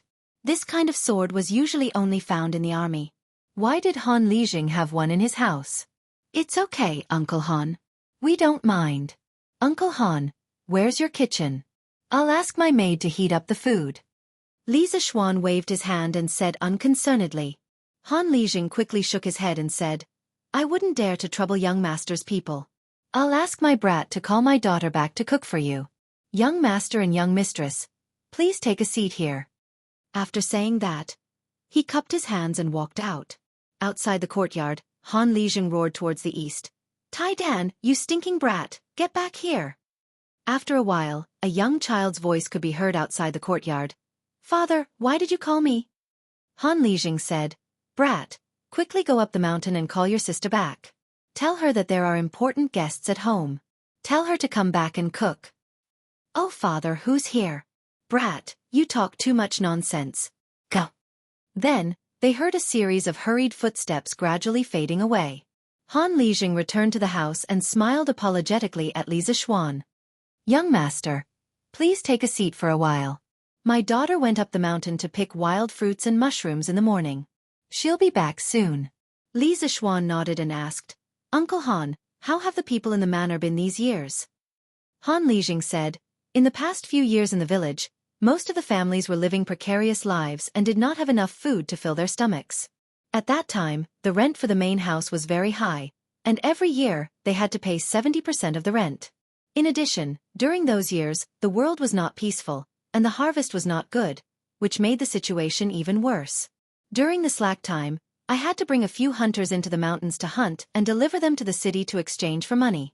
3 years ago, young master's family bought the land of the Han family manor. Not only did Madame Li allow us to continue farming, she even reduced the rent to 50%. In addition, in recent years, the world has gradually become peaceful, so life in the manor has become much better. At the very least, no one will starve to death now. This is all thanks to Madame Li. After saying that, Han Lijing's eyes were filled with gratitude. Li Zixuan was somewhat speechless. These villagers weathered wind and rain year after year, working themselves to death just so that they wouldn't starve to death, just so that they could survive. It was such a simple request, but it was difficult to satisfy in this era.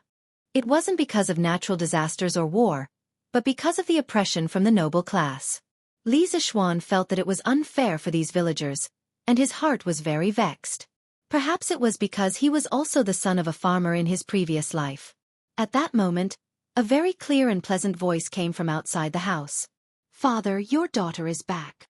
Then, he heard a series of footsteps coming into the house. At the door, a young girl of 13 or 14 years old came in. She was wearing rough clothes that had been washed until they were white, and there were a few neat red patches on her sleeves. The patches were quite artistic, and they were arranged in the shape of a plum blossom. From afar, it looked like a plum blossom that was embroidered on. The young girl had an oval face with extremely delicate facial features. Her skin was smooth, and she had a sharp chin. Her long hair draped over her shoulders, and she had a beautiful figure. Just by looking at her face, she was as pure as a fairy from the heavens. However, her pair of lively eyes were not like those of a fairy from the heavens who did not eat the food of mortals. Her pair of eyes contained the wind and frost of the world. The simple hemp clothes matched the young girl's beautiful face, but it did not reduce the young girl's peerless elegance. It made people feel that she was a peerless fairy who had descended to the mortal world. Just her current appearance was more beautiful than any of the pure girls he had seen in his previous life. If she were to wear the fresh and beautiful clothes of those celebrities, Li Zixuan could not imagine how beautiful she would be. Li Zixuan didn't expect that he would be able to see such a stunning woman in such a remote and desolate place. The 2 little maids by his side were already very beautiful, but in front of this young girl, they were somewhat overshadowed. Xiao He's beauty was a kind of lively and cute beauty. Xiao Shi's beauty was a kind of beauty from a small family in Jiangnan. The girl in front of him was a kind of beauty that was fresh and refined, like a poem or a painting. Li Zixuan was stunned for a moment when he saw her. It was only when Lan tugged at him that he woke up. Father, daughter heard from Iron Egg that there are guests in the house? The young girl asked Han Lijing. Yushi, come here. This is Steward Wang. You have seen him before. This is the young master of Chong An's Li family. This is the young miss of the Li family. Young master, young miss, this is my daughter. Her name is Han Yushi. Yushi, quickly greet the young master and young miss. Han Lijing pulled Han Yushi and introduced them to each other. Han Yushi, what a beautiful name. Li Zixuan inexplicably praised in his heart. Yushi greets young master, greets young miss. Han Yushi bowed to Li Zixuan and Lan. Li Zixuan hurriedly returned the greeting and said, Hello Miss Han. Lan saw Han Yushi and happily jumped up and said, Wow, Sister Han is so beautiful. It would be great if Lan could be as beautiful as Sister Han when she grows up. Han Yushi was a little embarrassed by Lan's praise. Her pink cheeks were slightly red. However, seeing that Lan was really cute, she couldn't help but like this little girl. She squatted down and touched Lan's little face. She smiled and said, Young Miss will definitely be 100 times more beautiful than Yushi when she grows up. Really? Really? Lanner heard this and became even more excited. At this moment, Han Lijing said to Han Yushi, Yushi, young master and young miss will be having lunch at home. Father knows that your cooking skills are excellent. Quickly go to the kitchen and prepare a few dishes. Stew the pheasant that father hunted yesterday. Go quickly. Don't let the guests wait for too long. Okay, father. I will go now, Han Yushi responded crisply. She then turned to Li Zixuan and Lanner and said, Young master and young miss, please take a seat. Yushi will be back soon. Listening to her gentle voice, Li Zixuan felt that his heart was about to melt. It was as if the dry land was moistened by the spring rain. Xiao He, quickly go to the carriage and get the ingredients and pastries that we brought. Send them to the kitchen and let Miss Han heat them up, Li Zixuan said to Xiao He. Xiao He was about to accept the order and leave when she heard Han Lijing say to the door, Brat, quickly come in. What are you hiding outside the door for? A little boy with a strong head walked in. He was about 6 or 7 years old. When he saw so many strangers, he was still a little shy. The little boy said to Li Zixuan and Lanner, Hello, young master and young miss. Obviously, he had been eavesdropping outside for a long time. Li Zixuan nodded at him. Lanner smiled mischievously at him. When the little boy saw this, he became even more shy. He then said to Han Lijing, Father, you called me. Han Lijing pointed at Xiao He and said to him, This young miss is going to the carriage at the entrance of the village to get something. Accompany her. Be careful and don't run around. Do you hear me? Yes, father. I got it. Li Zixuan smiled. This Han Lijing was quite thoughtful. Xiao He might really get lost in the village alone. He smiled kindly at Han Lijing and said, Thank you, Uncle Han. He then said to Xiao He, quickly go with Iron Egg. Be careful. Yes, young master. Xiao He will go now. Chapter 21. After Li Zixuan chatted with Han Lijing for a while, he saw Han Yushi and Iron Egg coming in with dishes. Young master, young miss, father, it's time to eat. Han Yushi placed the dishes on a square table that was very old but very clean. She smiled and called for everyone to eat. Young master, young miss, sit down and eat. Han Lijing quickly greeted. Well, Uncle Han, you don't have to be so polite. Sit down too. Miss Han, you have worked hard cooking. Come and sit with Iron Egg. Li Zixuan said. Han Yushi was a little hesitant, but Iron Egg was very happy. He had been drooling over the pheasant meat on the table and the chicken that Li Zixuan brought over. He had not eaten meat for a long time. When he saw the golden and crispy chicken, he could not control himself. Just now, he wanted to stretch out his hand to steal a bite in the kitchen several times, but he was discovered by his sister and was chased out of the kitchen. Now that he heard Li Zixuan invite him to eat together, he could not hold back anymore. He lifted his foot and was about to walk over, but Han Lijing glared at him fiercely. He was so scared that he immediately retracted his foot. Young master, you and young miss eat first. There is still food in the kitchen. Iron Egg and my daughter can eat in the kitchen. Although Han Lijing also wanted his son and daughter to eat together, the Li family was a great benefactor to the Han village. This time, the young master and young miss could come to his house for dinner. He was also very happy. He specially asked his daughter to stew the pheasant that he was going to sell yesterday to treat the guests well. At this time, he could not be rude. How can this be? We came to Uncle Han's house to eat. Uncle Han, you did not charge us for the meal. How can we steal the limelight at this time? If Miss Han and Iron Egg do not eat together, we will not eat this meal. Li Zixuan firmly disagreed. He saw how Iron Egg looked at the table and drooled just now. He could not help but sympathize with the people of this era. They might not even be able to eat meat during the new year. Li Zixuan's abilities were indeed limited. He couldn't make the people of the world live a good life, but he could still make Iron Egg's family eat a good meal. Another reason was that it was indeed a great pleasure to be able to eat at the same table with such a beautiful woman like Han Yushi. Of course, our upright Li Zixuan would never admit this reason even if he was beaten to death. Han Lijing was helpless. He could only nod at his son and daughter. Since young master is kind, come and eat with us. Iron Egg cheered and immediately sat in the empty seat next to Lanner. Han Yushi smiled gratefully at Li Zixuan and sat beside Han Lijing, which happened to be opposite of Li Zixuan. She was not greedy, but she also hoped that she could let her little brother eat meat. Only then did the group of people take their seats and start eating.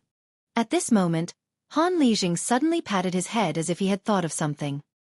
He stood up and said, "I haven't brought the wine for young master." "Young master, there isn't any good wine in the countryside, but the fruit wine made by my family's Yushi tastes quite good. I'll bring it for young master and young mistress to try." Then, without waiting for Li Zixuan to refuse, he ran into the inner room to get the wine. Li Zixuan originally wanted to refuse. He did not drink. Later, when he heard that it was just fruit wine, and it was made by Han Yushi herself, he hesitated. Seeing that Han Lijing went in to get the wine without waiting for him to speak, he did not say anything. Instead, he was somewhat expectant. After a while, Han Lijing came out with a wine jar. He said to Li Zixuan, "Young master, this is the fruit wine made by my family's Yushi. It is made with wild strawberries and hawthorns on the mountain. I'm not boasting, but the taste is really good. Yunchi restaurant buys this wine every year in Chang'an City at a high price of 10 copper coins per caddy." As he spoke, he poured a bowl for Li Zixuan and the others. "Father, Iron Egg also wants to drink it." Iron Egg licked his lips and looked at Han Lijing eagerly. Obviously, he must have drunk it before and still could not forget it. Han Lijing glared at his son angrily. Li Zixuan hurriedly said, "Uncle Han, since Iron Egg wants to drink it, let him drink it. We can't finish so much." Well, this guy thought that Han Lijing carried such a big jar of wine for them to drink. In fact, Han Lijing also knew that such a big jar of wine could not be finished by Li Zixuan and the others. He even planned to take the rest to the city to sell. However, when he heard Li Zixuan's words, it was even harder for him to explain anything. He poured a bowl for his son and daughter and said, "Since young master said so, Yushi Taidan, you guys can accompany young master for a drink at noon." Iron Egg was very happy. He did not expect this young master from the city to be so easy to talk to. He was much more modest than the son of the landlord Lu. He was very grateful to Li Zixuan. How could he know that Li Zixuan was interested in his sister? Li Zixuan looked at the fruit wine in the bowl. It was bright red and very beautiful. He sniffed it gently and found that there was no smell of alcohol. Only then did he feel relieved. He picked up the wine and took a sip. It was sweet and sour, with the sourness of hawthorns and the sweetness of strawberries. It was much better than the fruit juice of the future. After all, the ingredients of this fruit wine were all natural and pollution-free. Li Zixuan smacked his lips and exclaimed in admiration, "Miss Han's winemaking skills are really superb. The taste of this wine is really great. If you ask me, I'd say that House Yunchi has made a great bargain by selling this fruit wine for 10 copper coins per caddy." Lan Er also took a sip and could not stop. This sweet and sour taste had a fatal attraction to children. When she heard her brother's words, she quickly agreed. Yes, brother is right. Sister Yushi, you are so good. This fruit wine is so delicious. Lan Er has never drunk such delicious fruit wine in her life." Li Zixuan was a little amused. This little girl was only 6 years old and she still had the nerve to say that she had grown up. Han Yushi said shyly and modestly, "Young master and miss, you flatter me. Actually, this winemaking is very simple. These ingredients are originally some worthless things on the mountain. Yushi is already very satisfied to be able to sell it for 10 copper coins per caddy." Li Zixuan shook his head. He had an idea. If he slightly modified this mountain fruit wine, it would definitely sell well in the summer. He said to Han Lijing, "Uncle Han, do you know the Zuaitian restaurant in Chang'an West City?" Han Lijing nodded. "I know. I went to the West City yesterday and saw that the Zuaitian restaurant's business was very good. There was a long line in front of the door. I don't know what they were queuing for." Li Zixuan smiled and said, "To be honest, Uncle Han, the Zuaitian restaurant is my family's business. Those people queuing in front of the Zuaitian restaurant yesterday were precisely to buy this gnawed chicken." Li Zixuan pointed to the plate of gnawed chicken and saw that there were only a few pieces of chicken left on the plate. It turned out that Iron Egg saw that the adults were talking happily at the side. After he tasted a piece of the golden gnawed chicken, he could no longer stop.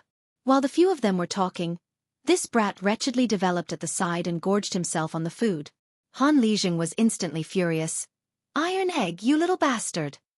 After saying that, he stood up and was about to beat him up. Li Zixuan quickly pulled Han Lijing back. Uncle Han, don't be impulsive. This gnawed chicken is not something valuable. I have a lot of it at home. Iron egg ate it. Today, everyone is eating happily together. Don't be angry. Li Zixuan persuaded Han Lijing for a long time before he finally stopped. Han Lijing sat down and glared at Iron Egg fiercely. When Iron Egg saw that his father was angry, he was about to run away. Seeing that Li Zixuan stopped his father, he didn't want to run away. He was a little embarrassed and whispered, "Thank you, young master." Lan Er was watching from the side and was quite interested. She said to Iron Egg, "Brother Iron Egg, what do you want to eat? Call me sister and I will get it for you. Then your father won't be angry at you." Seeing that such a beautiful and cute little girl like Lan Er was talking to him, Iron Egg instantly blushed and said, "Miss Lan Er, you might not be older than Iron Egg, right?" Lan Er picked up a piece of chicken and stared at Iron Egg when she heard what he said. She shook the piece of chicken in her hand and threatened him. Iron Egg looked at the piece of chicken and swallowed his saliva. He had never eaten such delicious chicken before. After hesitating for a long time, he bitterly shouted, "Sister Lan Er." Lan Er smiled and replied, "Brother Iron Egg, good boy." After saying that, she put the piece of chicken into Iron Egg's bowl. Iron Egg looked at the piece of chicken in his bowl and thought to himself, "It's worth it to call me sister." Li Zixuan ignored his little sister's nonsense and continued to talk to Han Lijing. "Uncle Han, as you can see, Drunken Immortal Restaurant's business is very good. In the future, if you sell fruit wine to Drunken Immortal Restaurant, we will buy it for 30 copper coins per caddy. We will buy as much as you have. You can also ask the villagers to go up the mountain to help you pick wild fruits. You can give them some compensation. After all, Miss Han can only pick a limited amount, and if there are wild beasts in the mountain, Miss Han won't be safe alone. Don't you think so?" Han Yushi heard that Li Zixuan was faintly concerned about her and felt happy for some reason. She lowered her head and ate without saying anything. When Han Lijing heard that Li Zixuan was offering 30 copper coins per caddy, his breathing quickened. However, after a while, he still rationally refused. "No, how can we do business like young master? Young master will lose money if he does this. We will sell the wine to young master in the future, but we will still only sell it for 10 copper coins per caddy. We, the people of the Han village, cannot do such an unkind thing." Alas, why were the people these days so simple? Li Zixuan said, "Uncle Han, listen to me. Since I dare to buy it for 30 copper coins per caddy, I will definitely not lose money. I will even make a lot of money. As long as Uncle Han sees that I have made so much money and doesn't regret it, it will be fine." Li Zixuan said half-jokingly. Han Lijing heard this and his face turned red. He stood up and said, "Young master, how can I, old Han, be the kind of person who goes back on his words?" Seeing him like this, Li Zixuan quickly comforted him. "Uncle Han, don't worry. I am just joking with you. I know that Uncle Han is a person who values loyalty. Uncle Han, there is a reason why I am offering 30 copper coins per caddy. Look, you hired the villagers to pick wild fruits for Miss Han. You can't not pay them, right? This is all part of the cost. This will also increase the income of the villagers of the Han family village." When Han Lijing heard this, he carefully thought about Li Zixuan's meaning. As Lijing, he naturally knew that the villagers of the Han family village lived a very poor life. Although compared to the villagers of other villages, it was still much better. However, he also wanted the villagers to live a better life. Li Zixuan's suggestion also moved him. After thinking for a while, he said to Li Zixuan, "Since young master is kind enough to give us a way out, then I, old Han, will represent the entire village to thank young master." After saying this, he stood up and bowed to Li Zixuan with cupped fists. Li Zixuan quickly came over to support him and told him not to be so polite. At this time, Han Lijing added, "However, if young master loses money in the future, then the purchase price will automatically be reduced to 10 copper coins per caddy. At that time, the wages will also be reduced. When the time comes, I, old Han, will be responsible for persuading the villagers. Young master, if you don't agree to this, then this business deal will end here. I, Han Lijing, would rather starve to death than harm young master." Li Zixuan could only helplessly agree. This Han Lijing was really too straightforward. Chapter 22. After talking about business, Li Zixuan and Han Lijing began to eat. Naturally, the two of them didn't mind that most of the dishes on the table were almost finished by the two little fellows. Han Lijing was very happy to meet such a good young master who took the initiative to bring him business. He pulled his daughter along and toasted Li Zixuan. Li Zixuan also didn't refuse anyone. This meal was very enjoyable for everyone. Of course, it had to be said that Han Yushi's cooking skills were really good. The mushroom and pheasant stew was very delicious.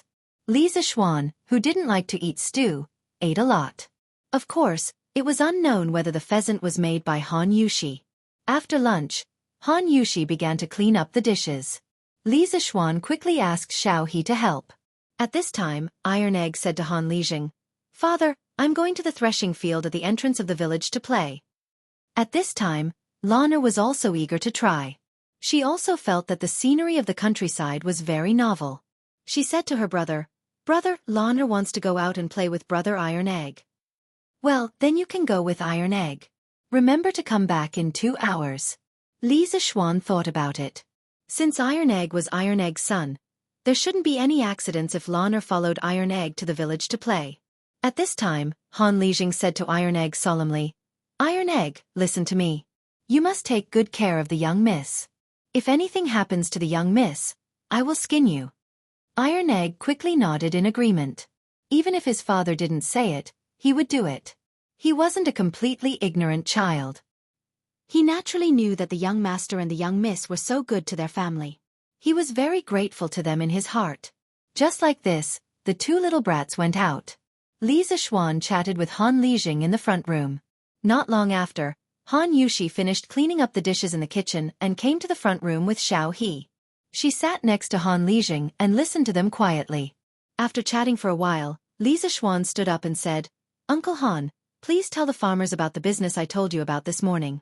I want to go to the farm alone. When it's time for us to go back, I'll come and say goodbye to Uncle Han."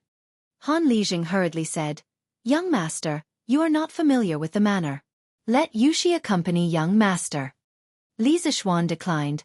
"How could I trouble Miss Han? I'll just walk around and come back. I won't get lost." In fact, he also hoped that he could go out with Han Yushi, but he couldn't show it so obviously. When it was time to decline, he still had to decline. Han Lijing waved his hand and said, "It's okay, it's okay. Yushi has nothing to do at home in the afternoon. It's just nice to go out with the young master." After saying that, he said to his daughter, "Yushi, accompany the young master to walk around the manor in the afternoon." Han Yushi softly replied, "Okay, father." Li Zixuan was a little happy in his heart, but his face was calm. He cupped his hands and said to Han Yushi, "Then I'll have to trouble Miss Han." Han Yushi hurriedly bowed and said, "It's okay." Li Zixuan then said to Xiaohe and the others, "Xiaohe, Xiaoshi, housekeeper Wang, the journey this morning was bumpy. You must be tired. Rest at Uncle Han's house for a while. After I finish walking around the manor, we'll go back." The few of them naturally agreed. However, Xiaohe looked at her young master suspiciously. The way Li Zixuan looked at Han Yushi in the morning was caught by the quick-witted Xiaohe. Xiaohe was wondering if her young master had deliberately shaken them off and secretly went out with Han Yushi for a rendezvous. Li Zixuan naturally didn't know what the servant girl was thinking. He brought Han Yushi out. Li Zixuan walked side by side with Han Yushi on the small road in the countryside. He breathed in the fresh air, listened to the occasional crowing of chickens and barking of dogs in the village, and watched a group of naughty children chasing each other and playing not far ahead. At this moment, his heart was incomparably peaceful. It was as if he had returned to his previous life. It was the same small road in the countryside, the same crowing of chickens and barking of dogs, and the same village urchins. He couldn't help but have a deep sense of nostalgia in his eyes. "Unfortunately, I can't go back anymore. Even if I build trains and planes in this era, I can't go back," Li Zixuan muttered in his heart. Han Yushi lowered her head and walked with Li Zixuan for a while, but Li Zixuan didn't say anything. She was a little curious and raised her head to look at Li Zixuan. She saw that Li Zixuan's expression was complicated, and his eyes were confused. His gaze seemed to be nostalgic, but also seemed to be sad. When Han Yushi saw that gaze, she couldn't help but feel her heart ache. She whispered, Young master, what are you thinking about? When he heard Han Yushi's soft inquiry beside him, there seemed to be a faint trace of concern in her tone. He quickly woke up from his memories, sorted out his emotions, and tried to speak in a calm tone. Nothing. It's just that when I saw the peaceful and comfortable scenery of the countryside, I thought of my master. Han Yushi asked curiously, Young master, you have a master? Li Zishuan recalled and said, Yes. When I was young my body was weak. All the doctors said that I wouldn't live past the age of 8.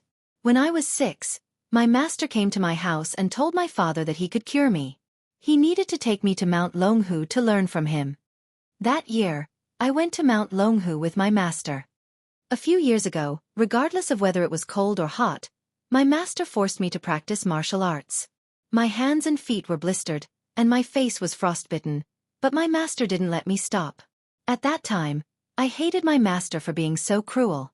Later, I finally learned something, but my master was old. At that time, I kind of understood my master's painstaking efforts. The conditions in the mountains were poor, but my master was always able to get me meat all these years. Before my master died, he told me that because my body was weak, I would die if I didn't practice martial arts well. He didn't want me to die, so he forced me when I was young and told me not to blame him. In fact, in the later years, I became more sensible and understood my master's painstaking efforts. I never blamed him. I became his disciple when I was 6 years old, and I spent my childhood with him. To me, he was more like a father than a teacher. For 8 years, he taught me top-notch martial arts without asking for anything in return, allowing me to live to this day. Before I could even repay him, he had already passed away. Of course, Li Zishuan couldn't tell her that he was thinking about his family more than 1,000 years later, so he told her what happened to this body when he was young. However, he spoke with sincerity. As he spoke, he couldn't help but put himself in the role of this body. When he got emotional, the corners of his eyes couldn't help but moisten. As Li Zishuan spoke, Han Yushi's heart also became sad. When she heard the end, she couldn't help but cry. She originally thought that Li Zishuan was a rich young master who didn't eat the hardships of the world. She didn't expect his life experience to be so rough. Looking at Li Zishuan's wet eyes, she saw Li Zishuan's bruised soul under his strong appearance. She couldn't help but feel her heart ache. Young master, your master will definitely be very happy if he sees that you're doing well from the heavens. You said it yourself, your master treats you like a father treats his own child. Parents treat their children well, and they don't want their children to repay them. Young master, don't blame yourself. You living well now is the best way to repay your master, Han Yushi comforted gently. That's right. When parents treat their children well, why would they think about their children repaying them in the future? Their love is the most selfless love in the world. They only hope that their children will live well in the future.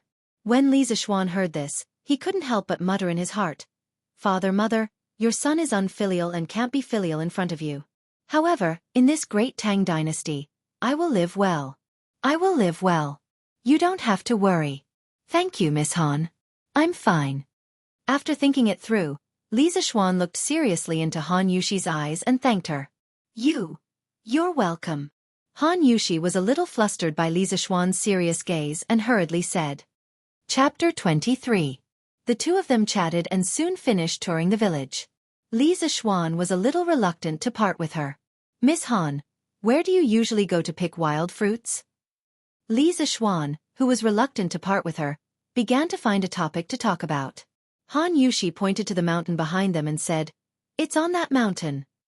Li Zishuan looked in the direction of her finger and saw the dense forest on the small hill. He said, Aren't you afraid when you go alone? What if you meet a wild beast like a tiger?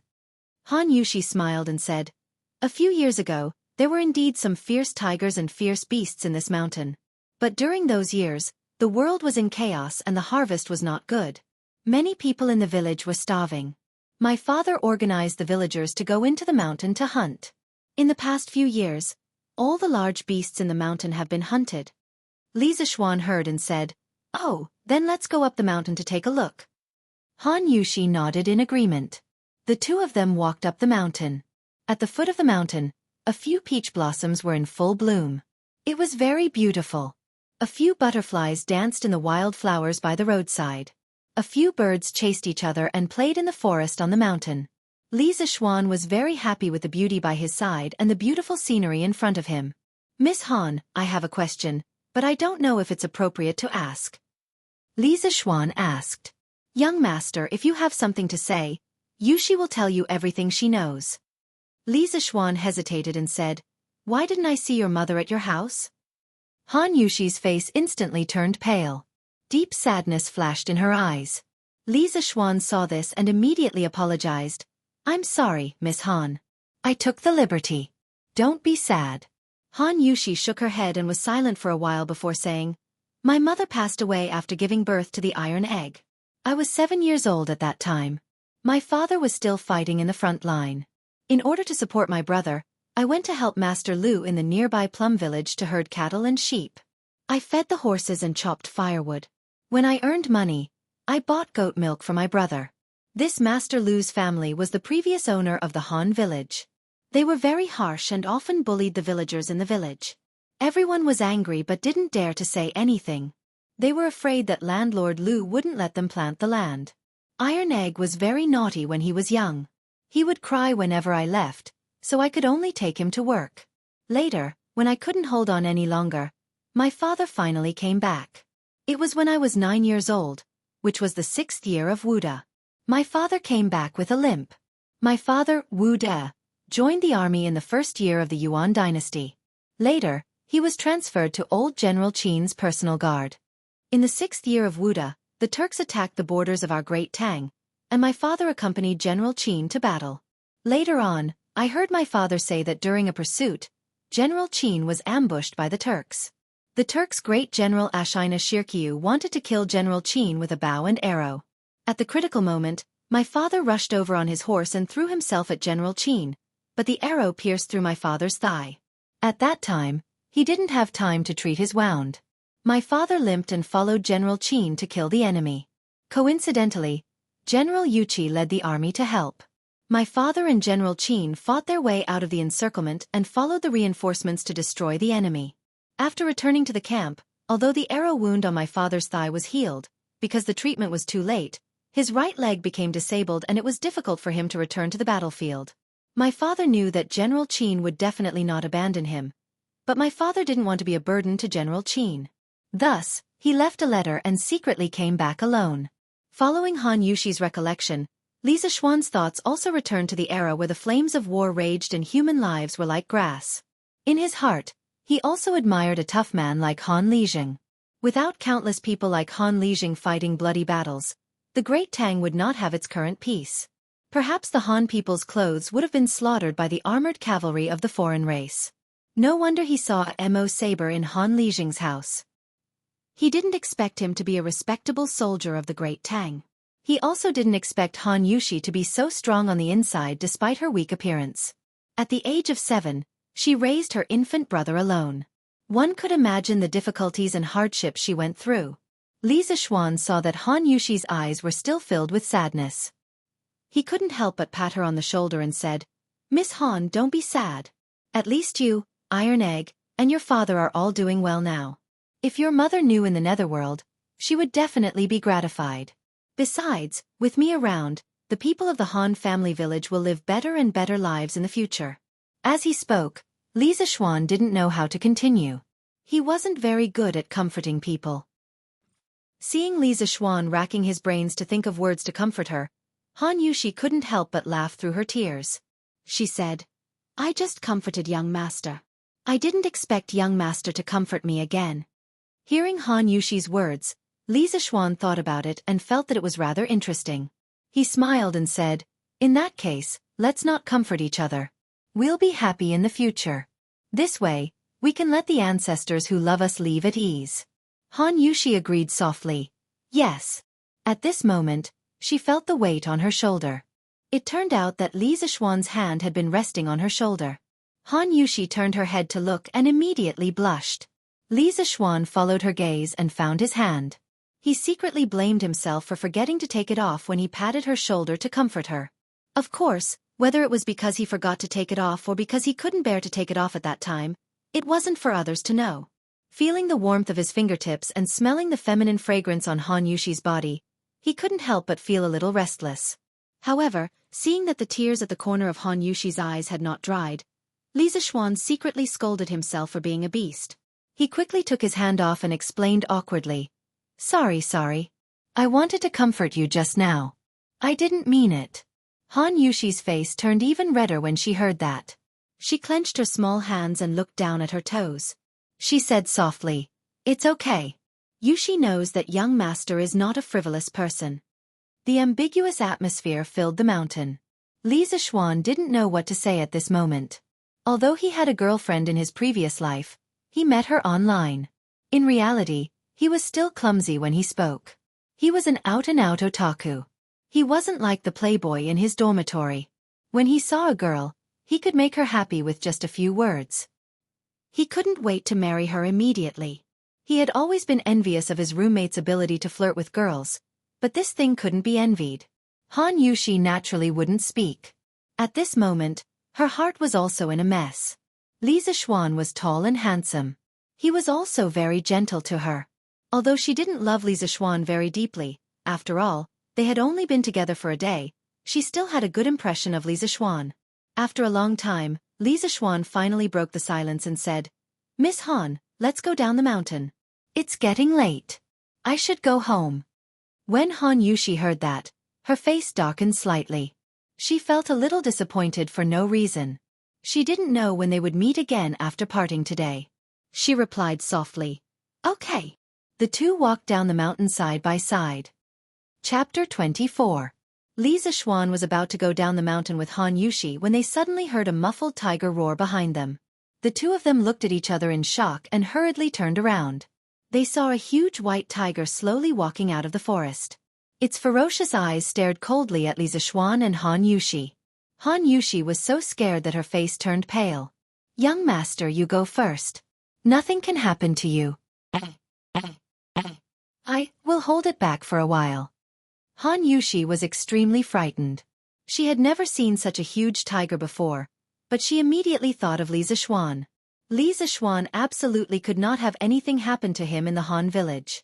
He was the hope of so many villagers in the Han village to live a good life. Li Zixuan was actually a little scared. It was his first time seeing such a huge tiger. Moreover, this tiger was emitting a bloody smell. It was obvious that it had just finished hunting. He did not know if his martial arts could deal with this huge tiger. After all, he had experience fighting with people, but he had never fought with a tiger. However, when he heard Han Yushi's trembling voice, he was really touched. He did not expect this girl to ask him to go first even though she was clearly scared. Of course, Li Zixuan wouldn't leave. Although he didn't have any experience in fighting a tiger, he was quite confident in his martial arts. Besides, even if he couldn't win, he wouldn't let the girl he liked sacrifice herself to protect him. Seeing that the tiger was getting closer and closer to the two of them, Li Zixuan pulled Han Yushuan's soft and boneless hand. At this time, he was not in the mood to feel the beautiful girl's hand. He said in a very serious tone, "Miss Han, when you encounter a tiger, you must not turn around and run. That will only lead to death. A human cannot outrun a tiger. In a while, you will face the tiger and slowly retreat. I will deal with this beast. I, Li Zixuan, will not let a woman stand in front of me." Han Yushi shook her head and refused to leave. She thought that Li Zixuan was going to use his life to buy time for her to escape. At this moment, the little girl's tears flowed freely. Li Zixuan was also a little helpless, but there wasn't much time left for them. He squeezed Han Yushi's hand and said very seriously, "Miss Han, listen to me. I have the confidence to deal with this tiger, but if you stay by my side, I'm afraid that the tiger will hurt you. I can't take care of you. Stay away from here. You have to believe me. I really can deal with it." Perhaps Li Zixuan's calmness had infected her. Han Yushi composed herself and nodded at Li Zixuan. She looked at the tiger and began to retreat step by step. When the tiger saw that someone was retreating, it was about to chase after him when it heard Li Zixuan shout, "Evil creature, your opponent is me." It was Li Zixuan who picked up a long stick from the ground with the tip of his foot and blocked in front of the tiger to buy some time for Han Yushi to retreat. After all, the tiger was extremely fast. If they fought and the tiger turned to attack Han Yushi, he was afraid that he wouldn't be able to save her. Li Zixuan didn't bring a sword when he came out in the afternoon. He could only pick up a stick as a weapon. After all, he didn't expect that he would be so unlucky to meet a big tiger when he went out. When the tiger saw that the person in front of it actually took the initiative to provoke it, it was furious. It roared angrily and kicked its hind legs hard. It flew towards Li Zixuan's face.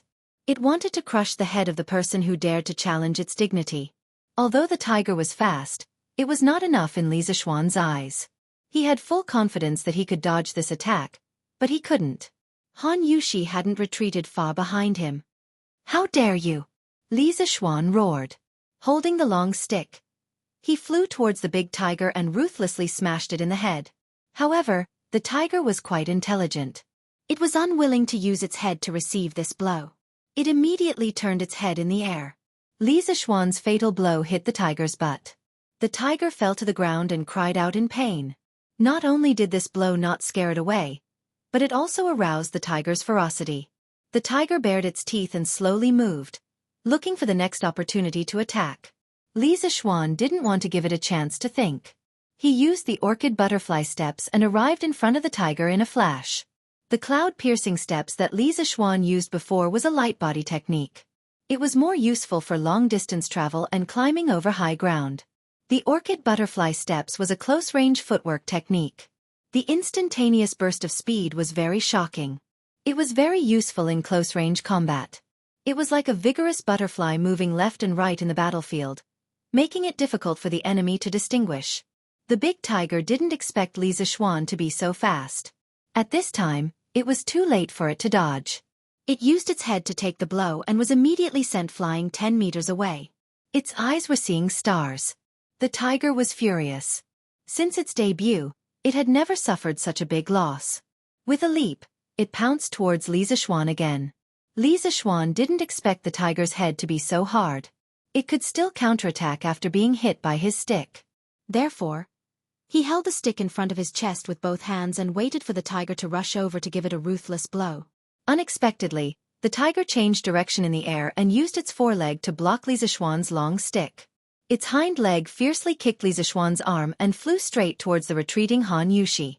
It saw that Li Zixuan was not to be trifled with, so it changed direction and wanted to bite Han Yushi. When the tiger kicked his arm, Li Zixuan had a bad feeling and guessed its intention.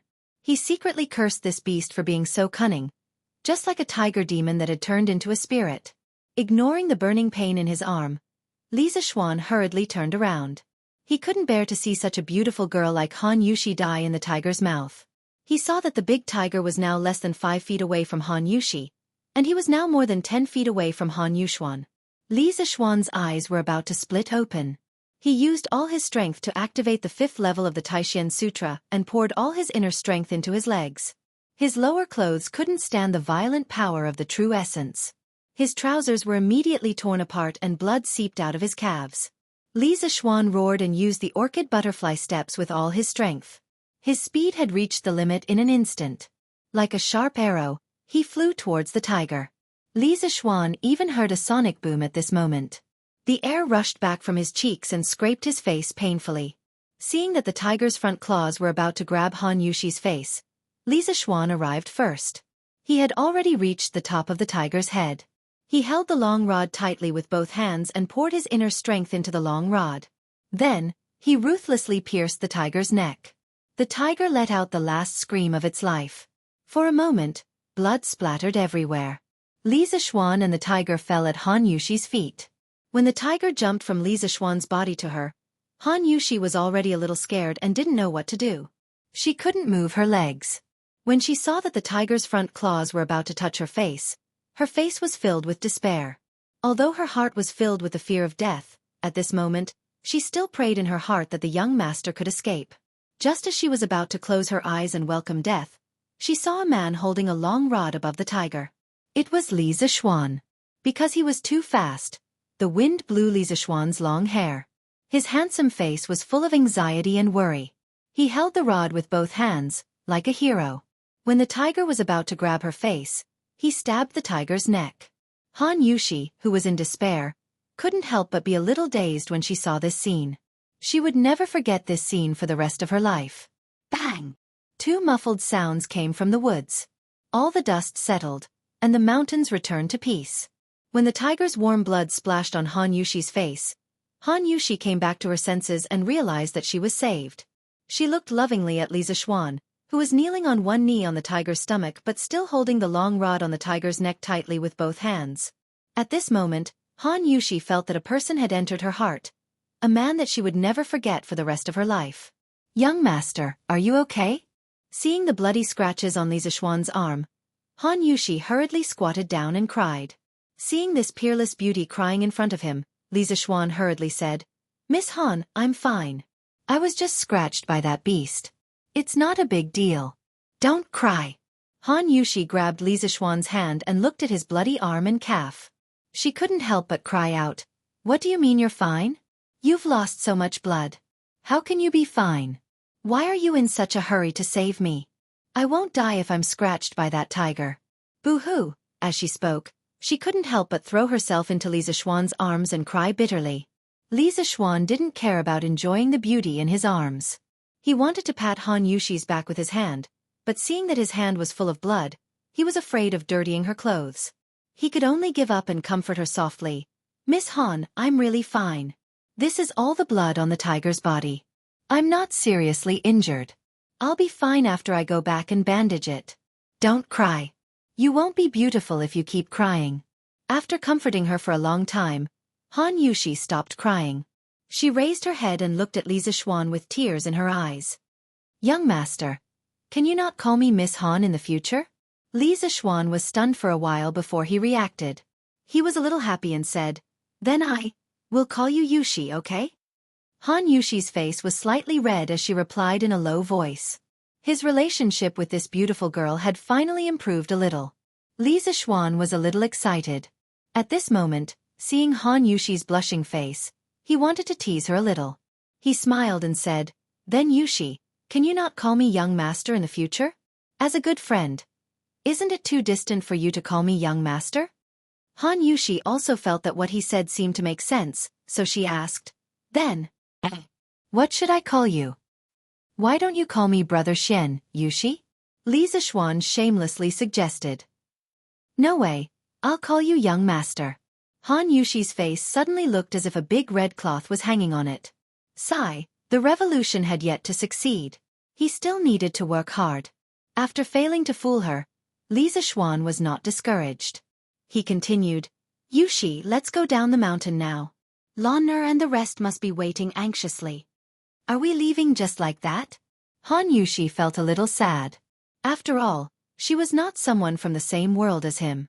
Li Zixuan used the long rod to pick up the big tiger and brought Han Yushi down the mountain. However, he did not know that something big had happened at the foot of the mountain. Chapter 25. 2 hours ago, at the threshing field of the Han village. "Brother Iron Egg, what's so fun about the threshing field?" As soon as they arrived at the threshing field, Lanner couldn't wait to ask. "I made an appointment with Dinyo, Ernyo, and Zhu Zi this morning to fight grasshoppers in the threshing field in the afternoon." Iron Egg replied. At this time, they saw that there were already 3 children squatting on the ground waiting for them on the threshing field, so they hurried over. "Iron Egg, why are you so late?" A chubby boy with a runny nose pointed at Iron Egg and said discontentedly. "Hee, Ernyo, I have something to do at home today." Iron Egg touched his stomach and said embarrassedly. In fact, the chicken he ate at noon was too delicious, so he ate happily and forgot that there was such a thing in the afternoon. "Iron Egg, who is she?"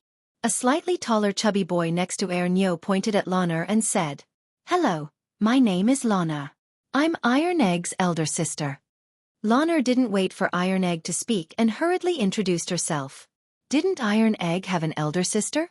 The children were a little confused, but seeing that Iron Egg didn't refute, they just thought that Lanner was Iron Egg's distant elder sister. The taller chubby boy said, "Oh, hello, Iron Egg's elder sister. My name is Dinyo." Another dark skinny boy also introduced himself. "My name is Zhu Zi." At this time Ernyo said, "Iron Egg, you and your elder sister came late and haven't caught grasshoppers yet. Go and catch them quickly. The 3 of us have already caught them." After saying that, he proudly showed the grasshopper in his hand. Iron Egg heard this and immediately pulled Lanner to the field to look for grasshoppers. At this time, grasshoppers haven't grown up yet. They were all small green grasshoppers, so it was difficult to find them in the green grass. Lana looked for a long time but couldn't find one. She was a little anxious.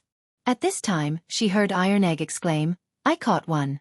Lana hurriedly went over and saw a medium-sized green grasshopper in Iron Egg's hand.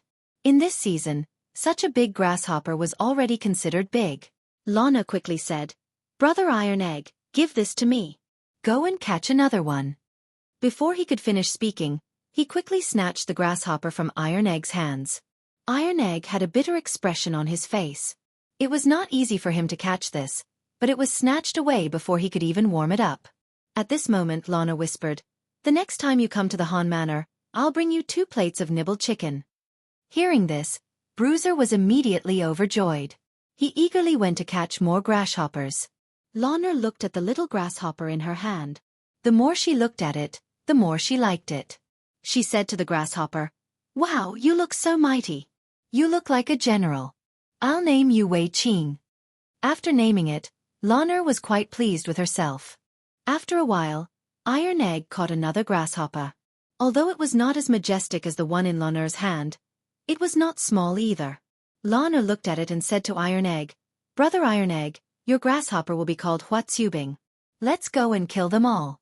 The 2 of them brought their grasshoppers back to the threshing field. After greeting De Nyo, Er Nyo, and Zhu Zi, the 5 of them took out their grasshoppers and started to fight. After a while, as expected, only Lanur's Wei Qing and Iron Egg's Huatsubing were left. At this moment, Lanur picked up Wei Qing and said, "There's no need to fight anymore. My Wei Qing is first. Brother Iron Egg's Huatsubing is second." Iron Egg heard this and had a bitter expression. He was about to object when Lanur raised a finger to signal him. "A plate of nibbled chicken?" Iron Egg understood Lanur's meaning and swallowed his saliva. His eyes lit up and he hurriedly nodded in agreement. "Oh, I was wondering who this was. Iron Egg, are you fighting grasshoppers?" At this moment, everyone heard a male duck's voice coming from the village entrance. Iron Egg looked at the person who had come. It was a wretched fatty around 10 years old with 3 moles on his face. He frowned and said, "Lu Haojian, why are you here?" "Why can't I be here?" Lu Haojian raised his eyebrows and said, "This young master is here to fight your grasshopper today. It just so happens that you just finished fighting those 3 brats. Quickly take out your grasshopper and fight with this young master." "I won't fight with you." Iron Egg frowned and said. After saying this, he pulled Lana back home. "Heh, you won't fight with me? This little girl is quite cute. If you don't fight with me, this young master will capture her and make her my maid," Lu Haojian said with ill intentions. After he said this, a few servants went up to block Lana and Iron Egg's path. Iron Egg heard this and was furious. "You dare? This is the Han Manor. My father will beat you to death when he comes." Hearing Iron Egg mention his father, Lu Haojian's eyes flashed with a trace of hatred. He said hatefully, "Bah, your father is a lame old thing. A few years ago, every time I came to collect rent with my father, that old thing, your father just had to meddle in other people's business. Sooner or later, I will kill that old thing." Iron Egg heard the other party cursing his father and his eyes were spitting fire. He clenched his fists so hard that his nails dug into his flesh. He said angrily, "That's because your rent scale is not following the rules. That's why my father stepped in." Lu Haojian waved his hand and said, "Don't talk so much nonsense. Are you going to fight or not?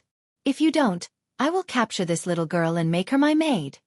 At this moment, Lana pulled Iron Egg's hand and asked in a low voice, "Who is this ugly fatty?" Bruiser almost laughed out loud when he heard this. He quickly explained in a low voice, "He is the son of our Han Manor's previous owner, Lu Haojian. This person used to bully the people in our manor and is very bad."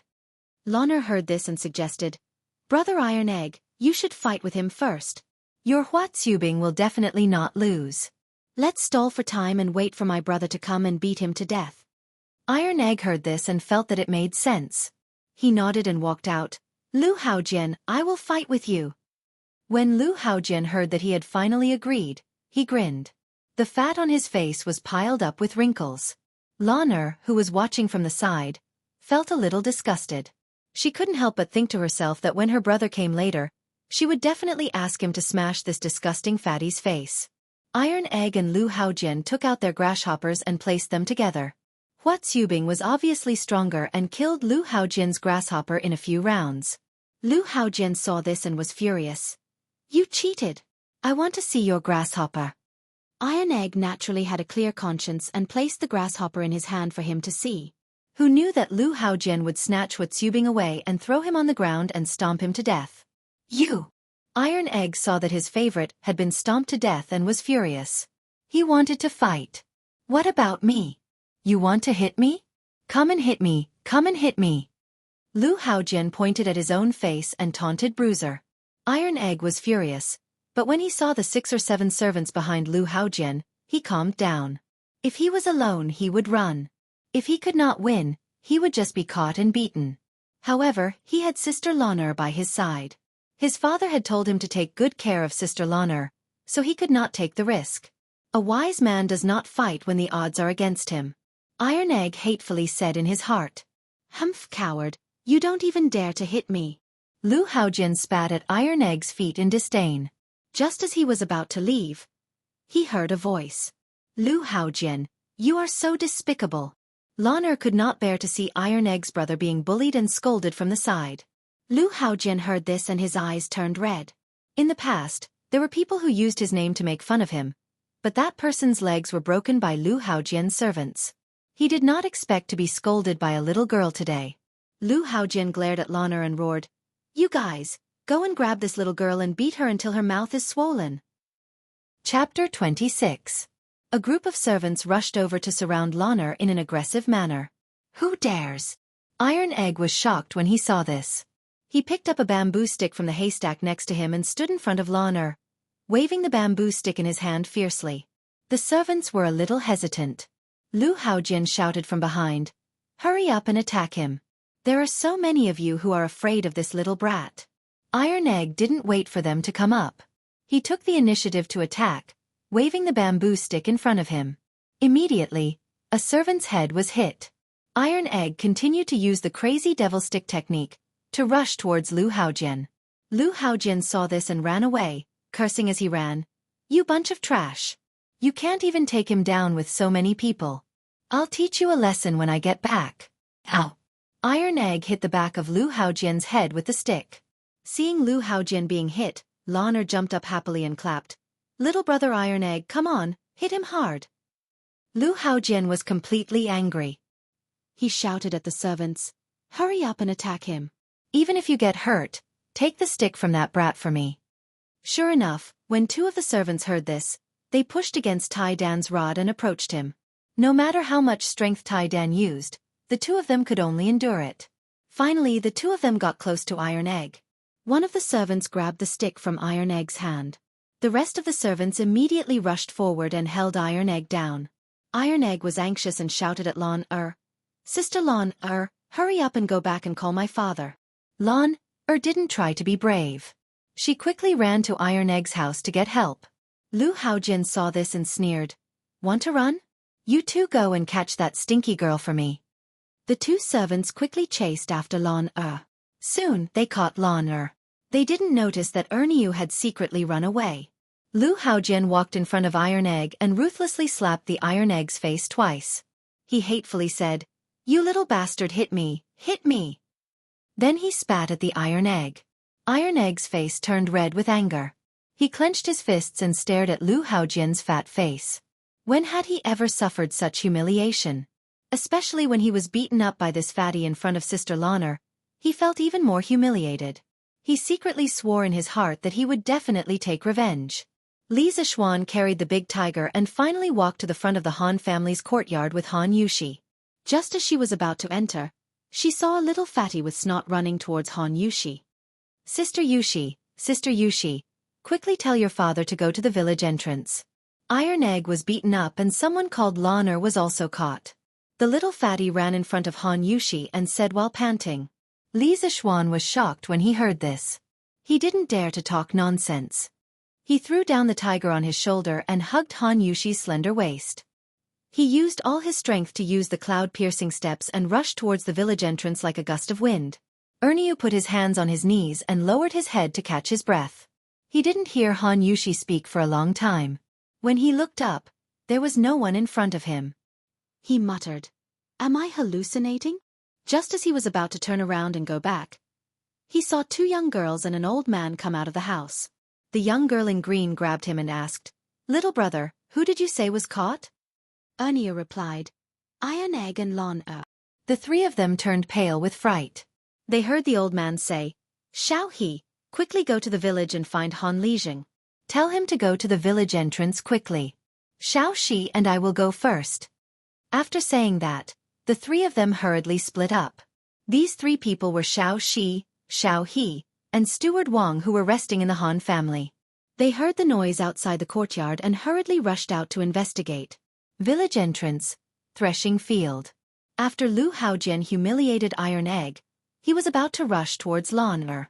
Iron Egg said anxiously, "Lu Haojian, if you have the ability, come at me." "What kind of ability is bullying girls?"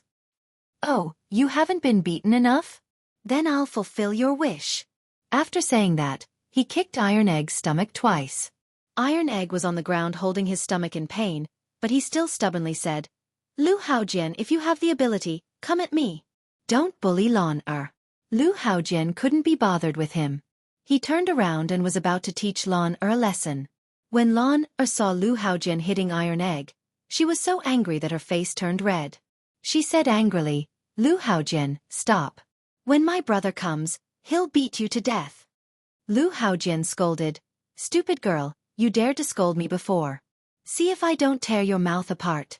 After saying that, he reached out to pull Lon Er's mouth. "Stop." At this moment, a loud roar came from outside the crowd. Lu Haojian saw a young man in a servant's uniform walking over. He sneered, "Which family's dog servant dares to meddle in my business?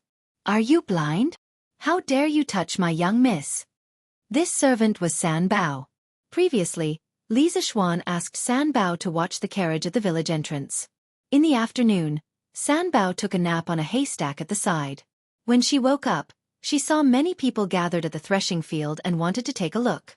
Just as she walked over, she heard Lon Er scolding Lu Haojian. Her young miss was being bullied. San Bao quickly ran over. When she saw Lu Haojian about to pull Lon Er's mouth, she immediately stopped him. Lu Haojian was furious when he heard that. A stupid servant dared to speak rudely to him. He shouted to the two servants beside him, "The two of you, go and beat this dog servant to death. Beat him to death." After being angered one after another, Lu Haojian was losing his mind. 2 fists were no match for 4 hands. San Bao was quickly beaten down by the 2 servants. Lu Haojian came over and kicked San Bao more than 10 times. San Bao felt something sweet in her throat and finally couldn't help but vomit a few mouthfuls of blood. Lon Er saw San Bao vomiting blood on the ground. She was so anxious that she cried, "Stop beating him. Lu Haojian, stop." Lu Haojian walked towards Lon Er and sneered, "Stupid girl, no one will come to save you now, right?" Lon Er snorted, "My brother will be here in a while. When he comes, I'll smash your ugly face." Hearing this little girl call him ugly, Lu Haojian was furious. He reached out to tear Lon Er's mouth. At this moment, Lu Haojian suddenly heard the sound of something breaking through the air. Following that, he saw a foot getting bigger and bigger in front of his eyes. Lu Haojian instantly flew out like a kite with a broken string. Li Zixuan brought Han Yushi to the threshing field. He saw a fat man with 3 moles on his face. He was about to reach out to pinch Lon Er's face. Li Zixuan couldn't help but be furious. He usually couldn't even bear to speak harshly to his sister Lon Er, let alone hit her.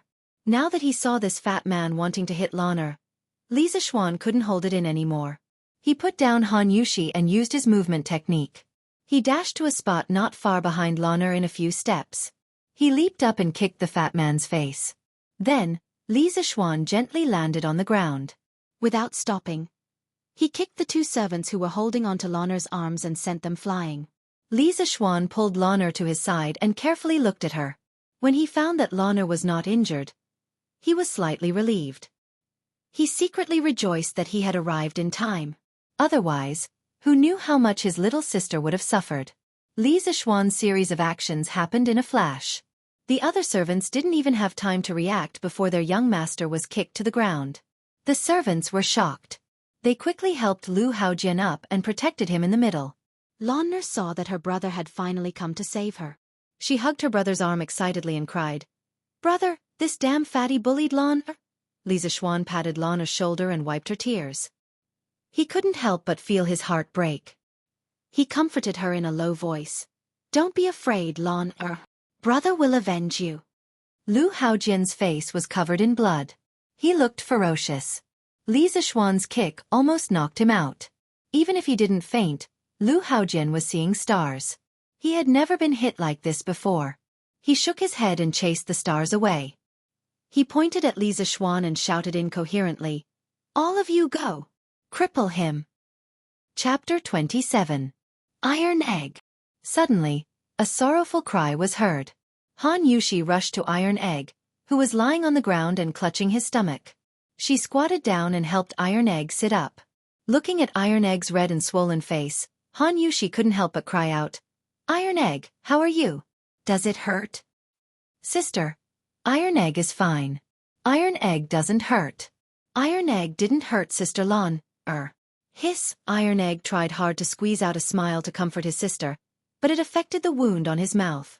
At this moment, Li Zishuan also saw Iron Egg, who was lying on the ground with red and swollen cheeks, and San Bao, who had blood on the corner of her mouth and her clothes were dyed red. When he heard Iron Egg's weak voice, he guessed that the two of them were injured while trying to buy time to protect Lan Er. His heart ached.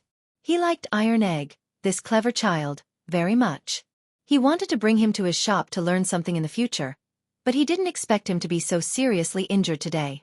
San Bao was also loyal to him, but today, she was beaten to the point of vomiting blood to protect Lan Er. Li Zishuan's anger rose. He stared at the servants and Lu Haojian in front of him with murderous intent. If he hadn't rushed over in time today, the consequences would have been hard to say. They dared to bully Lan Er and hit the people around him. They must pay the price. The servants saw Li Zishuan's murderous gaze and the blood on Li Zishuan's body. This was the blood from the tiger on the mountain. He didn't even have time to change his clothes. At this moment, Li Zishuan made the servants feel that this person was like a demon from hell. They usually ran amok in the village and had never seen such a terrifying person. Hearing Lu Haojian's roar, the servants didn't dare to step forward. They were just paid to be servants. There was no need to put their lives on the line. At this moment, Lu Haojian's mind was slightly clearer. Looking at the murderous Li Zishuan, he felt that this person was not easy to deal with. Today's matter would not be settled peacefully. He pulled over a servant and whispered a few words into his ear. That servant immediately ran away like a wisp of smoke. Li Zishuan knew that this fatty wanted to call for reinforcements. He looked at them coldly and did not stop them. It just so happened that there were not enough people in front of him to vent the anger in his heart. However, before the fatty's reinforcements arrived, there were many things he could do. Li Zishuan looked at Iron Egg and asked, "Iron Egg, who is this fatty? Why did he hit you?" When Iron Egg saw that Li Zishuan had come to the rescue, he let out a sigh of relief. The task given to him by his father was finally completed. Now that he heard the young master's question, he stood up with the help of his sister and told Li Zishuan everything that had happened in the afternoon. After he finished, he stared at Lu Haojian with eyes full of hatred. After hearing this, Li Zishuan could no longer hold back his anger. He stared coldly at Lu Haojian as if he was looking at a dead man. "Lu Haojian, how do you want to die today?" Lu Haojian trembled under this cold stare. He had never felt that death was so close to him. He did not care about Li Zishuan's scolding and trembled in fear. You can't kill me. I only beat up these two brats. You can't kill me. My father is Lu Shuren. If you kill me, my father won't let you off." "Humph, let's see if I dare to do it today." Li Zishuan dodged to the side. Lu Haojian didn't even see his movements clearly. He only heard the miserable screams of the guards protecting him. He saw those guards fly a dozen or so meters away like kites with their strings cut. They crashed heavily onto the ground, unable to crawl back up. Then, Lu Haojian's vision blurred. He only felt a sledgehammer ruthlessly hit the left side of his face. Before he could scream, he was sent flying. "Brother, hit that fatty's face." He just wanted to tear Lan'er's mouth. Brother wants to avenge Lan'er and brother Iron Egg. Lan'er jumped up and said to her brother. She was not as scared as before when she saw her brother showing off his power. Young master, you also want to avenge San Bao. San Bao was almost kicked to death by this fatty. San Bao saw that Lan'er did not mention her, so she quickly added. Li Zishuan naturally wanted to avenge his sister. He went forward and picked up Lu Haojian who was lying on the ground. Lu Haojian shouted in fear. Don't hit me, don't hit me. I'll give you money, a lot of money. Don't hit me. Li Zishuan could not be bothered with him. He used 10 dragon-subduing slaps on his fat face. Li Zishuan's palms flew left and right. It was dazzling. Lu Haojian's head was twisted rapidly. Soon, his cheeks were swollen. His already fat face became even fatter. His face was even taller than the bridge of his nose. Lan'er, Iron Egg, and San Bao were watching from the side. They were very satisfied. Lan'er waved her arms and jumped up. Good hit, brother, good hit. Li Zishuan slapped more than 10 times. He was tired and felt that it was meaningless. The main reason was that these people were too weak. They were not even as powerful as the big tiger on the mountain. If Lu Haojian heard Li Zishuan's words, he would definitely vomit blood. If he was half as powerful as the tiger, would he just stand there and let you hit him? Lu Haojian's face was so swollen that he could no longer speak. Li Zishuan picked him up with one hand and threw him in front of Iron Egg and San Bao. Iron Egg, San Bao, how did he hit you just now? Give me 10 times the amount. Young master, what happened to you? A worried voice came from outside. Li Zishuan looked and saw that it was Xiao Shi. Behind her was Wang Zhong. Xiao Shi saw that Li Zishuan was covered in blood and was shocked. She quickly ran over and asked worriedly. Li Zishuan waved his hand and said, I'm fine. The blood on me is not mine. He then looked at Wang Zhong and said, Uncle Wang, why are you here? Wang Zhong was also worried. When he heard that the blood was not his, he was slightly relieved. He said, Young master, we heard that something happened to young miss at Han Lijing's house, so we rushed over. Oh, I also saw a dead tiger at Han Lijing's house. Li Zishuan nodded and said, Uncle Wang, that tiger was killed by me. Lan'er is fine now. At this moment, a series of footsteps came from afar. Li Zishuan turned his head to look and saw a chubby middle-aged man leading 50 or so servants to protect the courtyard. Surprisingly, the servant who had just escaped was among them. The group of people rushed over in an aggressive manner. These should be the reinforcements that Lu Haojian had called for. Li Zishuan sneered. Humph, they came at the right time. I haven't finished venting my anger. Xiao Shi and Wang Zhong saw that there were so many people coming over aggressively. It was obvious that they did not come with good intentions. They were very worried.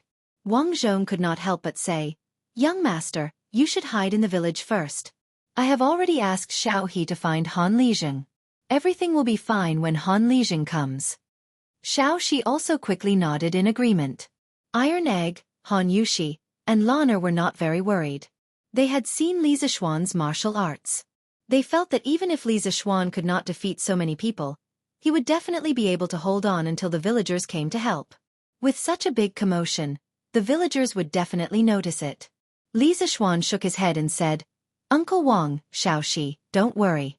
These dozens of clowns will not be able to hurt me. Stand aside. After saying that, he took the initiative to go up to those people. Chapter 28.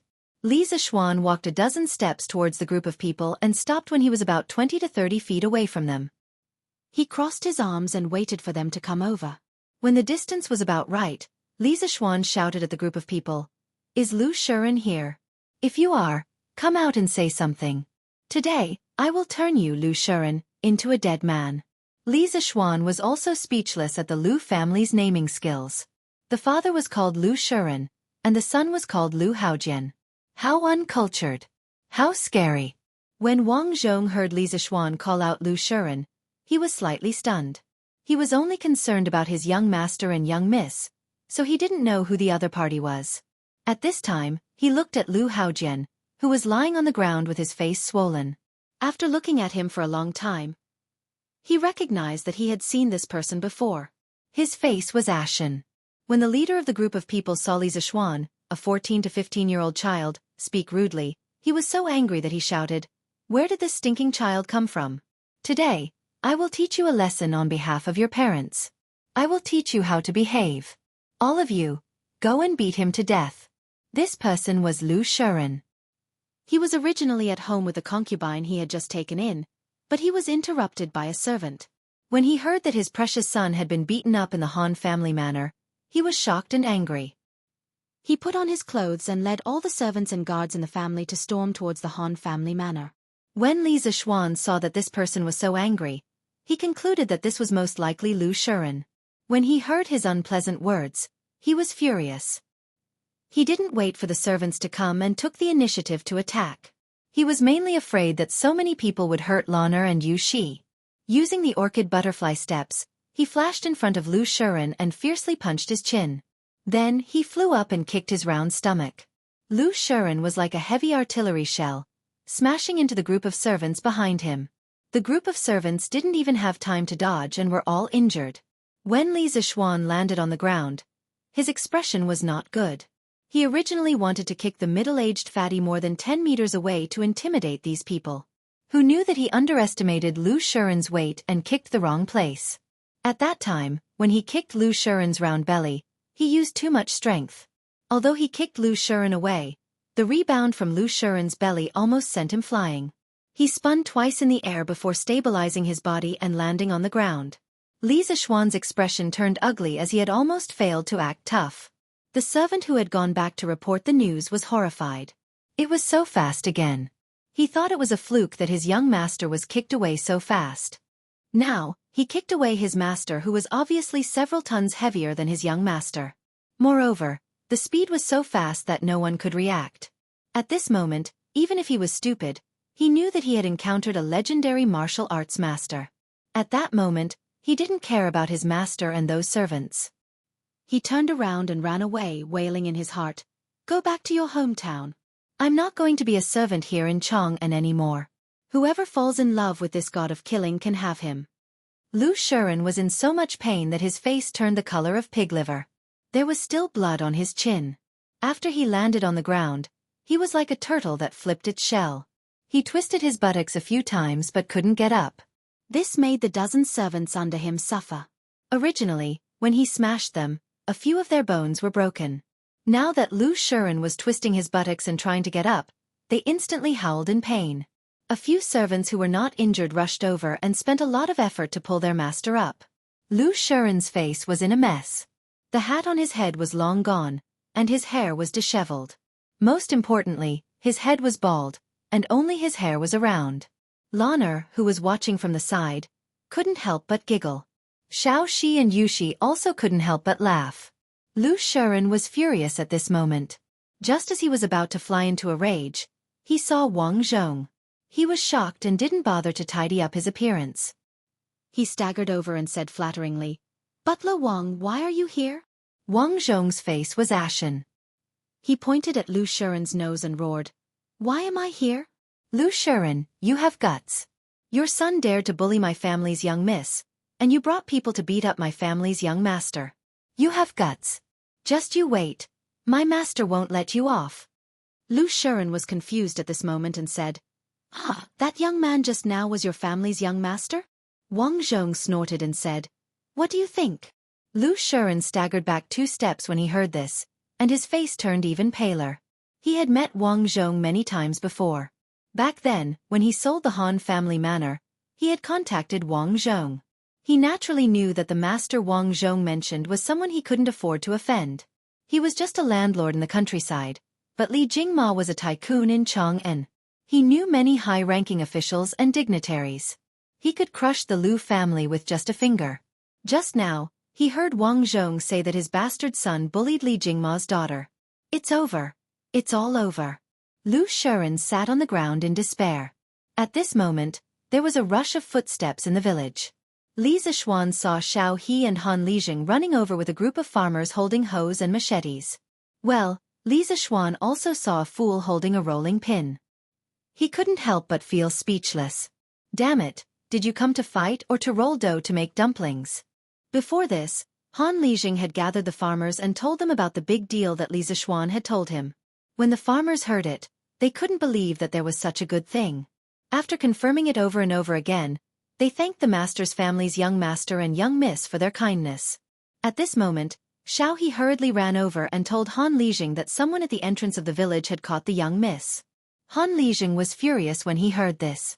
A burly man with a full beard stood up and shouted, "Han Lijing, what are you waiting for? Kill them. The master has been so good to us. Not only did he reduce our rent, he even brought us such a business deal.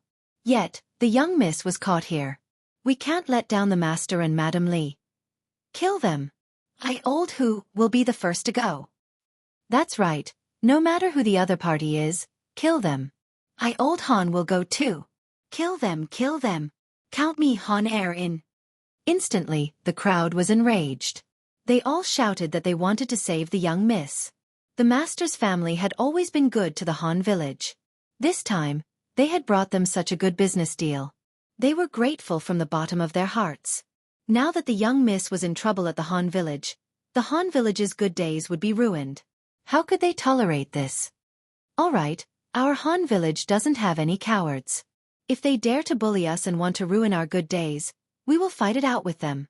At this moment, Han Lijing stood up and shouted, "Fight it out, fight it out." Han Lijing led these angry villagers, picked up the farming tools beside them, and the group of people majestically charged towards the threshing field. When Han Lijing arrived at the threshing field, he saw from afar that the young miss was still safe and sound. His heart was slightly relieved. When he saw Li Zishuan covered in blood, his heart was filled with fear. He quickly walked to Li Zishuan's side and anxiously asked, young master, are you all right?" Li Zishuan waved his hand and smiled, "Uncle Han, I'm fine. The blood on my body isn't mine. It's just that I came late and caused your family's iron egg to be injured." Han Lijing looked at Iron Egg and saw that his face was only a little swollen. He said, "It's good that young master and young miss are fine. Otherwise, this Han would have died 10,000 times. Iron Egg being beaten up is fine. That stinky brat's skin is thick." When Li Zishuan heard this, the corner of his mouth twitched. He silently mourned for Iron Egg. Was this Iron Egg's father really his own? At this moment, Han Lijing held his sickle and walked in front of Lu Shiren. Facing the dozens of servants beside Lu Shiren, he was not the least bit afraid. Thinking that if the young master had come a little later, the young miss might have been in trouble, the more he thought about it, the more scared he became. A monstrous murderous aura filled the air. This was the murderous aura that he gained from killing a mountain of corpses and a sea of blood. At this moment, he really wanted to kill Lu Shiren. The Han family manor had finally welcomed such a kind-hearted master. If something happened to the young master and young miss here, the consequences of the Han family manor could be imagined. Han Lijing coldly said, "Lu Shiren, what do you mean? When you were in the Han family manor, you maliciously bullied us villagers. Now that you've left, you came back to beat up our young master and young miss. Do you really think that the people of the Han family manor are made of mud? Do you believe that I won't kill you?" After he finished speaking, he placed the sickle in his hand in front of Lu Shiren's throat.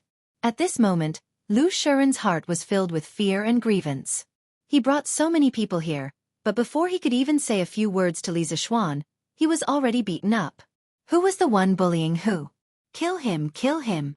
The surrounding villagers all waved the farming tools in their hands and roared angrily. Lu Shiren was scared out of his wits by the angry roars of the crowd in front of him. He fearfully said to Han Lijing, "I was wrong. I didn't know that this person was your young master. Don't kill me, please spare my life." A trace of warm liquid flowed out from the bottom of his trousers. He was so scared that he actually peed his pants. The surrounding servants also did not expect that the villagers that they used to bully so casually would be so fierce today. They were so scared that they did not care about their master and young master anymore and scattered in all directions. Han Lijing pressed down with his other hand, indicating for everyone to be quiet. He said to Li Zishuan, "Young master, how do you want to deal with them? If young master wants to kill them, I, old Han, will do it myself. After that, I, old Han, will go to the government to take the blame." Han Yushi was a little touched at this moment, but she was also a little worried. She was really worried that Li Zishuan would let her father take the blame after killing them. However, this was her father's decision, and she could not stop it. Before Li Zixuan could speak, a big man with a full beard stood out and said, "No, young master, let me do it. I, old Hu, will take the blame. I, old Hu, have long disliked this Lu Shuren." The villagers immediately stood out and shouted, "Let me do it, I will take the blame."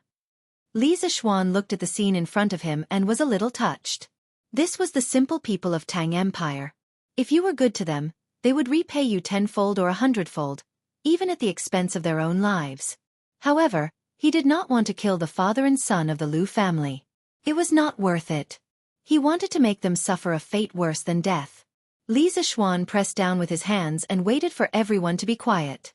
Li Zixuan pushed the sickle away from Lu Shuren's throat and said to Han Lijing, "Uncle Han, even if I want to kill them, I won't let you take the blame. Moreover, I don't want them to die. I want them to suffer a fate worse than death. Uncle Han, get someone to break the father and son's hands and feet, then send them back." Han Yushi looked at him gratefully when she heard that. She thought to herself that she had not misjudged him. Young master was not that kind of selfish person. Li Zixuan said to Lu Shuren, "Lu Shuren, if you are not convinced, you can go to the government and sue me. I, Li Zixuan, will accompany you to the end." After saying that, he ignored the father and son of the Lu family who had fainted from fright and brought Lan'er, Han Yushi, and the others back to Han Lijing's house. Such a bloody scene was not suitable for them to see. The rest was left to Han Lijing and the villagers.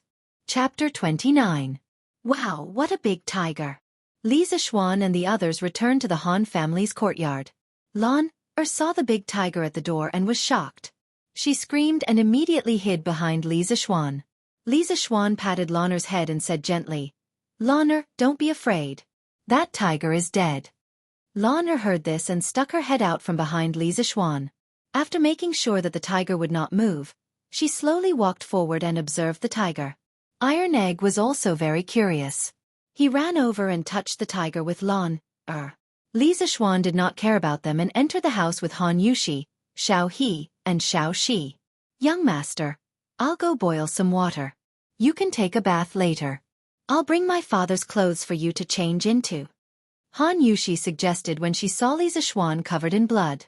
Li Zixuan looked at his dirty body. It was indeed time to take a bath. If he went home like this, his mother would faint from fright. He nodded and said, "Okay, then I'll have to trouble Yushi. Xiao He, go and help Yushi." Xiao He had already noticed that the young master had changed the way he addressed Han Yushi from Miss Han to Yushi. The little girl looked at the young master suspiciously. When she heard the young master instructing her, she quickly agreed. She did not dare to ask the young master face to face. Moreover, how could a servant casually ask about the young master's feelings? After a while, Han Yushi and Xiao He carried a bucket of hot water into the house. Then, Han Yushi handed Li Zixuan a set of clothes and said, "Young master, please take a bath in my room." "Young master, you can wash in my father's room. These are my father's clothes when he was young. They might not fit you well. Young master, please wear them first." Li Zixuan looked at her beautiful little face and smiled. "Okay, Yushi, it's been hard on you. You must have been frightened today." At this moment, there were only the two of them in the room. It was a little ambiguous. Han Yushi blushed and said, "Young master, what are you saying?" "Young master, quickly take a bath. Yushi will go out first." After saying that, he hurriedly ran out of the door. Li Zixuan closed the door, took off his clothes, and sat in the bathtub. He shook his head and said to himself, "I didn't ask you to take a bath with me.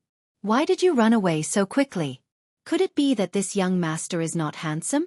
This shouldn't be the case." Li Zixuan finished showering, put on his clothes, picked up the bathwater, walked out of the door and poured it out. Then, he walked back into the house. Han Yushi happened to see Li Zixuan wearing clothes that were obviously one size bigger than his body. He looked quite funny as he walked. She couldn't help but laugh. Li Zixuan turned around when he heard the sound. He knew what Han Yushi was laughing about. There was nothing he could do. He was only 14 years old. He would definitely look big in Han Lijing's clothes. So be it if she laughed. It was a good opportunity to admire the smile of a beauty. Han Yushi was shy from his stare. She quickly stopped smiling and her little face was a little red. She went forward to help Li Zixuan tidy up his collar. As Li Zixuan was taller than her, she was tiptoeing and tidying up the collar behind Li Zixuan's neck with both hands. This posture was very ambiguous. Li Zixuan looked at her lively eyes, white nose, and red lips. His Adam's apple bobbed a few times. He was very tempted. Han Yushi saw Li Zixuan staring at her. She smelled the strong masculine scent on his body, and thought about how he flew over to save her from the tiger's mouth on the mountain. For a moment, she was also a little moved. Li Zixuan was about to lower his head and kiss her when he heard a child's voice. Wow, brother, sister Yushi. What are you playing? Lan wants to play too. Lan finished touching the tiger and was looking around for her brother. When she came to the room, she saw her brother and sister Yushi hugging each other. She shouted excitedly. When Han Yushi heard that, she immediately pushed Li Zixuan away as if she had been electrocuted. She retreated to the corner and blushed. She lowered her head and did not speak. Li Zixuan was helpless. He said to Lan, your sister Yushi is helping brother tidy up his collar. Lan, why didn't you knock when you came in? Aren't you afraid of the door demon? When Han Yushi heard Li Zixuan mention the door demon, she raised her head and looked at him curiously. She did not know what story was inside. Lan said a little fearfully, but brother didn't close the door. Do I have to knock? Li Zixuan was stunned. He had made a mistake. He had actually forgotten to close the door. After a long time, Han Lijing finally came back. Wang Zhong and San Bao followed behind. Li Zixuan did not ask how Han Lijing had handled it. He stood up and said goodbye to Han Lijing. Uncle Han, sorry for disturbing you today. It's getting late. We should go back. Oh right, you need money to buy the mountain fruits. Uncle Wang, how much money did we bring this time? Young master, we only brought 10 strings of cash. Okay, then give it all to Uncle Han. If Uncle Han doesn't have enough money in the future, you can ask Uncle Wang for more. This money can be deducted from the money from selling alcohol in the future, Li Zixuan said. Han Lijing did not expect his young master to be so thoughtful. He took the money and said gratefully, Thank you for your trust, young master. Li Zixuan waved his hand and looked at San Bao. San Bao, how are you? Can you still walk? I'll give you a raise when we go back this time. Previously, Wang Zhong had brought San Bao to the village doctor for some simple treatment. After such a long time, she had recovered. When she heard her young master's question, she felt warm in her heart. Young master, San Bao is fine. San Bao is strong. After saying that, he even showed off his biceps. Li Zixuan smiled and said, Okay, then let's go. Lan let's go home.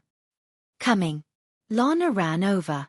Li Zixuan clasped his hands and said to Han Lijing, Uncle Han, we'll meet again someday. He turned back and looked at Han Yushi deeply. Li Zixuan would be lying if he said that he was not moved by this gentle, brave, and fairy-like girl. Although they had only known each other for a day, Han Yushi had left an impression on him that could not be erased for the rest of his life. Li Zixuan waved at her and said, Yushi, goodbye. After saying that, he turned around and prepared to leave. Han Yushi silently watched Li Zixuan's back from the side. She was very reluctant to part with him. But so what? God could not help her make him stay. Perhaps God had heard the call in her heart. At this moment, the wind and clouds suddenly changed. A muffled thunder came from the sky. Wang Zhong looked at the dark clouds in the west and said worriedly, Young master, I'm afraid that the rain is not light. We can barely make it back by horse, but it's very dangerous for a carriage to take the mountain road in this weather. Li Zixuan remembered the bumpy mountain road when he came back. He also felt that it was dangerous to take the mountain road in the rain. He hesitated and joked to Han Lijing.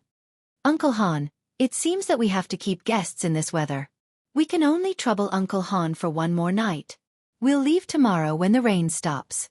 After saying that, he was secretly happy. Was it because he could stay with Han Yushi for one more night? He could not explain it. Han Lijing laughed heartily and said, Young master, what are you saying? It's my honor that you can stay in my house. I still need to trouble Uncle Han with one more thing. Uncle Han, find a strong man with good skills to go to Chang'an City and tell my mother that I'll be back tomorrow. I'm afraid that my mother will be worried. Li Zixuan suddenly thought of his mother and quickly told Han Lijing. Yes, young master. Don't worry. I'll arrange it. Han Lijing nodded and replied. Han Yushi was still sad about parting. When she heard them talk, she was happy. She thanked God in her heart for letting Li Zixuan stay. She even thought that it would be great if the rain never stopped. Chapter 30. After dinner, Han Lijing brought Iron Egg, San Bao, and Wang Zhong out. There were only 3 rooms in his house, and they definitely couldn't fit so many people. He had no choice but to bring the 3 of them to another house to sleep for the night. He had already made arrangements with those families. When they heard that they were the young master's people, they welcomed them with open arms. The rain outside was getting heavier and heavier. Li Zixuan tossed and turned, unable to fall asleep as he listened to the pitter-patter of the rain. Moreover, it was too early now. It was almost 6 o'clock in the evening in the modern world. In his previous life, he would only sleep at 11 or 12 o'clock at night. However, in this era, there were no cell phones or computers. There was nothing else to do other than sleep at night. Brother, are you asleep? Lan'er knocked on the door. Li Zixuan got up and opened the door. Lan'er squeezed in agilely. Li Zixuan looked at her and said, Lan'er, why aren't you asleep? Lan'er and Han Yushi slept in one room while Xiao He and Xiao Shi slept in another room. Lan'er came over and held her brother's hand. Brother, we can't sleep. Why don't you come over and tell us a story? Li Zixuan was puzzled. You guys. Lan'er nodded. That's right. Sister Yushi, Sister Xiao He, and Sister Xiao Shi can't sleep. We're all in Sister Yushi's room waiting for you to come over and tell us a story. Li Zixuan was really tempted. He also wanted to go to Han Yushi's room to take a look. To be exact, he wanted to go to Han Yushi's room to see how charming Han Yushi looked when she was lying on the bed. Just thinking about it made him look forward to it. Lan'er didn't wait for her brother to agree. She pulled her brother's hand and dragged him out of the room. Li Zixuan came to Han Yushi's room. A faint girl's fragrance seeped into his nostrils. Li Zixuan couldn't help but greedily take in a breath. The 3 girls in the room quickly stood up and greeted him. Young master. Li Zixuan nodded at them and then began to look around Han Yushi's boudoir. Although the furnishings in the room were not luxurious, they were placed very neatly. In addition to the dressing table, there was also a small table in the room. Han Yushi naturally wouldn't lie on the bed and wait for him to come over like he had just fantasized. In fact, Han Yushi didn't want Li Zixuan to come to her room, but she couldn't stand the coaxing and pestering of Lan'er and the 2 little maidservants. Moreover, she was quite curious about what story Li Zixuan wanted to tell them, so she agreed to those maidservants half-heartedly. At this moment, the 3 girls and Lan'er were sitting around a small table, waiting for Li Zixuan to tell them a story. Li Zixuan looked around. There were no more stools. His heart skipped a beat. He sat on Han Yushi's fragrant couch without any trace of politeness. When it was time to make a move, he had to make a move. There were no extra stools in this room. Han Yushi had no reason to blame him for sitting on the bed. Of course, he had to take advantage of this. When Han Yushi saw Li Zixuan sitting on her bed, she blushed shyly. She also realized that there were no other stools in the room. She couldn't help but blame herself for being too careless. Lan'er didn't notice the small movements of the 2. When she saw her brother sit down, she said excitedly, Brother, quickly tell me. Lan'er was almost taken away by bad people today. Brother, quickly tell Lan journey to the west, to calm Lan'er down. When Han Yushi and the other 2 heard this, they couldn't help but laugh. No one had ever taken the initiative to ask others to calm them down. Li Zixuan was also very speechless. Lan'er's lively and excited appearance didn't look like she was frightened at all. Han Yushi was frightened on the mountain today. Since they were here, the story still had to be told. He shook his head and said, Lan'er, let's not talk about Journey to the West tonight. Your sister Yushi hasn't heard of many of the previous stories. Today, let's talk about another story. Lan'er wasn't disappointed. Anyway, since her brother made it, it must be the best. At this moment, she shouted even more excitedly, Okay. When Han Yushi saw that Li Zixuan had to think about her even when telling a story, she felt very sweet in her heart. Li Zixuan looked at Xiao He and Xiao Shi and said, Xiao He, Xiao Shi, you have heard the first part of this story before. When Xiao He heard this, she immediately remembered that afternoon when the young master said that no one could tell that she was a man dressed as a woman. Her face suddenly turned red. She swore that she would definitely not mention the question that afternoon again today. Li Zixuan didn't tease her anymore. He looked at Han Yushi and said, "The story that we are going to tell today is called Liang Shanhua and Zhu Yingtai." It was said that during the Eastern Jin dynasty, there was a woman named Zhu Yingtai by the Zhu family's village in Shangyu County, Zhejiang Province. She was beautiful and smart. She had been learning poetry from her brother since she was young. She admired Ban Zhao and Kai Wenji's talent and learning. She only hated that her family didn't have a good teacher. She wanted to go to Hangzhou to study. Li Zixuan used his own words to tell them the plot that he saw from the TV series in his previous life. Although the words weren't beautiful, the story was beautiful and touching. As Li Zixuan told the story, Han Yushi, Xiao He, and Xiao Shi were all immersed in the story. Zhu Yingtai disguised herself as a man to study. Liang Shanhua didn't find out that she was a woman after sleeping with her for 2 years. Zhu Yingtai returned to her hometown to visit her relatives and was forced to marry by the Ma family. With the story's twists and turns, the hearts of the 3 girls rose and fell like a boat on the sea. Very quickly, Li Zixuan reached the climax of the story. Zhu Yingtai's bridal sedan was carried halfway when a gust of wind suddenly blew. The people carrying the sedan couldn't move anymore. At this time, the servant girl told Zhu Yingtai that Liang Shanhua's grave was in front of them. Zhu Yingtai didn't care about other people stopping her and walked out of the sedan. She insisted on going to Liang Shanhua's grave to mourn. Zhu Yingtai came to Liang Shanhua's grave and cried loudly. She was in so much pain that she wanted to die. She threw herself onto the grave. In a split second, lightning flashed and thunder rumbled. The wind and rain raged. A big crack suddenly appeared in the grave. Zhu Yingtai shouted Liang Shanhua's name and jumped into the grave. Then, the grave automatically closed.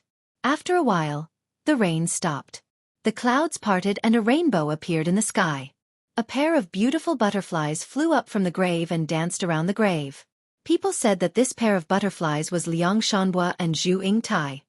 When they heard the part where Liang Shanhua and Zhu Yingtai turned into butterflies, Xiao He and Xiao Shi both burst into tears. Han Yushi's eyes were wet. She looked at Li Zixuan with a complicated expression. She thought, although Zhu Yingtai and Liang Shanhua's love life was bumpy, they had lived happily together for 2 years. Although they didn't have the same quilt, they died in the same cave in the end.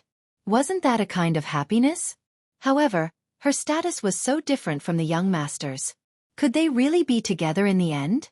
After Li Zixuan finished telling the story, he stood up and said, "All right, it's late. Let's go to bed early."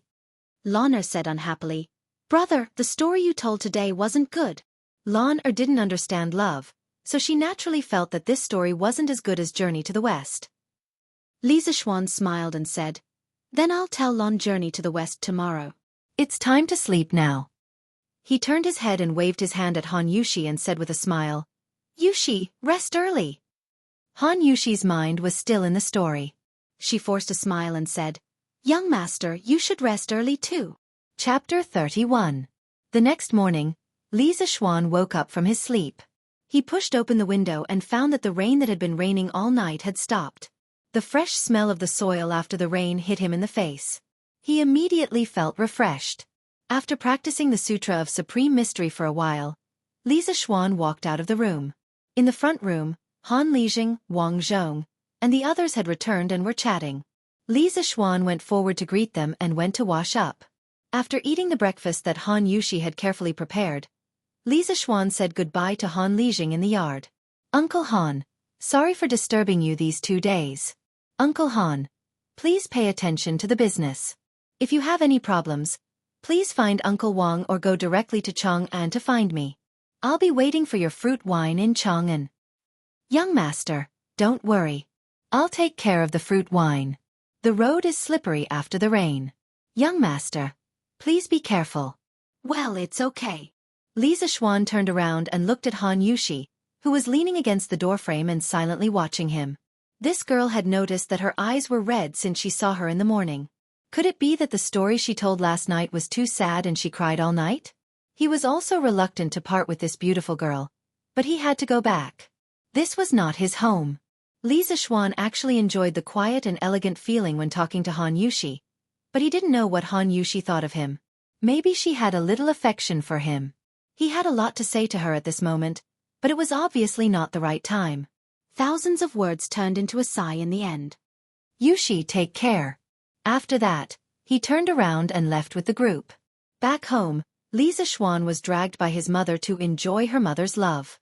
He also told his mother about the purchase of the fruit wine. Mrs. Li didn't care much about the business. Since her son felt that it could make money, she would certainly support him. She gave Li Zixuan 1,000 strings of cash for him to use first. As for his father, his mother would talk to his mother. Li Zixuan was very happy to receive 1,000 strings of cash from the chairman of his family. It was good to be a rich second generation. If he liked a business, he could just ask his mother for money to invest. It was not like the time travel novels he read in his previous life. Some protagonists traveled to ancient times and had no money. They had to work hard to make glass and perfume to get their first venture capital. Li Zixuan said that it was too brain-intensive. He didn't want to do it for the time being. His family was already so rich. He didn't need to invent those inventions. What he needed to do now was to think of ways to spend money. A few days ago, his mother was still encouraging him to be a prodigal son. He had a long way to go. When he arrived at the West Court, he was about to go back to the study to plan the modification of the fruit wine when he found Lan waiting for him in the side hall of the West Court. Lan, what's in the thing you're holding?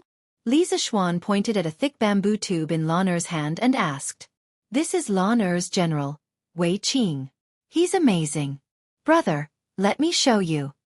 Lan handed over the bamboo tube in her hand as if she was presenting a treasure. Li Zixuan was puzzled. Wei Qing? What the hell? He took the bamboo tube and lifted the lid slightly.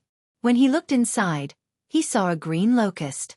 Only then did he remember that the source of the conflict in the threshing field of the Han family village yesterday was the few of them fighting the locust. He didn't expect Lan to name this locust Wei Qing. Li Zixuan couldn't help but find it funny. However, Li Zixuan's smile froze on his face before it could bloom. Then, his expression changed slightly. The way he looked at Wei Qing became a little uncertain. Li Zixuan didn't study the history of the Tang dynasty in detail in his previous life. However, he still knew some of the major events that happened in the Tang dynasty. Some of them were from novels, and some were from television dramas. Li Zixuan remembered that in the second year of the Zhenguan era, the Tang dynasty had an unprecedented locust plague. At that time, the locusts covered the sky and swept across the entire Guanzhong plain. The locusts covered the sky and poured down in torrents. Everywhere they passed, the land was barren. Even the trees and weeds couldn't escape from the locusts, not to mention the crops. Last year, Li Ergang and Xieli of the Turks had signed the humiliating Wei River Pact precisely to buy time for the Great Tang to breathe. The people of the Great Tang had just welcomed the peace that they had longed for. Who would have thought that they would have to face this apocalyptic disaster? In his previous life, Li Zixuan saw on some forums that when the locusts came, there were rumors among the people that this was God's punishment for Li Ergang killing his brothers and imprisoning his father to seize the throne. Li Ergang couldn't defend himself. The history books recorded. Taizong entered the garden to inspect the crops. When he saw the locusts, he plucked a few of them and cursed, "Man's life is the grain. If you eat it, you will harm the people. The people have sinned. You have spirit, but when you eat my heart, you will not harm the people." When he was about to swallow the locusts, he admonished him to the left and right. "I am afraid it will become a disease." "You must not." Taizong said, "I hope to remove the disaster. Why should I avoid the disease?" When Li Zixuan saw this, he was quite shocked. It was not without reason that Li Er had become an eternal emperor. His breadth of mind, his bearing, and his charisma were things that ordinary people could not hope to achieve. Li Zixuan remembered that under the post, there were some keyboard warriors who commented that Li Ergang swallowed the locusts for show, to show that he loved the people like his own children. Li Zixuan snorted at this. Li Ergang swallowed the locusts despite the danger.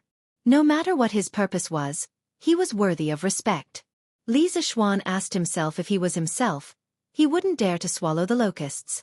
Although the Tang dynasty was beginning to show its prosperity, with the current foundation of the Tang dynasty, it obviously couldn't withstand this catastrophe. Once the locusts came, starving people would be everywhere.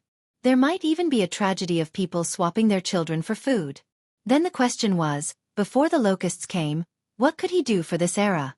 Although he hadn't been in this world for long, There were already many people who cared about him and the people he cared about. For example, his family, Han Lijing, Han Yushi, and the simple and adorable villagers of the Han family village. At this moment, he realized that he had fallen in love with this era and the people of the Tang dynasty. Brother? Lan Er noticed that Li Zixuan was staring at her Wei Qing without moving. She pushed his arm. Oh Lan Er, go play with Xiao He and Xiao Shi first. I have something to do now. I will tell you a story tonight. Li Zixuan was interrupted by Lan Er and said to Lan Er, oh, then you must remember to tell Lan Er a story tonight. Lan Er was a little unhappy. She wanted to come over to show off her invincible General Wei Qing to her brother, but now that her brother seemed to have something to do, she could only leave. Inside the house, Li Zixuan was alone, frowning. He was thinking about how the main characters of the novels who had transmigrated to the Tang dynasty solved the locusts problem. He remembered that some people had brought potatoes with them when they transmigrated and promoted potato farming in the Tang dynasty. This helped the people of the Tang dynasty survive the locusts. This was a good idea. But he had transmigrated. Before he transmigrated, he couldn't have brought potatoes with him. What should he do?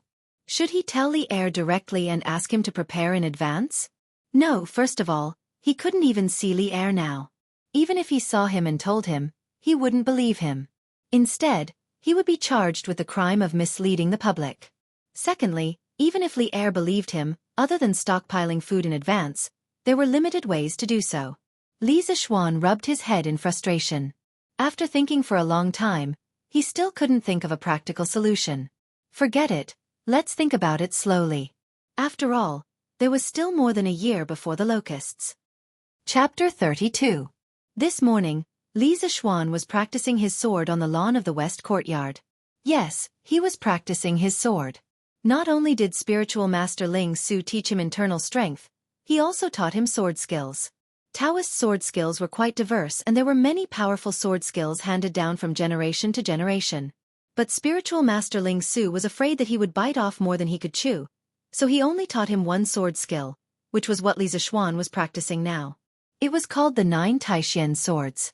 9 swords didn't refer to 9 swords, but this sword skill contained 9 consecutive sword moves. The 9 Taishan swords was a supreme sword skill derived from Li Zixuan's internal strength. When it was used, the 9 consecutive moves were like a violent storm. The 9 moves connected in an endless stream, making people unable to cope.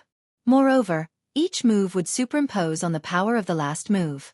Under the superimposition of layers of power, the last move would be accompanied by the sound of thunder.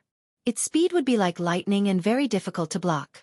After Li Zixuan obtained the memories of this body, he studied this sword skill in his heart for several days. As a modern person, Li Zixuan used to scoff at internal strength sword skills and the like.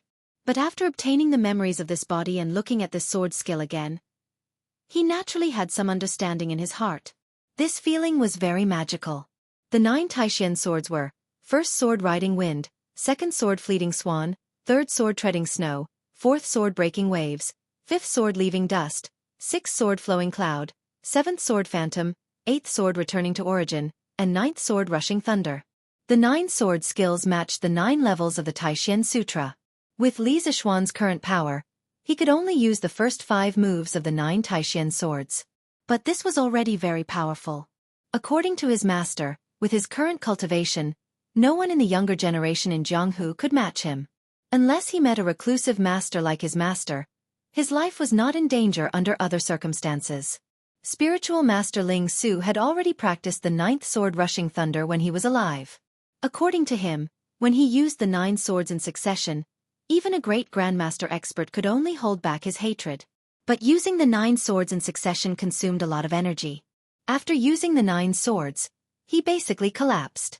Currently, the commonly recognized strength levels in Jianghu were Qi drawing, body tempering, Qi forming, master, and great master. According to his master's introduction, there were only 3 martial grandmasters in the world today. His master was naturally one of them, and he was a peak existence. The other 2 were Shaolin Abbot Xian Kong and Tujue Imperial Advisor Wu Jia. As for the number of grandmasters, there were no clear records, but his master estimated that there were only a few dozen grandmasters in the world. In his memory, The current martial arts world wasn't as exaggerated as what was written in modern cultivation novels. Even a great grandmaster expert couldn't extend their lifespan by several hundred years. At most, they wouldn't get sick easily. Although his master had been a great grandmaster for many years, he couldn't escape from old age, sickness, and death. He passed away at the age of 125. In short, martial arts could only make people stronger and more agile. It would not allow people to transcend the category of humans and become immortals. They were just a little stronger than ordinary people. However, even a great grandmaster expert would not be willing to fight with a small army. Moreover, a great grandmaster wasn't an invincible existence. The gap between great grandmasters wasn't very large. If a great grandmaster was besieged by a dozen great grandmasters, he would still die. Li Zishuan's predecessor had reached the 5th layer of the Taishan Sutra a year ago. Currently, he was an expert at the peak of qi forming. When he reached the 6th layer of the Taishan Sutra, he would enter the ranks of great grandmasters. The Taishan Sutra had 10 layers, but the Taishan 9 swords only had 9 sword moves. In his memory, his predecessor had asked his master why. Spiritual Master Ling Su only said that in the 1,000-year history of Taoism, no one had practiced the Taishan Sutra to the 10th layer, so at present, there was only the Taishan 9 swords. At this moment, in the west courtyard, Li Zishuan's figure changed. The 5 major sword moves, wind riding, graceful grace, snow treading, wave breaking, and dust parting, were used one after another. The grass around him swirled. Even the peach blossoms that had just bloomed on the 2 peach trees next to him were swept away by the strong wind brought by his sword qi. For a moment, the courtyard was filled with sword light and the falling petals were a riot. It was very beautiful. Wow, brother is so powerful. Lan also wants to learn swordsmanship. Lan saw her brother flying around in the field with sword light shining in all directions. He was like a peerless sword immortal.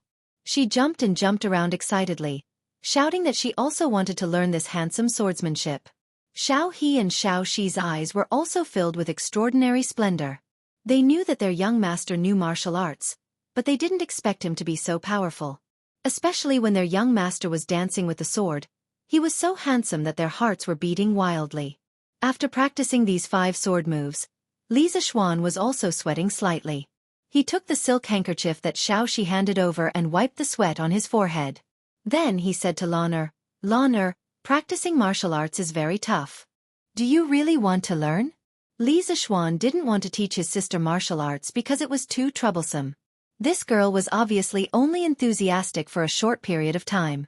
Moreover, to practice martial arts to his level, one must suffer a lot. He couldn't bear for his sister to suffer. Yes. Lan wants to learn. Lan is not afraid of suffering. Lan seemed to be very determined as she nodded her head.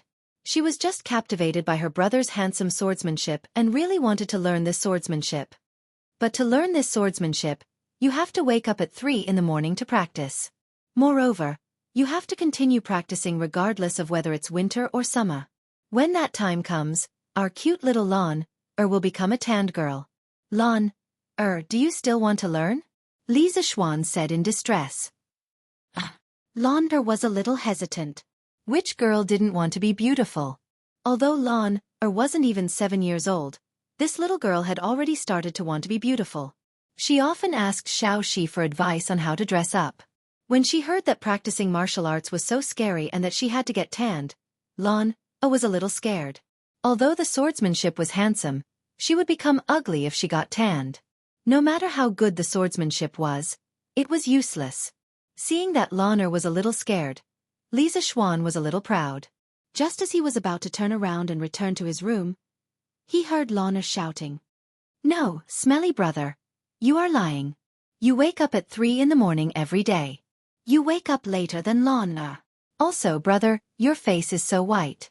You didn't get tanned at all. After Lan reacted, she immediately grabbed onto Li Zishuan and didn't let go. Damn, I didn't expect to be used as a model by my sister because I slept in. Li Zishuan was a little embarrassed. He could only justify himself. He lowered his body and looked into Lan's eyes. He tried to make his eyes look more sincere. Li Zishuan brewed his emotions and said to Lan, Cough, Lan, Your elder brother is one of those rare martial arts geniuses that only appear once in 100 years. It only took me 8 years of hard work to learn this martial art. It's very difficult for others to learn it as quickly as I do. As for why I didn't get tanned in the past 8 years, it can only be said that there is a type of skin that belongs to the natural beauty type. No matter how much you get tanned, you won't get tanned. Do you understand? As he spoke, Li Zishuan was a little embarrassed to continue. Damn, I have never seen such a shameless person. At this moment, Launder looked at Li Zishuan in surprise. It was as if she was meeting him for the first time. Her wide eyes were very cute. Lana held back for a long time, but she still said what was in her heart. Brother, why are you so shameless? Lana is embarrassed to be your sister. Li Zishuan was speechless. There was silence all around. Then there were 2 giggles. Xiao He and Xiao Shi saw that their young master had failed to fool around in front of Lan, and finally couldn't help but laugh out loud. Li Zishuan was instantly attacked. His old face darkened. He glared at the 2 young maidservants who were gloating at his misfortune. He then looked at Lana and said sadly, "My heart hurts. Little sister, I have always been so nice to you. Is it really okay for you to insult me like this?" Hearing her brother's strange words, Lana was dumbfounded. Just as she was about to ask, she saw San Bao walking over. "Young master, the eldest son of the Cheng family is waiting for you in the front hall. He said that he has something to talk to you about. Master is accompanying him at the side. He wants you to hurry over." San Bao came over and bowed to Li Zishuan. "Ching Chumo? Why is that guy looking for me? Does he want me to treat him to my chicken again?" Li Zishuan shuddered when he remembered the resentful look shopkeeper Lu gave Cheng Chumo last time. He hoped that it wasn't like that. "Launder, go play with Xiao He and Xiao Shi. Brother has something to do and will leave first." After Li Zishuan finished speaking to his sister, he turned around and rushed to the front hall. P.S. Regarding this book, Swordsman would like to say that the main plot of this book is still history. The addition of some martial arts is just to let the main character act cool in the Tang dynasty. This book doesn't give the main character a heaven-defying system, but it's not too much to give him some martial arts. Furthermore, the Tang dynasty originally had a culture of chivalry throughout the country. From the Li Tang dynasty's rebellion against the Sui dynasty, to the Xuanwu Gate incident of Li Shimin, and then to the Tang dynasty's foreign wars, there were the shadows of chivalrous men in the Jianghu. It was not nonsense to add elements of chivalry into the book. This book will use history as the main plot and describe the magnificent history. There will also be some chivalrous and tender feelings in the Jianghu. Martial arts is not the same as fantasy. There won't be any nonsense like summoning the wind and summoning the rain. Wanderers were a respected profession in the Tang dynasty. Without wanderers, the Li Tang dynasty would not be able to overthrow the Sui dynasty. Li Shimin would not be able to rely on a coup d'état to take the throne. After the Tang dynasty was unified, wanderers started to join the army to prove their worth. Many wanderers walked the path of joining the army, making contributions, and receiving titles. Chang'an returned to wanderers. Luoyang was rich and talented. Jade sword and floating cloud ride, golden saddle and moon bow. Fighting cock over Wei Bei, riding horse to Guangdong. Sun Bin waits from afar. Guojie secretly communicates. Without 1,000 gold titles, who would talk about 10,000 miles of merit? The general descends from the sky, riding into the clouds. The fire of the beacon is like the moon at night. The aura of the soldiers is like a rainbow at dawn. Running amok with friends, carrying feathers to join the army. Dragon banners dim the fog. Bird formations sweep up the cold wind. Chasing to the Hanhai Pass. After the battle the mountains are empty. Returning to thank the Son of Heaven, why not ride a horse? One of the 4 heroes of the Tang dynasty, Lu Xiaolin's journey to the youth field was the most realistic portrayal of the Tang dynasty wanderers joining the army to defend the country. It reproduced the heroic scenes of wanderers fighting on the border, fighting on horseback, and not fearing death. Apart from that, wanderers were also a spiritual idol with symbolic meaning in the Tang dynasty society. In the strong and prosperous Tang dynasty, the chivalrous spirit of the people who worshipped martial arts was in line with the spirit of the times. Hence, it was not surprising that there were many wanderers in the Tang dynasty. Adding martial arts elements in this book was also reasonable. As for the division of martial arts in this book, it was purely made up. Scholars should not take it seriously with the swordsman. Chapter 33. In the front hall. Li Jingma was chatting with Cheng Chimo. He was quite happy that his son was able to make friends with the son of Duke Lu. It wasn't that he liked to cling to the rich and powerful, but that his son had Cheng Chimo as a friend. His son's safety would be much better in the future. However, Cheng Chimo felt like he was sitting on pins and needles. Although Li Jingma was only a merchant, he had a wide range of knowledge and experience, and his style of conversation was quite good. Cheng Chimo was an old man with a rough temperament, and was not suitable for such a scholarly conversation. "Nephew, is Duke Lu still in good health?" Li Jingma asked gently. In fact, he was also anxious. After chatting with Cheng Chimo for so long, he was almost done with all the polite greetings. Why was that brat still not here? He was really itching for a beating. He would teach him a lesson later. Cheng Chimo tried his best to pretend to be a well-read and modest young master. He replied politely, "Thank you for your concern, uncle. My father is well. As long as he's healthy." Li Jingma stroked his short beard and nodded with satisfaction. Then, he didn't know what to say. This was the first time he had met Cheng Chimo. He had already said everything he needed to say. Father Li was secretly anxious. Finally, at this moment, footsteps came from outside the door. The two of them heaved a sigh of relief. Cheng Chimo thought to himself, "I'm finally free. If it were anyone else who dared to dawdle with me for so long, I would have beaten them up long ago. Unfortunately, this is my good brother's father. I can't beat him up." Li Xiaofan walked through the door and greeted his father first. Old man Li nodded, stood up, and smiled. "Since you're here, Xianer, treat nephew Chonyo well. You mustn't be rude. You youngsters should have a good chat. This old man won't be an eyesore here, hee. The two of them stood up to send Li Jingma off. After he left, Cheng Chimo sat down on a chair and crossed his legs. He didn't seem to be sitting upright at all. Li Xiaofan did not care about these things. He asked, "Brother Chonyo, why are you looking for me today?" Knowing that Cheng Chimo didn't like beating around the bush, Li Xiaofan simply asked directly. A trace of helplessness flashed in Cheng Chimo's eyes as he said, "My father wants to see you. He wants you to come to my house for a meal." Li Xiaofan was a little suspicious. "Why would Lu Guogong want to see me? Could it be that you said something bad about me in front of him?" Then, he silently stared at Cheng Chimo. Cheng Chimo felt a little guilty under his stare, but he still stiffened his neck and said, "What are you talking about? How could I, Cheng Chimo, harm my own brother? It's really just a meal." Li Xiaofan stared at Cheng Chimo for a long time.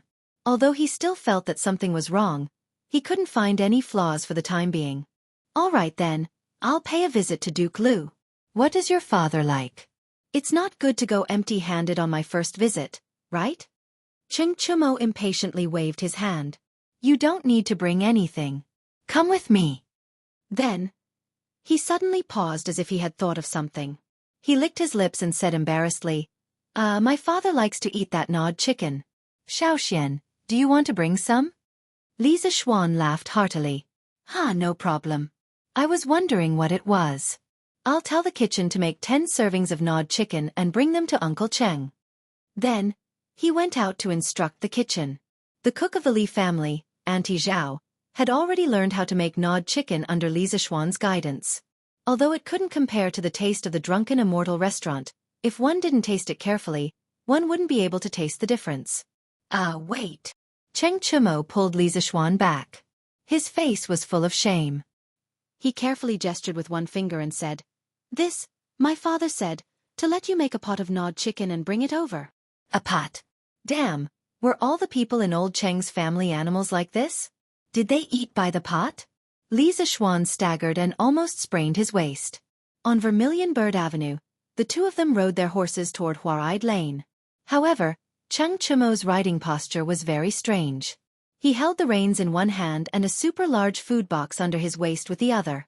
Under the strange gazes of the passers-by, he used his leg to lightly kick the belly of the black horse under him, urging it to go faster. There was no other way. Cheng Chimo felt a little embarrassed for his father. Who would invite someone to a meal and then plunder a pot of delicious food from someone else's house? It was so embarrassing. Li Xiaofan looked at Cheng Chimo from behind. It was rare to see the usually carefree Cheng Chimo embarrassed.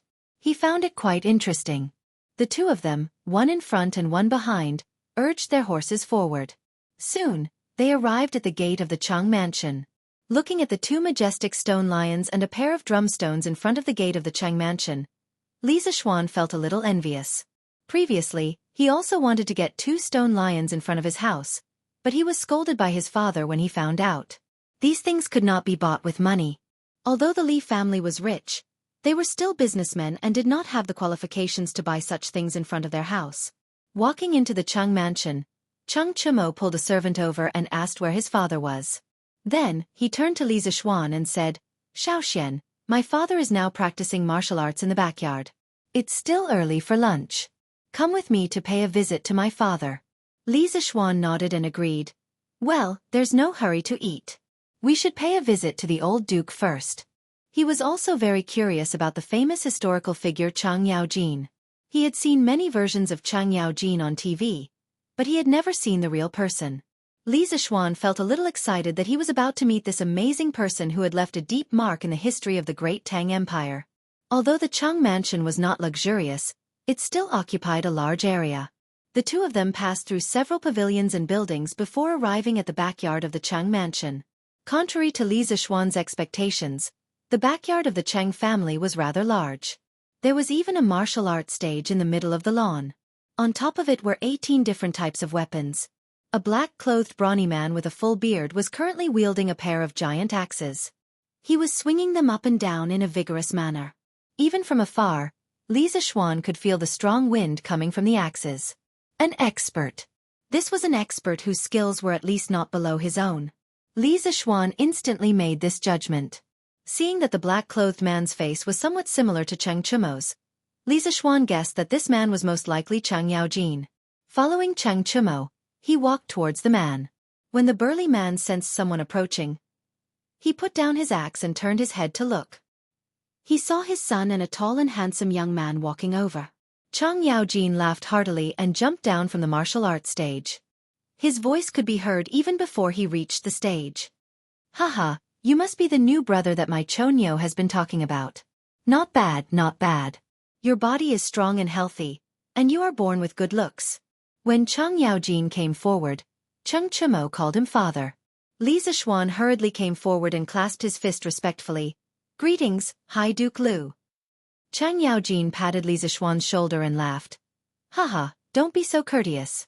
My Cheng family doesn't like these complicated formalities. Since my Chonyo has acknowledged you as his brother, we will be family in the future. Come, let's talk in the front hall." The three of them walked towards the front yard.